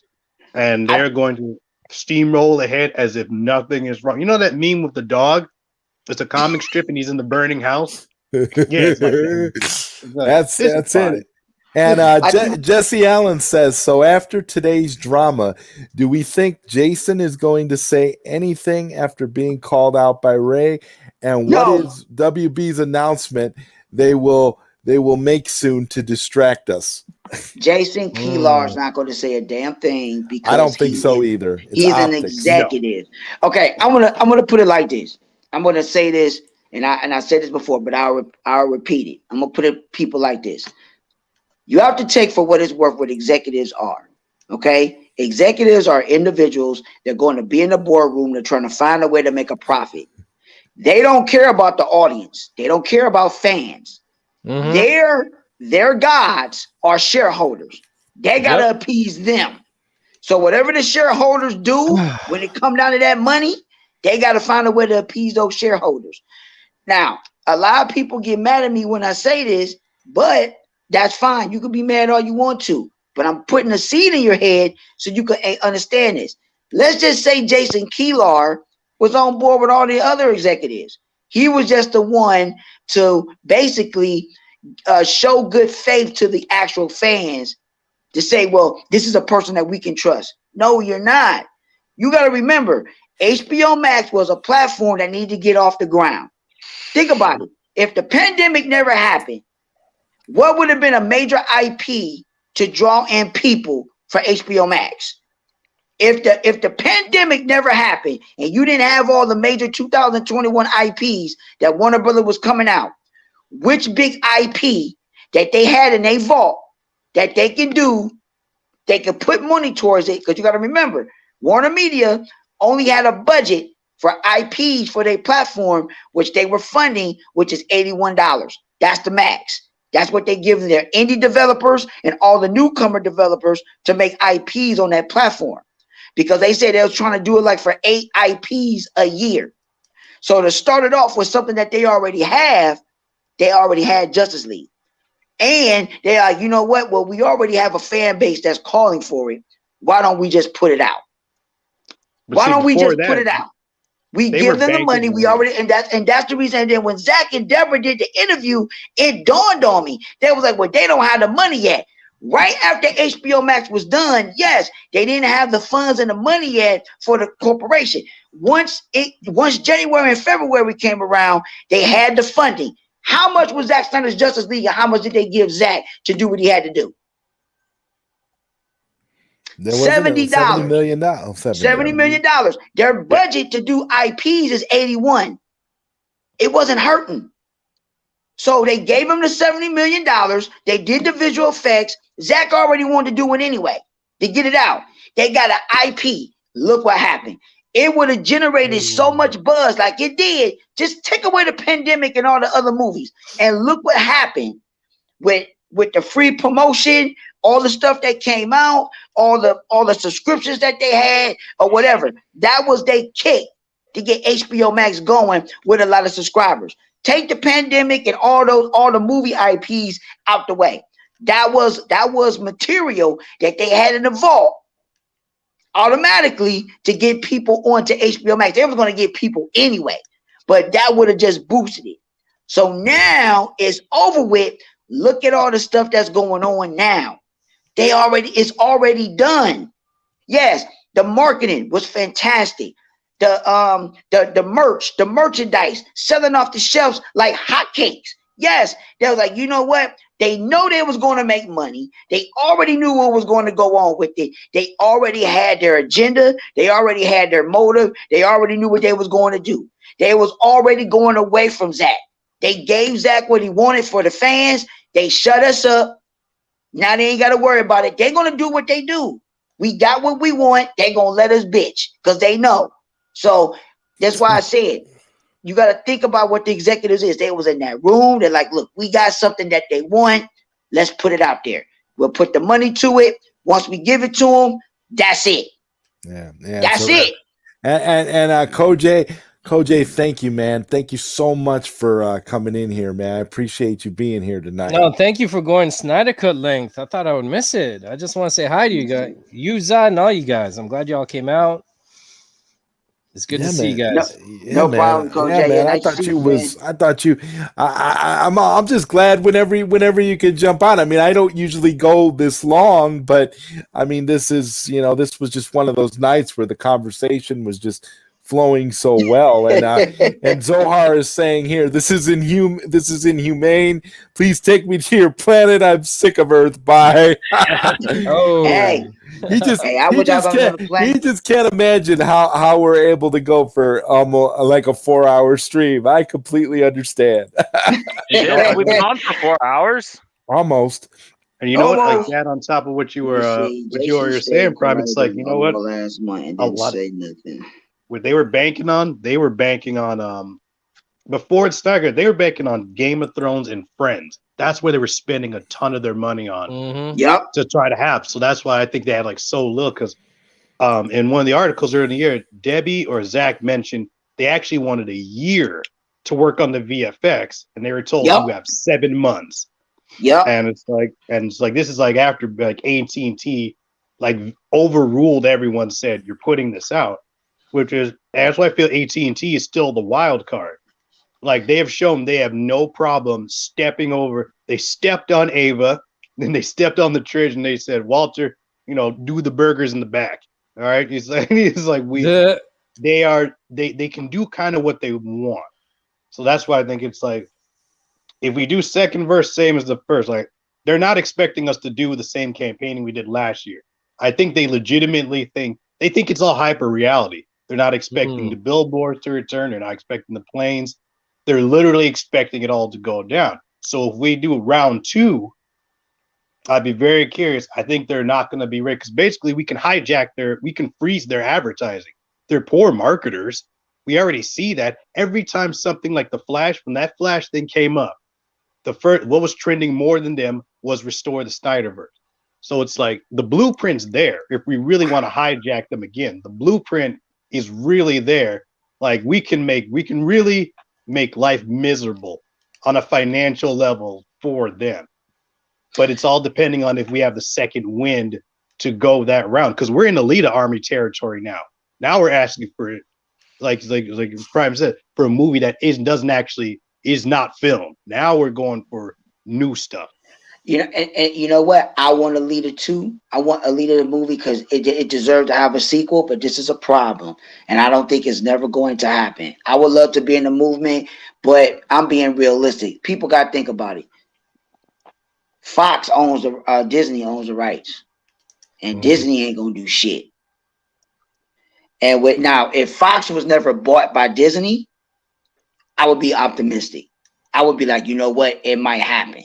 Fox might do it because why? They know they got an audience, and they got an audience, and now with them having that audience, Fox would do it. Disney, they're not gonna do it. I'm gonna tell you that right now. Disney is not gonna do it. They don't care. So, and on top of it, but if Disney so happened to do it, I would be shocked. But I don't think they're going to do it. So does James Cameron own the IMP, or does Disney? Yeah, James. I'm not Cameron sure if James owns. Well, it's also weird because Japan might still have a product. No. The person who actually invented Alita owns it, but for the U.S. film rights, James Cameron has owned them since the '80s. He read the manga and was just blown away and wanted to make it forever. So, as far as I know, he still owns it. Well, on that note, I want to see you later, Koj. Thank you again for coming. Mad love to all you guys. Love to you, Koj. The mask guy's leaving. Oh, I'm sad. I'll be back.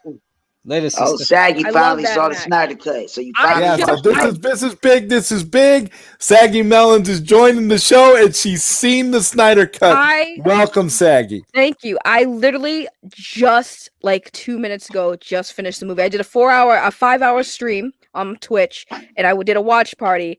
And oh my god, I get it. I get why people really want this verse, and I understand. I cried 3 times during that movie, and I'm not a DC fan. I'm not a huge DC fan. I'm a Marvel girl.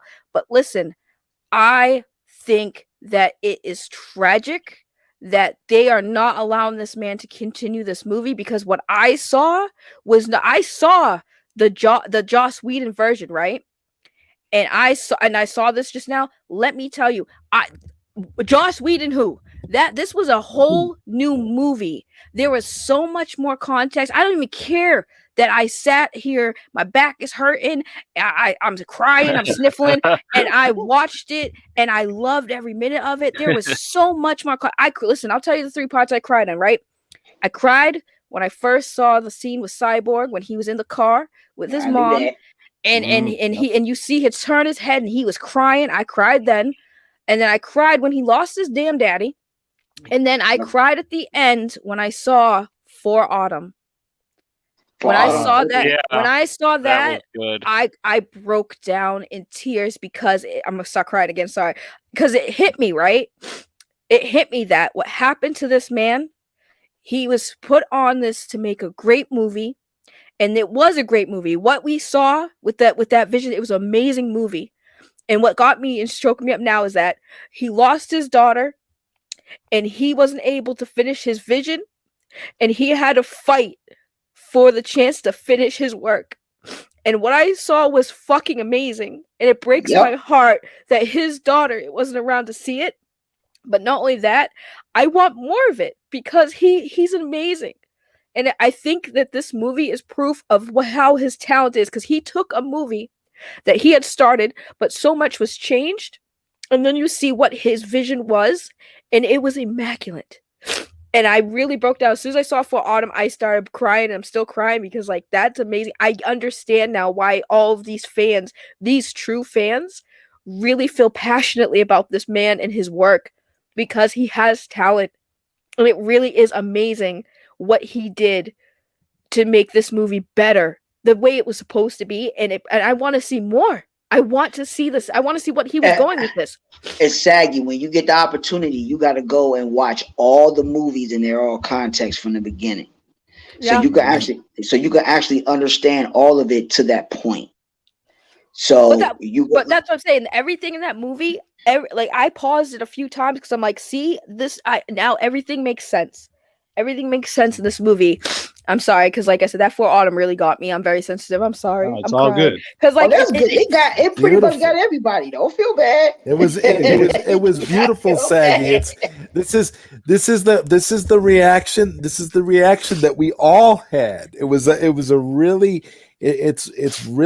really gets you. It really gets you in the heart, and it's a beautiful thing. And your reaction is proof of what we've all been trying to say, and which is the main reason why Restore the Snyderverse is running so strongly right now. Right. And it's like, it goes to like the big thing we were saying. It's just like, we're saying there's room for variety. You know, that was the thing. And it's like, there's room for like the Disney Marvel style. And there's room for, you know, the more serious DC style. And right now, Warner, the current creative at Warner, thinks copycat is the way to be. And since, like Prime's saying, they're going off of what they believe is predictive results based on years old information out of context, and their ear's not on the ground to the marketplace like it should be. And so they're literally like, they think they can do whatever, and we don't know. Right. You know, and they're not listening to people like you who you're the ones they want, but they're not listening to you saying, hey, more of this, please. But corporations. Oh, go ahead. Well, I was gonna say, I think the thing that puzzles me and makes me angry is that they all the scenes that they added. Number one, because I had people argue in my chat about this. I'm like, dude, literally, how hard was it for them to include those extra? Like, okay, forget all of the other scenes, for example, right? All of the other scenes that made it 4 hours. The one thing I think the most important thing that they should have kept was Cyborg's backstory and Flash's backstory. And granted, Flash didn't get much of a backstory, but his scenes weren't too bad. And even if you didn't want to put Flash, Cyborg was made using the mother box. That's why he was the focus of the movie. That's why when they say he was the heart of the movie, he was, because he was made with the mother boxes. That's what tied him in to be part of the team. You know, he was created using the mother box. And also everything that Ray Fisher has said after seeing that movie, I get it now. His scenes, everything that made his character have depth was ripped from him. When you see it now, you're just like, y'all really, like, Joss really was fighting him for those scenes. It was character development. He just wanted to push that movie along and just to get as much screen time for whatever else the hell he was trying to do. Oh my God, I was absolutely appalled when I saw these scenes. Like, why couldn't you put those in? Those were relevant. You can't introduce a new character who has never had a live action adaptation ever. And then you just don't give him an origin story. Every other superhero has gotten an origin story that's been live action. Flash did in the DC TV shows. He got an origin story. He had a whole season, a whole show dedicated to him. But you introduce Cyborg, and Cyborg gets absolutely no origin. None. It's the format on the way it was done is that, like always, I tell everybody is that everybody is Marvelinized because they're so used to that way of things being done. See, everybody thinks that you're supposed to introduce a character, they get their own movie, and then you do a team up. No, it was completely different. And people just didn't grasp it and they didn't understand it. The whole universe is based on Superman. Right. So of course he got his first. And then if for people that are real DC fans that know it, okay, Batman didn't need a movie. Everybody know Batman. All you had to do was just know the character. Then right after BVS, you got Wonder Woman. Why Wonder Woman got her movie? Because that introduces Wonder Woman so you can know who she is. Right. So that's how that is. And then once Justice League came, then you would have got Cyborg in Justice League, which we got. Then Aquaman is supposed to come right after Justice League and Flash. So everybody would have got their own movie, but it would have tied all in. And then Suicide Squad is supposed to go right into Justice League. But if they would have never messed with it, and if they would have never fucked with it and would have let everything go, people would have put the pieces together to understand it. Right. To this day, people still don't understand Wonder Woman is right. I'm surprised they don't say that is part of everything. Because all Wonder Woman, the regular movie is that Diana is talking to Bruce about her story. It's right. Literally right after BVS, after the funeral. Right. That's all it is. And it's telling her story. And that's all it is. And it's fantastic. And people still to this day don't grasp it. I'm like, really? Right. You know, go ahead.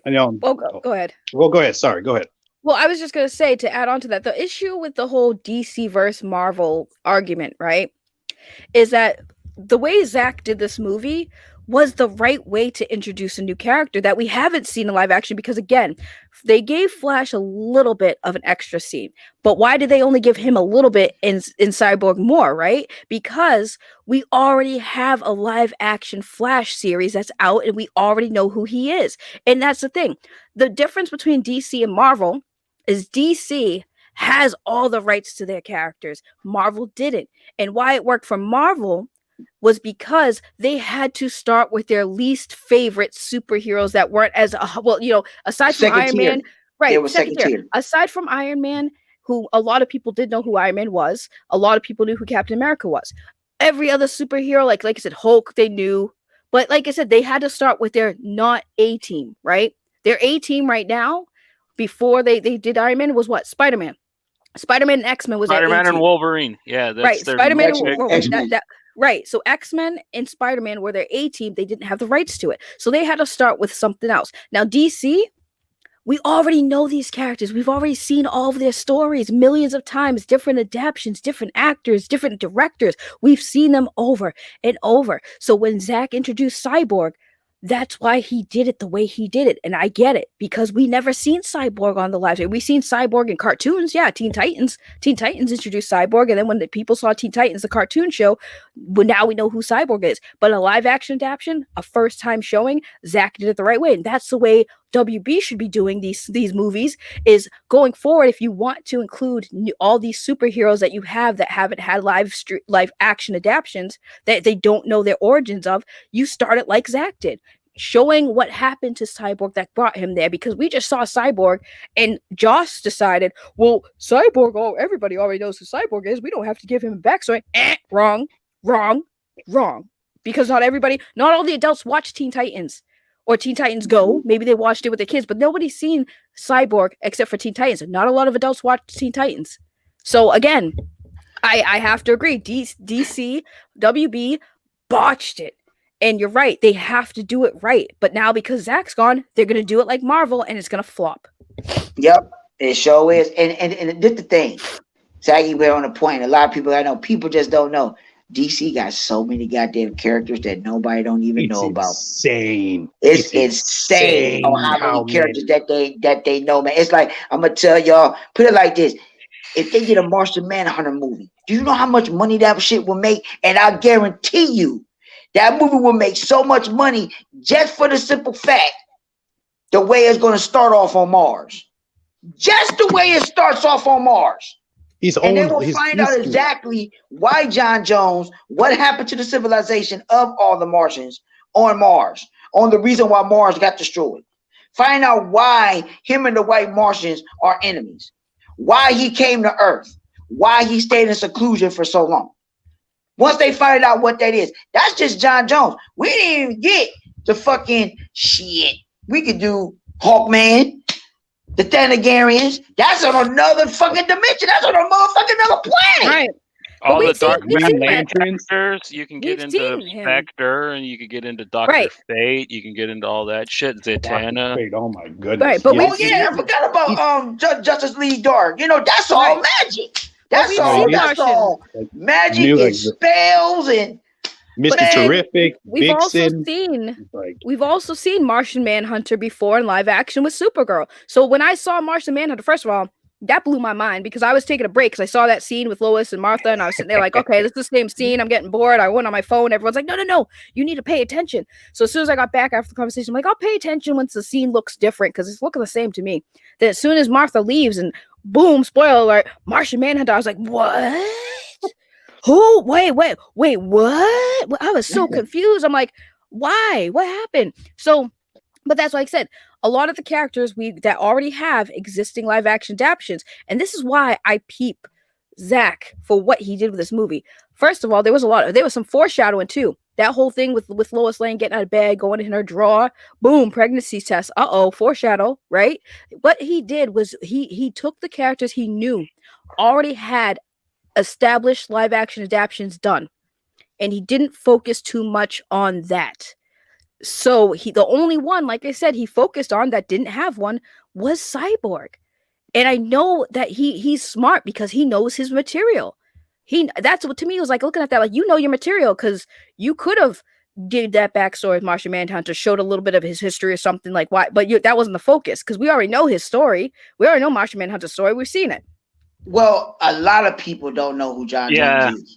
You'll be amazed at how many people don't know who he's John been on Jones is. Smallville and he's been on Supergirl, but he hasn't really been adapted. I think he's only shown up in a few animated films. He's only been in like New Frontier and a He was couple. big so- in Justice League, he the was animated great series. He was yeah, great in like, New Frontier. the animated series is basically where people New know Frontier. him, like, for sure. Yeah, New Frontier is and good. that's- New Frontier is good. And that's Justice like League I was a said, big one. like there's just so many. It's just so many characters. Just like, and on top of that, it's like if you watch it again, you really, really gotta pay attention to the dialogue in Justice League. And like I say, you gotta watch all the other movies so you could watch. You gotta watch Man of Steel and BVS, and then you gotta watch Wonder Woman. You gotta watch those, and I've then seen 'em. once if you rewatch them again, and then you will see all the stuff that leads up to it. General Swanwick was always Martian Manhunter the whole time. Yeah, And you get that foreshadowing in Man of Steel, which is yeah, you know what, and that's the thing. Because when I first saw that, it's like every time we would watch it, I didn't bring it up. My cousin brought it up, and he was like, "Why do I got a feeling that he John Jones?" Oh wow, he just called the direct character. Yeah, he called it Like straight out. No, direct. it was after we watched because we watched. It was back like my cousin. When it came out on DVD and we watched it back in 2015, right before BBS came out, and it just popped out of his head. He was like, "Why do I feel that he John Jones? Why do I feel that he's John Jones?" And he was right. He should have bet money. He put some money down. He'd be collecting money right now. He'd be collecting money. But you know, I want to say, like, look, and you mentioned that with the John Jones thing. What should be noted from a creative standpoint that I think kind of gets looked over, basically, since Man of Steel wrapped up, Zach has had to basically tap dance to adjust from Batman v Superman and Justice League. We were supposed to get Metallo. We were set in the script to get Metallo, and then the script got leaked, and then we lost that. Wallace Keith was going to be Metallo. What? And all this stuff. And so when people are talking about, because I didn't read that whole. Is that the one that was at the AT&T on that script? That's the adjustment after. Like that whole T-shirt thing with the stuff on it. That's basically a compromise from the compromise. Like if you go, it's an Entertainment Weekly article interview with Zach, and he said we were talking about Metallo, and we were thinking about Brainiac down the road. This was before. Okay. This is when BVS was going to pre-production, they've been messing with Zack since I would say the purest Zack Snyder film is Man of Steel, because you had like Nolan playing goalie for him. And like no reason I love BVS and Justice League, but it's a testament to him as a creator that he's had his scripts leaked multiple times. He's had wild trailers put out spoiling stuff, and he was still able to put together a coherent, solid film and make it connect, even with the readjustment. Okay, like the lowest Bruce romance, that's gone, right? Just all sorts of like stuff. So that's what it's like. That deserves applause just for that. Like he's had the tap dance the whole single time. Exactly. And the thing is, and I think everybody this tripped me out too, is that when Chris Terrio and Zach was on the panel, and when I read the Terrio article, they wasn't going to name BVS Dawn of Justice. That was the studio that did that. That flipped me out. Wouldn't it have been cool if they would have called the movie World's Finest A Beautiful Lie? Yeah. That would have been hard. No, it would have been perfect. Like, hands down. Like, goddamn. So World's Finest Beautiful Lie. Man.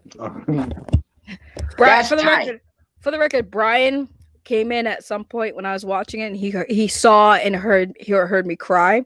But Brian, you missed it. I came in here and I started crying again. Saggy, your reaction coming on here, sharing how you felt about the Snyder Cut is beautiful, because it's something that we all went through, and it's so I needed it. Like, see that so bad. Now you know how we all feel and why we fought for this movie for so long.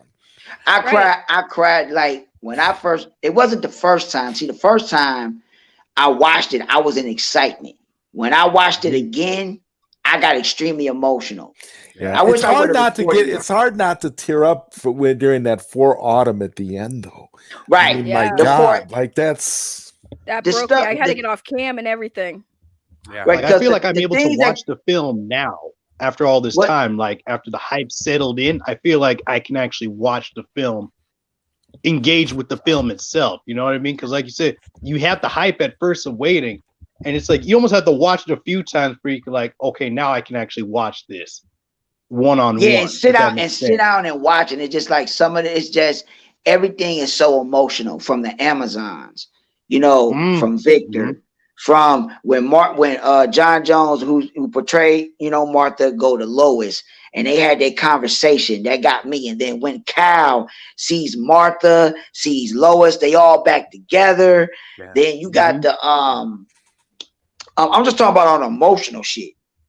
What's the other one? Right. Then you feel Steppenwolf's pain. Like it's like you feel bad for Steppenwolf for a minute. I wasn't expecting that. I wasn't expecting that. I didn't feel bad for him. I did not feel bad for him. Just like 50,000 worlds. Cut him a break. Come on. Steppenwolf was such a one-dimensional character in Justice League that it's crazy. I did not at all ever feel bad for Steppenwolf, because when Superman showed up, I was the first thing I said, and Brian was there for that. I was like, Steppenwolf literally just pooped in his spiky underwear. Like, he was like, oh snap, there's a Krypton. I thought all Kryptonians were dead. He got wrecked. He got wrecked. Well, no, we're talking about the sequel. The thing that made everybody feel bad for Steppenwolf was that it was supposed to be done in New Gods, and it was going to be presented. But really? Right, because if y'all didn't listen to the actual interview with Jayona Davis with Anthony, the original writer for New Gods, and that is fucked up. They fucked him over, and I'm glad, and that's why I tweeted it out. I'm glad that they canceled New Gods. I'm really glad that they canceled New Gods, because Anthony, he was the original writer on the script. And what actually happened was that he knows everything about New Gods. He knows the lore. He knows everything. Orion, Mr. Miracle, the Fourth World. He knows about Darkseid, Uxas, Barda, all that. Story. What about Forager? Does he know about Forager? Yeah, everything. So everything that pertains to the actual story and the way that he was writing the script for New Gods, pretty much Warner Brothers played him. He talked to Ava and all the other stuff. Y'all have to actually listen to the actual interview. It's up on there. Well, matter of fact, I'll tweet it out, and then everybody can go to Twitter and they can get it, or I give it to Zod and he can tweet out to everybody. It's amazing David was able to film his film first. It's amazing he got it out when he did. He got it in just before the firestorm of BVS release. Just before. David Ayer. He was able to film his version of Suicide Squad just in time before the madness hit, and then they had to reshoot and re-edit everything. Yeah, and I'm glad that's the thing. All this stuff happened. Anthony breaks everything down on what happened with the script, with the drafts, and then when they got Ava played him. They took his shit and was going to use it and change it up, and they put Tom King on it. Tom King, I don't trust him as a writer at all. No, I don't. Tom King? Him. Yeah, I don't know. I've seen enough of his right. I don't trust him on this kind of thing.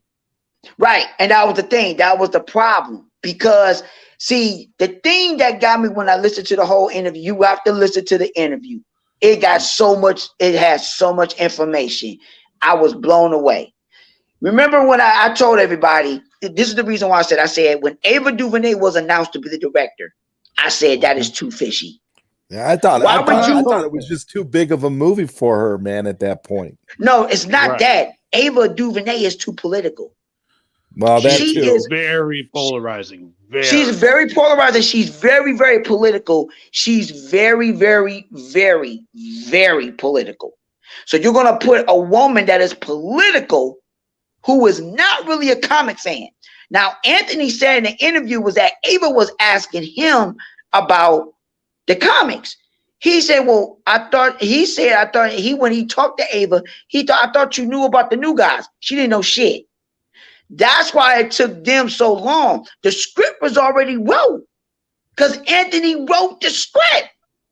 Dude, in the time it took them to work out the script, in those years, Jack Kirby finished New God. That was his run in that time frame.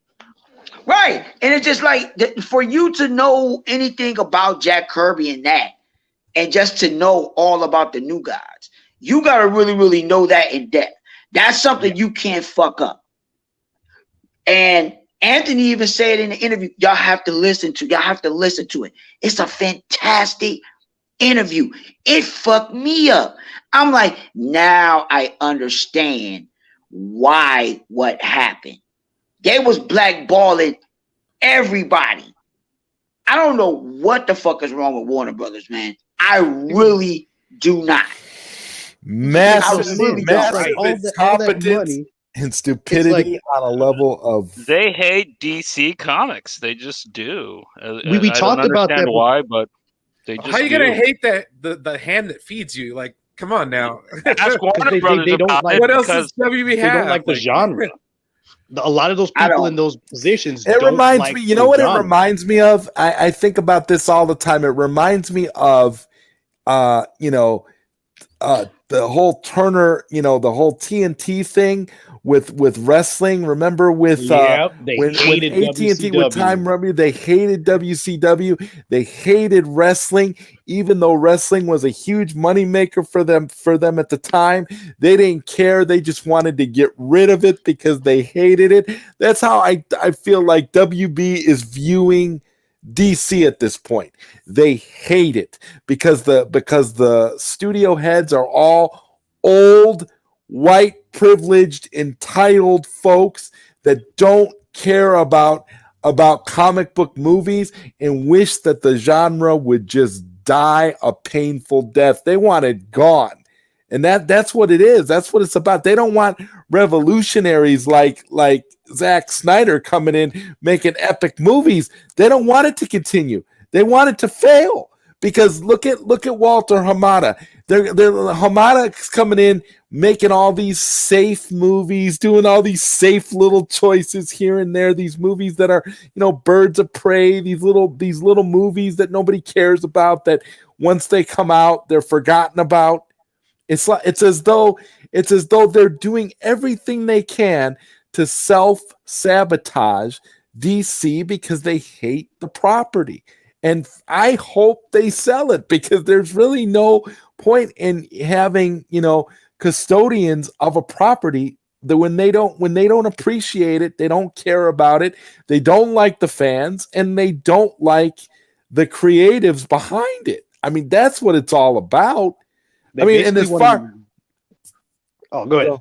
I was just going to say, as far as Ava goes, as far as Ava DuVernay goes with her New Gods, with her New Gods movie and that whole debacle, it's like, I'm actually surprised that Warner Brothers took that movie away from her, because I figure they would want her to be polarizing and political, and they would want her to, but maybe because of that, maybe because she's polarizing and political, they're just like, no, Ava, that's a little bit too complex, that's a little bit too much for New Gods, we're gonna scrap that. That's kind of how I'm I don't know if they were, like you guys are saying, they were gonna have her work with Tom King. I guarantee you they'd have just adapted his Mr. Miracle book onto screen and tried to make some kind of fucking Oscar bait superhero movie out of it, because that's basically I don't think they were going to adapt. Yeah, I don't think they were going to adapt it. Ava was going to do her own thing with it. It was going to be. Wasn't she working with Tom King though? That's yeah, she was working with Tom King. That Tom King Mr. Miracle run, it's basically a sitcom. Yeah, I thought it was like an Oscar bait film. Like he's having a kid, but like he doesn't know if he's dead or alive, and he's got to bring a veggie tray to Apocalypse. And yeah, that is the best part of the book, is you legit get to see what's his name eating a carrot stick. He double dips like an evil bastard that Darkseid would really be. But I don't know. That's what they would try to do. I guarantee you they would have tried to make an Oscar bait type superhero movie, because that's what the graphic novel was. But see, this thing is like, Warner's been trying. Warner thinks it has all these, like, they think they're still the home of these prestige directors and films, and they'll put out all these Oscar bait films, but they're really not. Like, outside of the DC films, they are struggling. They're not they got Nolan. That's about it, right? Pretty much. Well, Nolan is gone. Well, Nolan, he's not cool with them right now. My back is like legit killing me, because I just spent like 5 hours watching this movie, so I think I'm gonna just lay down for a bit. But I did want to, as soon as I saw Zod was live, I'm like, Zod, I saw the movie finally. Okay, well, Saggy, thank you so much for coming on and sharing your experience.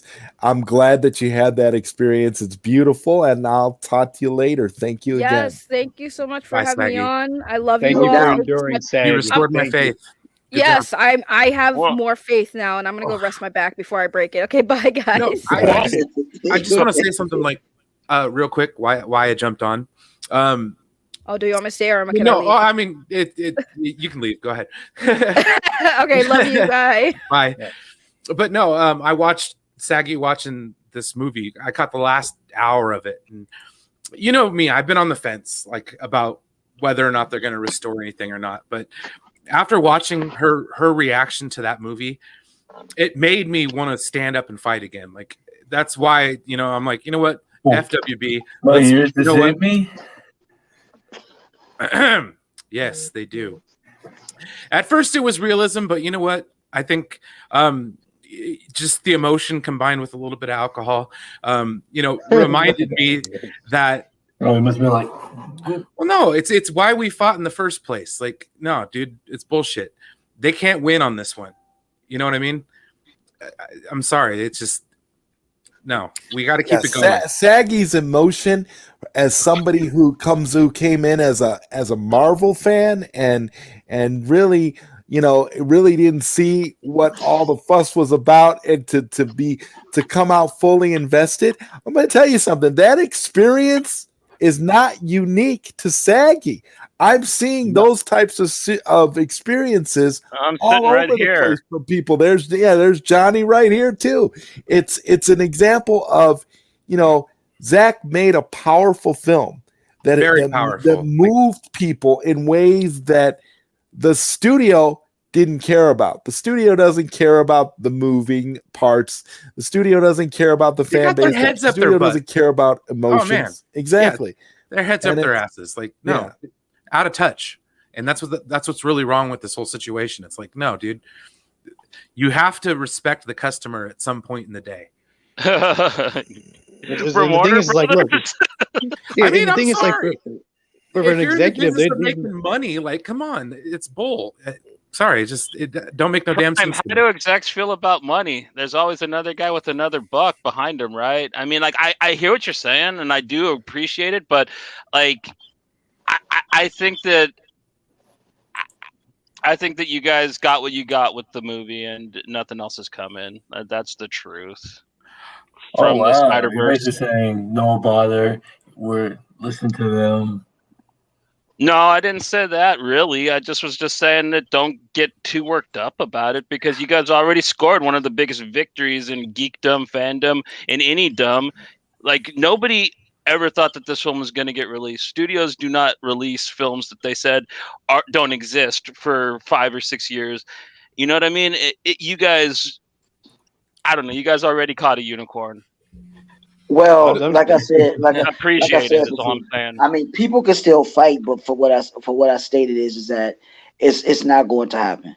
There's nothing else that's going to happen. The only thing that we have a chance for something to come out would be Suicide Squad, because Suicide Squad is done.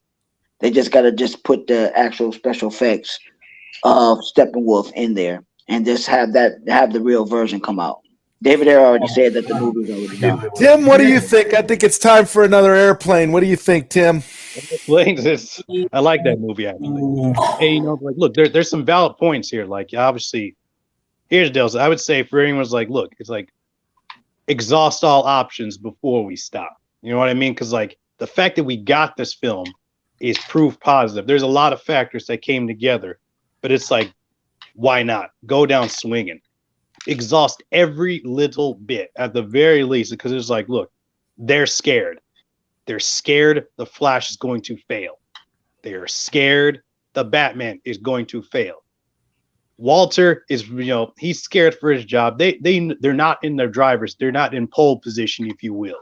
They're not they don't move as someone with confidence. When someone's moving with confidence, they don't need to attack someone else. When they're moving with confidence, they're not even worried. They're excited to share their wares.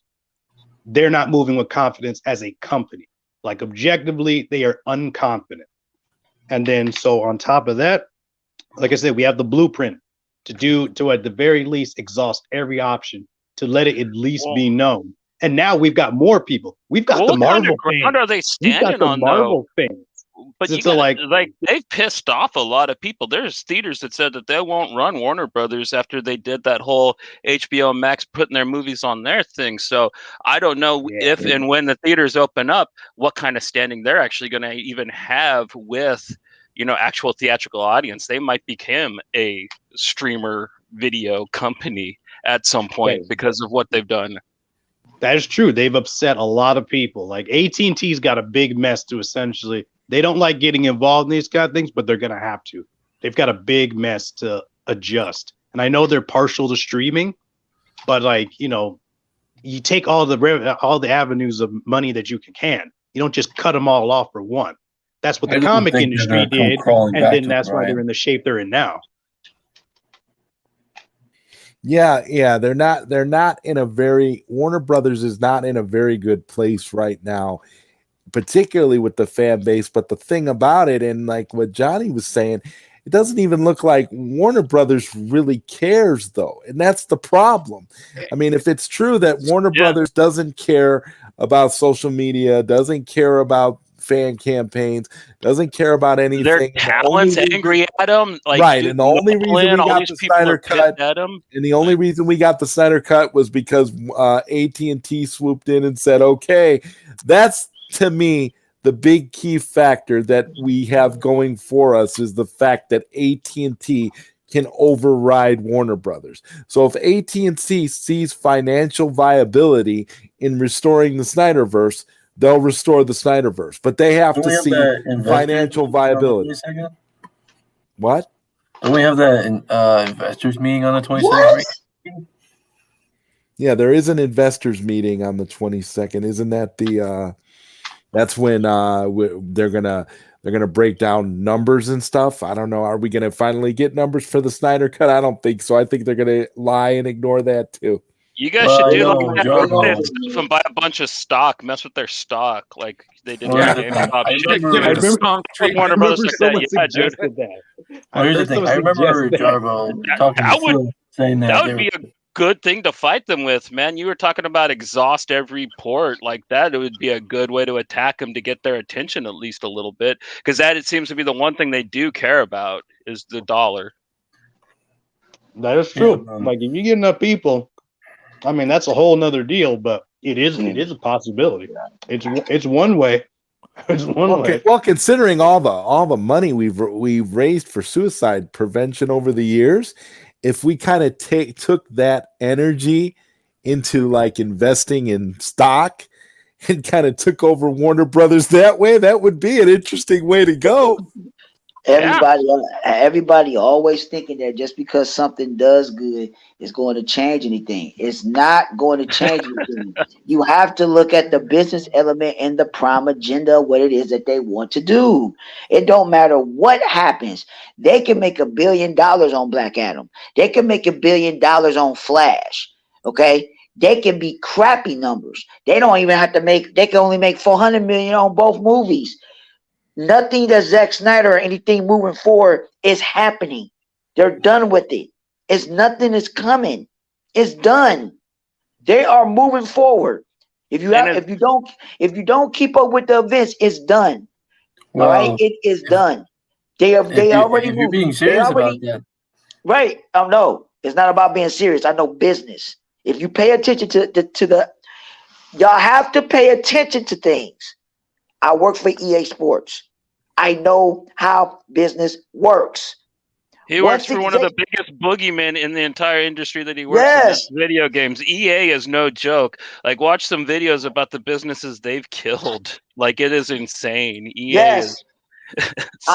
Just because you have, put it like this, I understand people saying The Rock and all this stuff like that. Trust me, Rock is going to do his thing. People are going to go see the movie because of The Rock. It doesn't matter how much money it makes. It doesn't matter how much less money it makes. It does not matter. Okay? Warner Brothers executives, they have already had their narrative. They got what they got. They gave us what we wanted. That's it. Their agenda is that they're going on with their regime. They're going on what they want to do. They want to do the Disney. They want to do the Disney format. They said it. They presented it. Once they do the actual analytics and the numbers call, once they do that call on the 22nd, or is it the 23rd? Either way it go. You say what? It was the 22nd. The 22nd. Once they do that, they're going to put out all their numbers. All their numbers. Yes. Now, do I feel they're going to put out the Zack Snyder numbers? It's a possibility. Their agenda is to eradicate it. They don't want nothing to do with it. Nothing. They're trying to get rid of everybody. This campaigning that Ray Fisher is doing right now about him being in the Flash movie is not happening. He's not getting back in it. It's done. Gal Gadot, once she does this third Wonder Woman, that's it. If Aquaman 2 you're starting to sound like a certain someone we don't talk about. No, I'm telling you facts in business. I wanted the Snyder Cut. I wanted the movement. Andrew, he's right though, dude. Andrew, I'm going to tell you one thing so you would know. The only reason why we got the Snyder Cut, it was filmed. We had the movie. It was done already, basically. It was done already. The movie was filmed. It wasn't done. The movie was filmed. Is Justice League 2 and 3 filmed? Mm-mm. There you go. Yeah. And I guess it's over. And to pack things up. Well, I got to tell you this as a fan. Like, I've been in part of fights before, and I've had my heart broken. Like, I loved a movie called Dredd, starring Carl Urban, based off one of my favorite comic books, Judge Dredd. It came out. It was a wonderful film. Everybody loves it now. Nobody went and saw it in the theater, though. It flopped terribly. But everybody wanted a sequel. And they kept saying, like, oh, we'll do one. There's The Day of Dread. Go buy the DVD, the Blu-ray on this date. I bought like 12 copies of that movie. I bought all the omnibuses, all kinds of stuff to pump it up. And like it was, they were saying like, oh, we're making all these good numbers. We might make. They never made a Dread sequel. Carl Urban ain't never going to put that helmet on again. And as sad as that makes me to know that, I did my fight and like I feel good about it, but at the same time, like I feel a little, I don't know, and I didn't even get a Snyder cut out of it like you guys did. So I just the only put it like this, you guys won is all I'm saying. Right. Like I said at the beginning, like I said earlier of this, and I didn't say this. See, people's not looking at the business aspect of this and not understanding why they did what they did. The only reason why we got the Snyder Cut is because of HBO Max. To drive subs for the program. Right. Just the dry subs. They said, well, we got an IP. We got an IP. It's already in the vault. It's already in the vault. I said this earlier. HBO Max. Let me talk like a business person instead of being passionate. When HBO Max was announced and they was going to do all their new upcoming directors, producers, any new IPs that was coming onto the platform besides their exclusive content that WB already owns that's going to be on the platform. Once they have all the indie creators, all the new upcoming writers, they will fund 8 IPs a year of $81 million. Anybody that has a new project, anything that's written, they present it to them. They will fund them up to $81 million. The Snyder Cut, when it was announced, when Zach had announced it in March of 2020, if y'all go back and look at the interview, I don't know if it's the interview with Grace, it was with him and Deborah. And him and Deborah already stated was Warner Brothers came to them in 2019, the winter. They wanted to bring it out. This is when HBO Max was about to launch. It wasn't even, that was the only reason why. Warner Brothers said, not Warner Brothers, but yeah, Warner Brothers and Warner Media, they came up to him. Zach said he didn't want no stipulations. They gave it to him to make it. Well, they said at the moment, we don't have the money. That's because the money to kick in for HBO Max did not kick in yet. That's why they got $70 million. It's because of one of those IP budgets. The $81 million for HBO Max for an IP. They got the $70 million. Once they got that, then they could complete the movie. They got what they got. It's done. And there's no way he's making a second Justice League for $70 million on HBO. Right. Y'all have to take in consideration. And I said this. I want y'all to think. The first thing is this. It's not filmed. They don't have anything else. They don't. The cast is too big. You got to have a big-ass budget for that star-studded cast. Think about it. Gal Gadot, she's going to want a big cut. You got Ben Affleck. You got Henry Lennox. You got Lawrence Fishburne. You got Amy Adams. You got Diane Lane. These are not no low-key actors. You got Jason Momoa now. You got Henry Cavill. Ray Fisher may be the lowest one on the totem pole because he's new. You got J.C. Simmons. You got what's his name? Kevin Costner even showed back up, didn't he? Or there's a lot of money to get people like that to come. Right. Back. You have a lot of money just for the cast. That's the budget.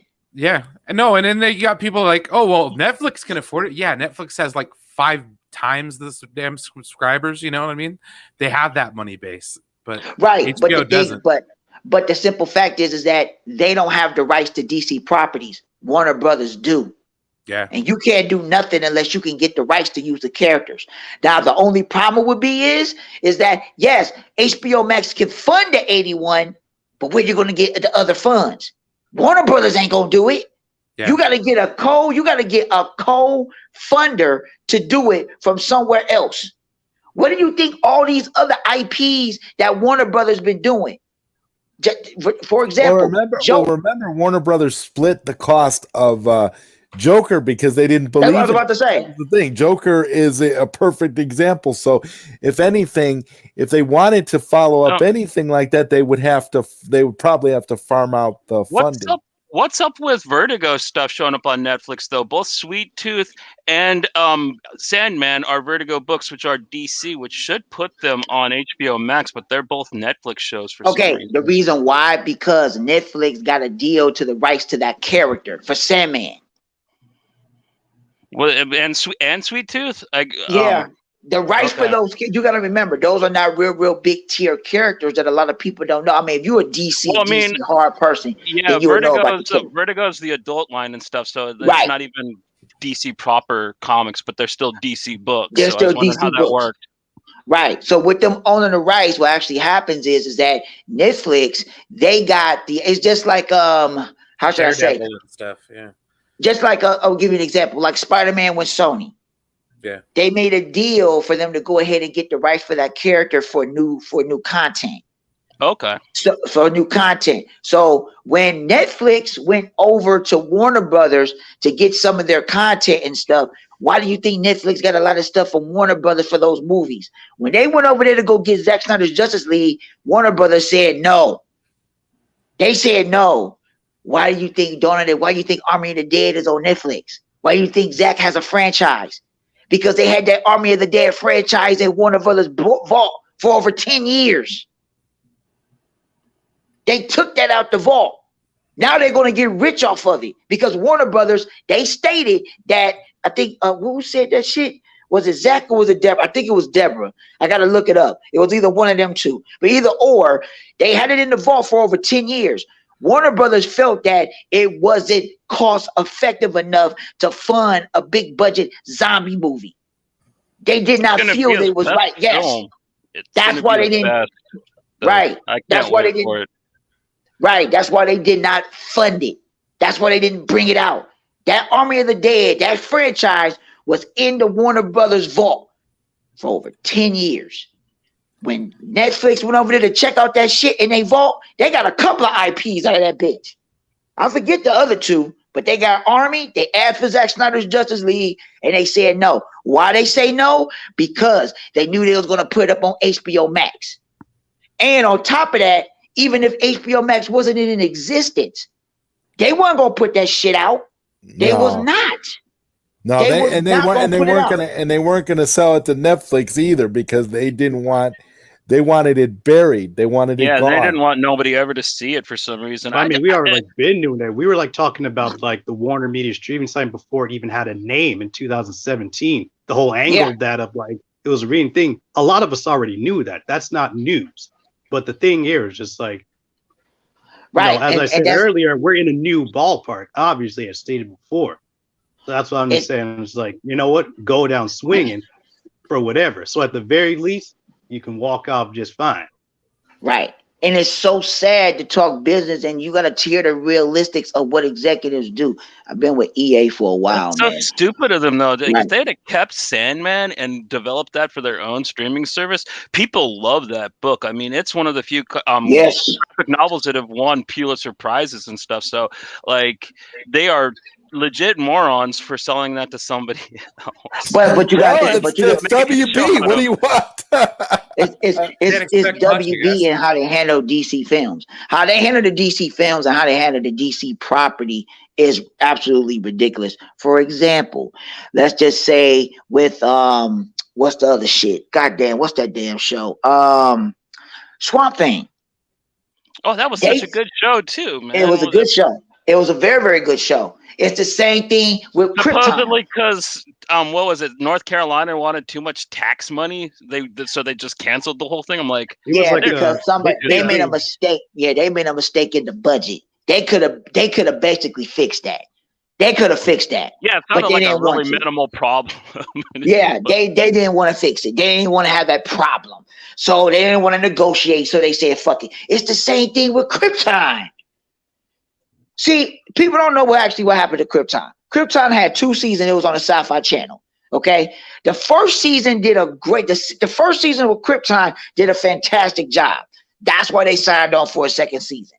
The second season didn't do too much because when the ratings had dropped and when it went down, when the ratings and stuff went down, once they did the last episode, the ratings went, let me see, what did they say? The ratings went down for the first couple of episodes and then the ratings went up towards the end.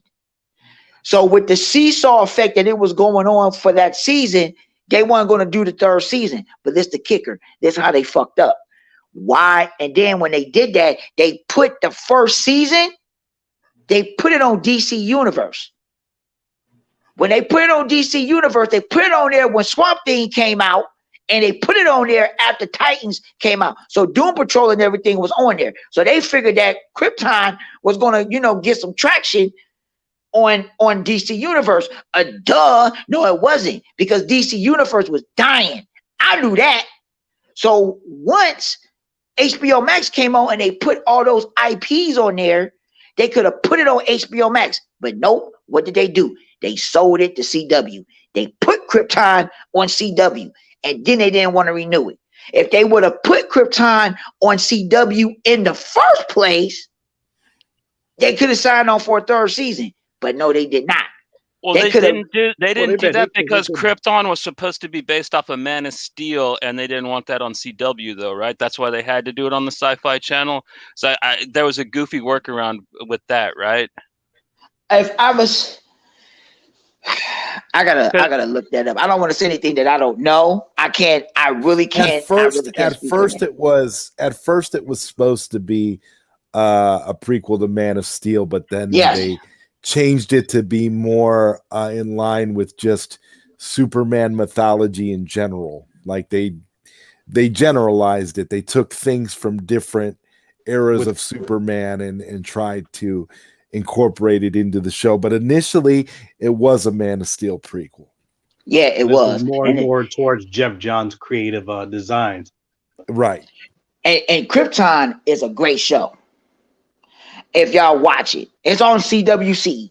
Watch the first season. You will understand exactly on the reason why. Then when you get to the second season, then you exactly what Zod said. You will know why. And I think that's the reason why, like I said, that's the reason why at the beginning, the reason why they was gravitating to people for people to come in, because it started to extend the Doomsday in Lobo. Well, they killed Lobo. Oh shit. I told everybody if they ain't watch it. Well, they killed Lobo. And so my thing was, and then it rose towards the end. So I was just like, hey. And you can see how they went into a little bit of a different direction in the second season. The first season was fantastic. I'm talking about a story where David Goyer wrote that shit and he did a fantastic job. You see all the stuff from Man of Steel in that. I'm talking about, woo! You see a lot of Man of Steel in there. So, I mean, just from the concepts, from the what is that shit called? The chamber. The way they Kryptonians were already programmed. You said what? The Genesis chamber. Yeah, the Genesis chamber. That's it. And the way Kryptonian was supposed to be, and because where they were already predetermined, then you will see how they actually reproduce. They were chosen to be couples where they did not actually, I mean, they had sex, but it was against the law to have a natural birth child. Some shit. I gotta rewatch it again. I was rewatching it. I gotta rewatch it again. But then they get to it's crazy. Y'all gotta watch the first season. Krypton, it has a lot. Yeah, it's crazy. And then you will understand on why. And at first I thought it was 300 years. It's 200 years before Kal-El existed. And you will actually see what happened to Val-El, and then Sag-El is supposed to be Kal's granddad. Sag-El is Jor-El's dad. So you will see the generations of Els, and then why they tried to eradicate the House of El. The only reason why they tried to eradicate the House of El was because Val-El, which is the great-great-grandfather of Kal, he found out that Krypton was destroying itself. and there were aliens and other beings in the universe that could come and destroy Krypton, which later on down the line does happen because Brainiac shows the fuck up. So that's what I'm saying. And Brainiac has a lot to do of why Krypton malfunctioned. Y'all gotta watch it. It tells a lot of shit on what actually happened. And then, you know, all the other shit. And the twist to it is when Zod comes from the future and what his plan was. So once you watch Krypton, you're going to be like, what the fuck was they thinking? Because the story is fantastic. It's pretty much two stories in one. And Zod got a fantastic plan coming back in time. And you're going to trip out on how he get back to the past. Right? How he gets back to Krypton. So it's crazy on how they do it. So I highly recommend everybody to watch Krypton. Watch the first season. Once you watch it, I know Zod watched it. Did you watch it, Zod? I got about midway through the first season, and then I kind of tapped out. But I'm gonna have to go back and watch the rest of it because I'm, you know. Right. When once you watch the situation, and I see like the whole thing, with this and DC app, it's like I'm like, when I look at the whole structure of comics to movies and such, and I've been looking at recently, it's all backwards. It's all off, for like a lot of reasons. I mean, one, the DC Universe app was only domestic, and like that hurt it big time.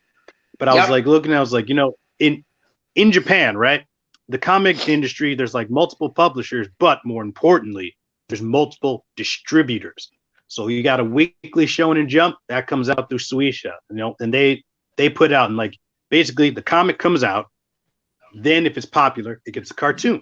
The cartoon gets popular, that boosts sales of the comics, which feeds into the cartoon, and then that builds into more merchandise, and then that leads into films, animated films, and then live action. Stateside, our infrastructure isn't like that. Like the left hand doesn't know what the right hand's doing.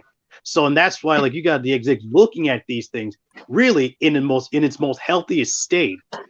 Something like The Dark Knight should have boosted sales from Detective Comics into the millions. That's what should be happening. So that way there's less like financial pressure, because like there should be basically loads of money coming in from the comics. Because right now everything was on Diamond Publishing. Marvel, DC, Archie, and Image were all going through one distributor. And everyone was saying, that's a terrible idea. And so when COVID hit and then everything came to a grinding halt, and then all those layoffs started waving in, tons of comics started getting canceled. And, it's like, and you already see how like Marvel and DC, they look at these comics as a boutique line. Like they don't respect any of the material. So that's why they're playing. So if you wonder why Birds of Prey is played so fast and loose with all the characterizations, is because one, the comics don't make money like they should. Like honestly, it's like with the proper structure, there shouldn't be a Birds of Prey movie if the comics aren't doing well. So that's what I mean. It didn't even have its own comic running. They put out like a 4-shot on Black Label for the movie when it was released. It didn't even have a series going, which is kind of sad to think that they were doing a film for a book that didn't even have a book at the moment. They only did it because of Harley Quinn. And the way it was just the marketing. If they would have just named it Harley Quinn and the Birds of Prey, I think a lot of people would have went to go see it if you put Harley first. Because remember, the marketing team. Isn't that what they ended up doing anyways? Because it was originally called Birds of Prey and the Curious Case of Harley Quinn. The Immaculate Emancipation of one Harley Quinn. But then they changed it, and then they changed it to Harley Quinn and the Birds of Prey after the movie was released, and that's the reason. And that's called marketing being dumb as fuck. Yeah, because if you have a high marquee character, why isn't her name? Don't get me wrong, the name sounded cool for hardcore comic book fans that understand it. The general casual audience ain't gonna know that. Okay, they're not going to know. You need to put Harley Quinn first, Yeah. Harley Quinn should have been a standout. Huh? If anything, somebody could have remembered that old show, the old Birds of Prey show. That would be maybe somebody else's other thing that they could tie to that name. Yeah. And like that's not a really good reference point either. Well, on that note, guys, we're over the 5-hour mark. Oh yeah, we was getting it in. So I gotta go ahead. I gotta go ahead and end this stream because it's getting late and we have gone for a long time. So I kind of want to catch your final thoughts. I'm going to start with you, Tim. I want to get your final thoughts, and I'd like you to tell everybody where they can find you, man.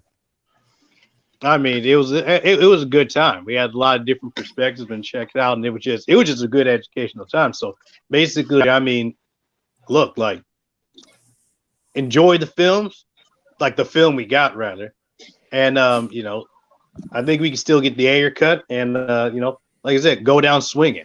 If all else, you can rest knowing, like, you can take an L as long as you know you've done everything you can. So you guys should do the stock market thing. That stock market thing's a good idea. You guys should do it. So all yeah, right. That's and Brian, how about you, man? Well, as far as like my thoughts and feelings on it, I've been all over the place, man. It's like I've been up, I've been down. It's an emotional roller coaster, my friend. I watched Saggy watch it today, and it'd been a while since I'd watched it because I kind of just stopped, you know. It kind of reaffirmed like why I like these movies, and it's such a shame to not see it, you know, continued. But I understand the realism, man. Like, and that's where I've been the last few weeks. It's like, nah, dude, it's not going to happen. And you know, I think the more they don't care. Like, if they wanted the numbers, we'd have had them by now. You know what I mean? If they were proud of what they put out, you know, and they were going to continue it, we'd have heard something. I mean, Wonder Woman 3 was announced the day of that movie being released. So it's like, no. So, no. You know, the only thing I guess we can bank on is them kind of crashing and burning again. And, you know, hopefully they come to their senses. But I don't know. Will the general public still want to be involved by then? You know, exactly. That's the whole point. And Prime, man, your final thoughts, brother. Well, you already got my thing. I'll say this. I don't want people to think that I don't want the Snyderverse, because I do. But no, I'm a realist. You're being real. I'm just a realist. I know business.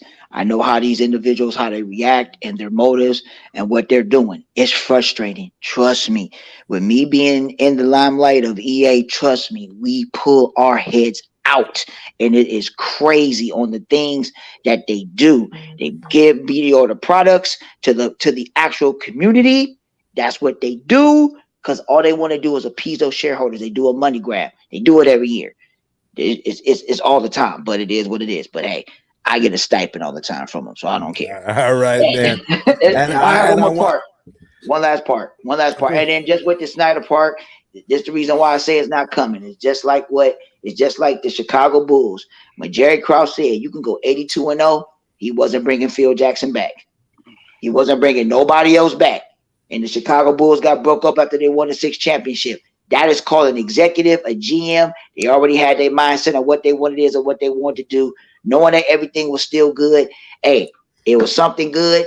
They didn't want it. They want to go in their direction. That's the basically thing I could basically say. I'm shutting my mouth. I'm done. That was a great point. I just want to thank everybody for being here tonight. It was a pleasure to chat with everybody here, and for the people that came on earlier, Koj, Ambassador, Andrew, everybody, this was awesome. Johnny,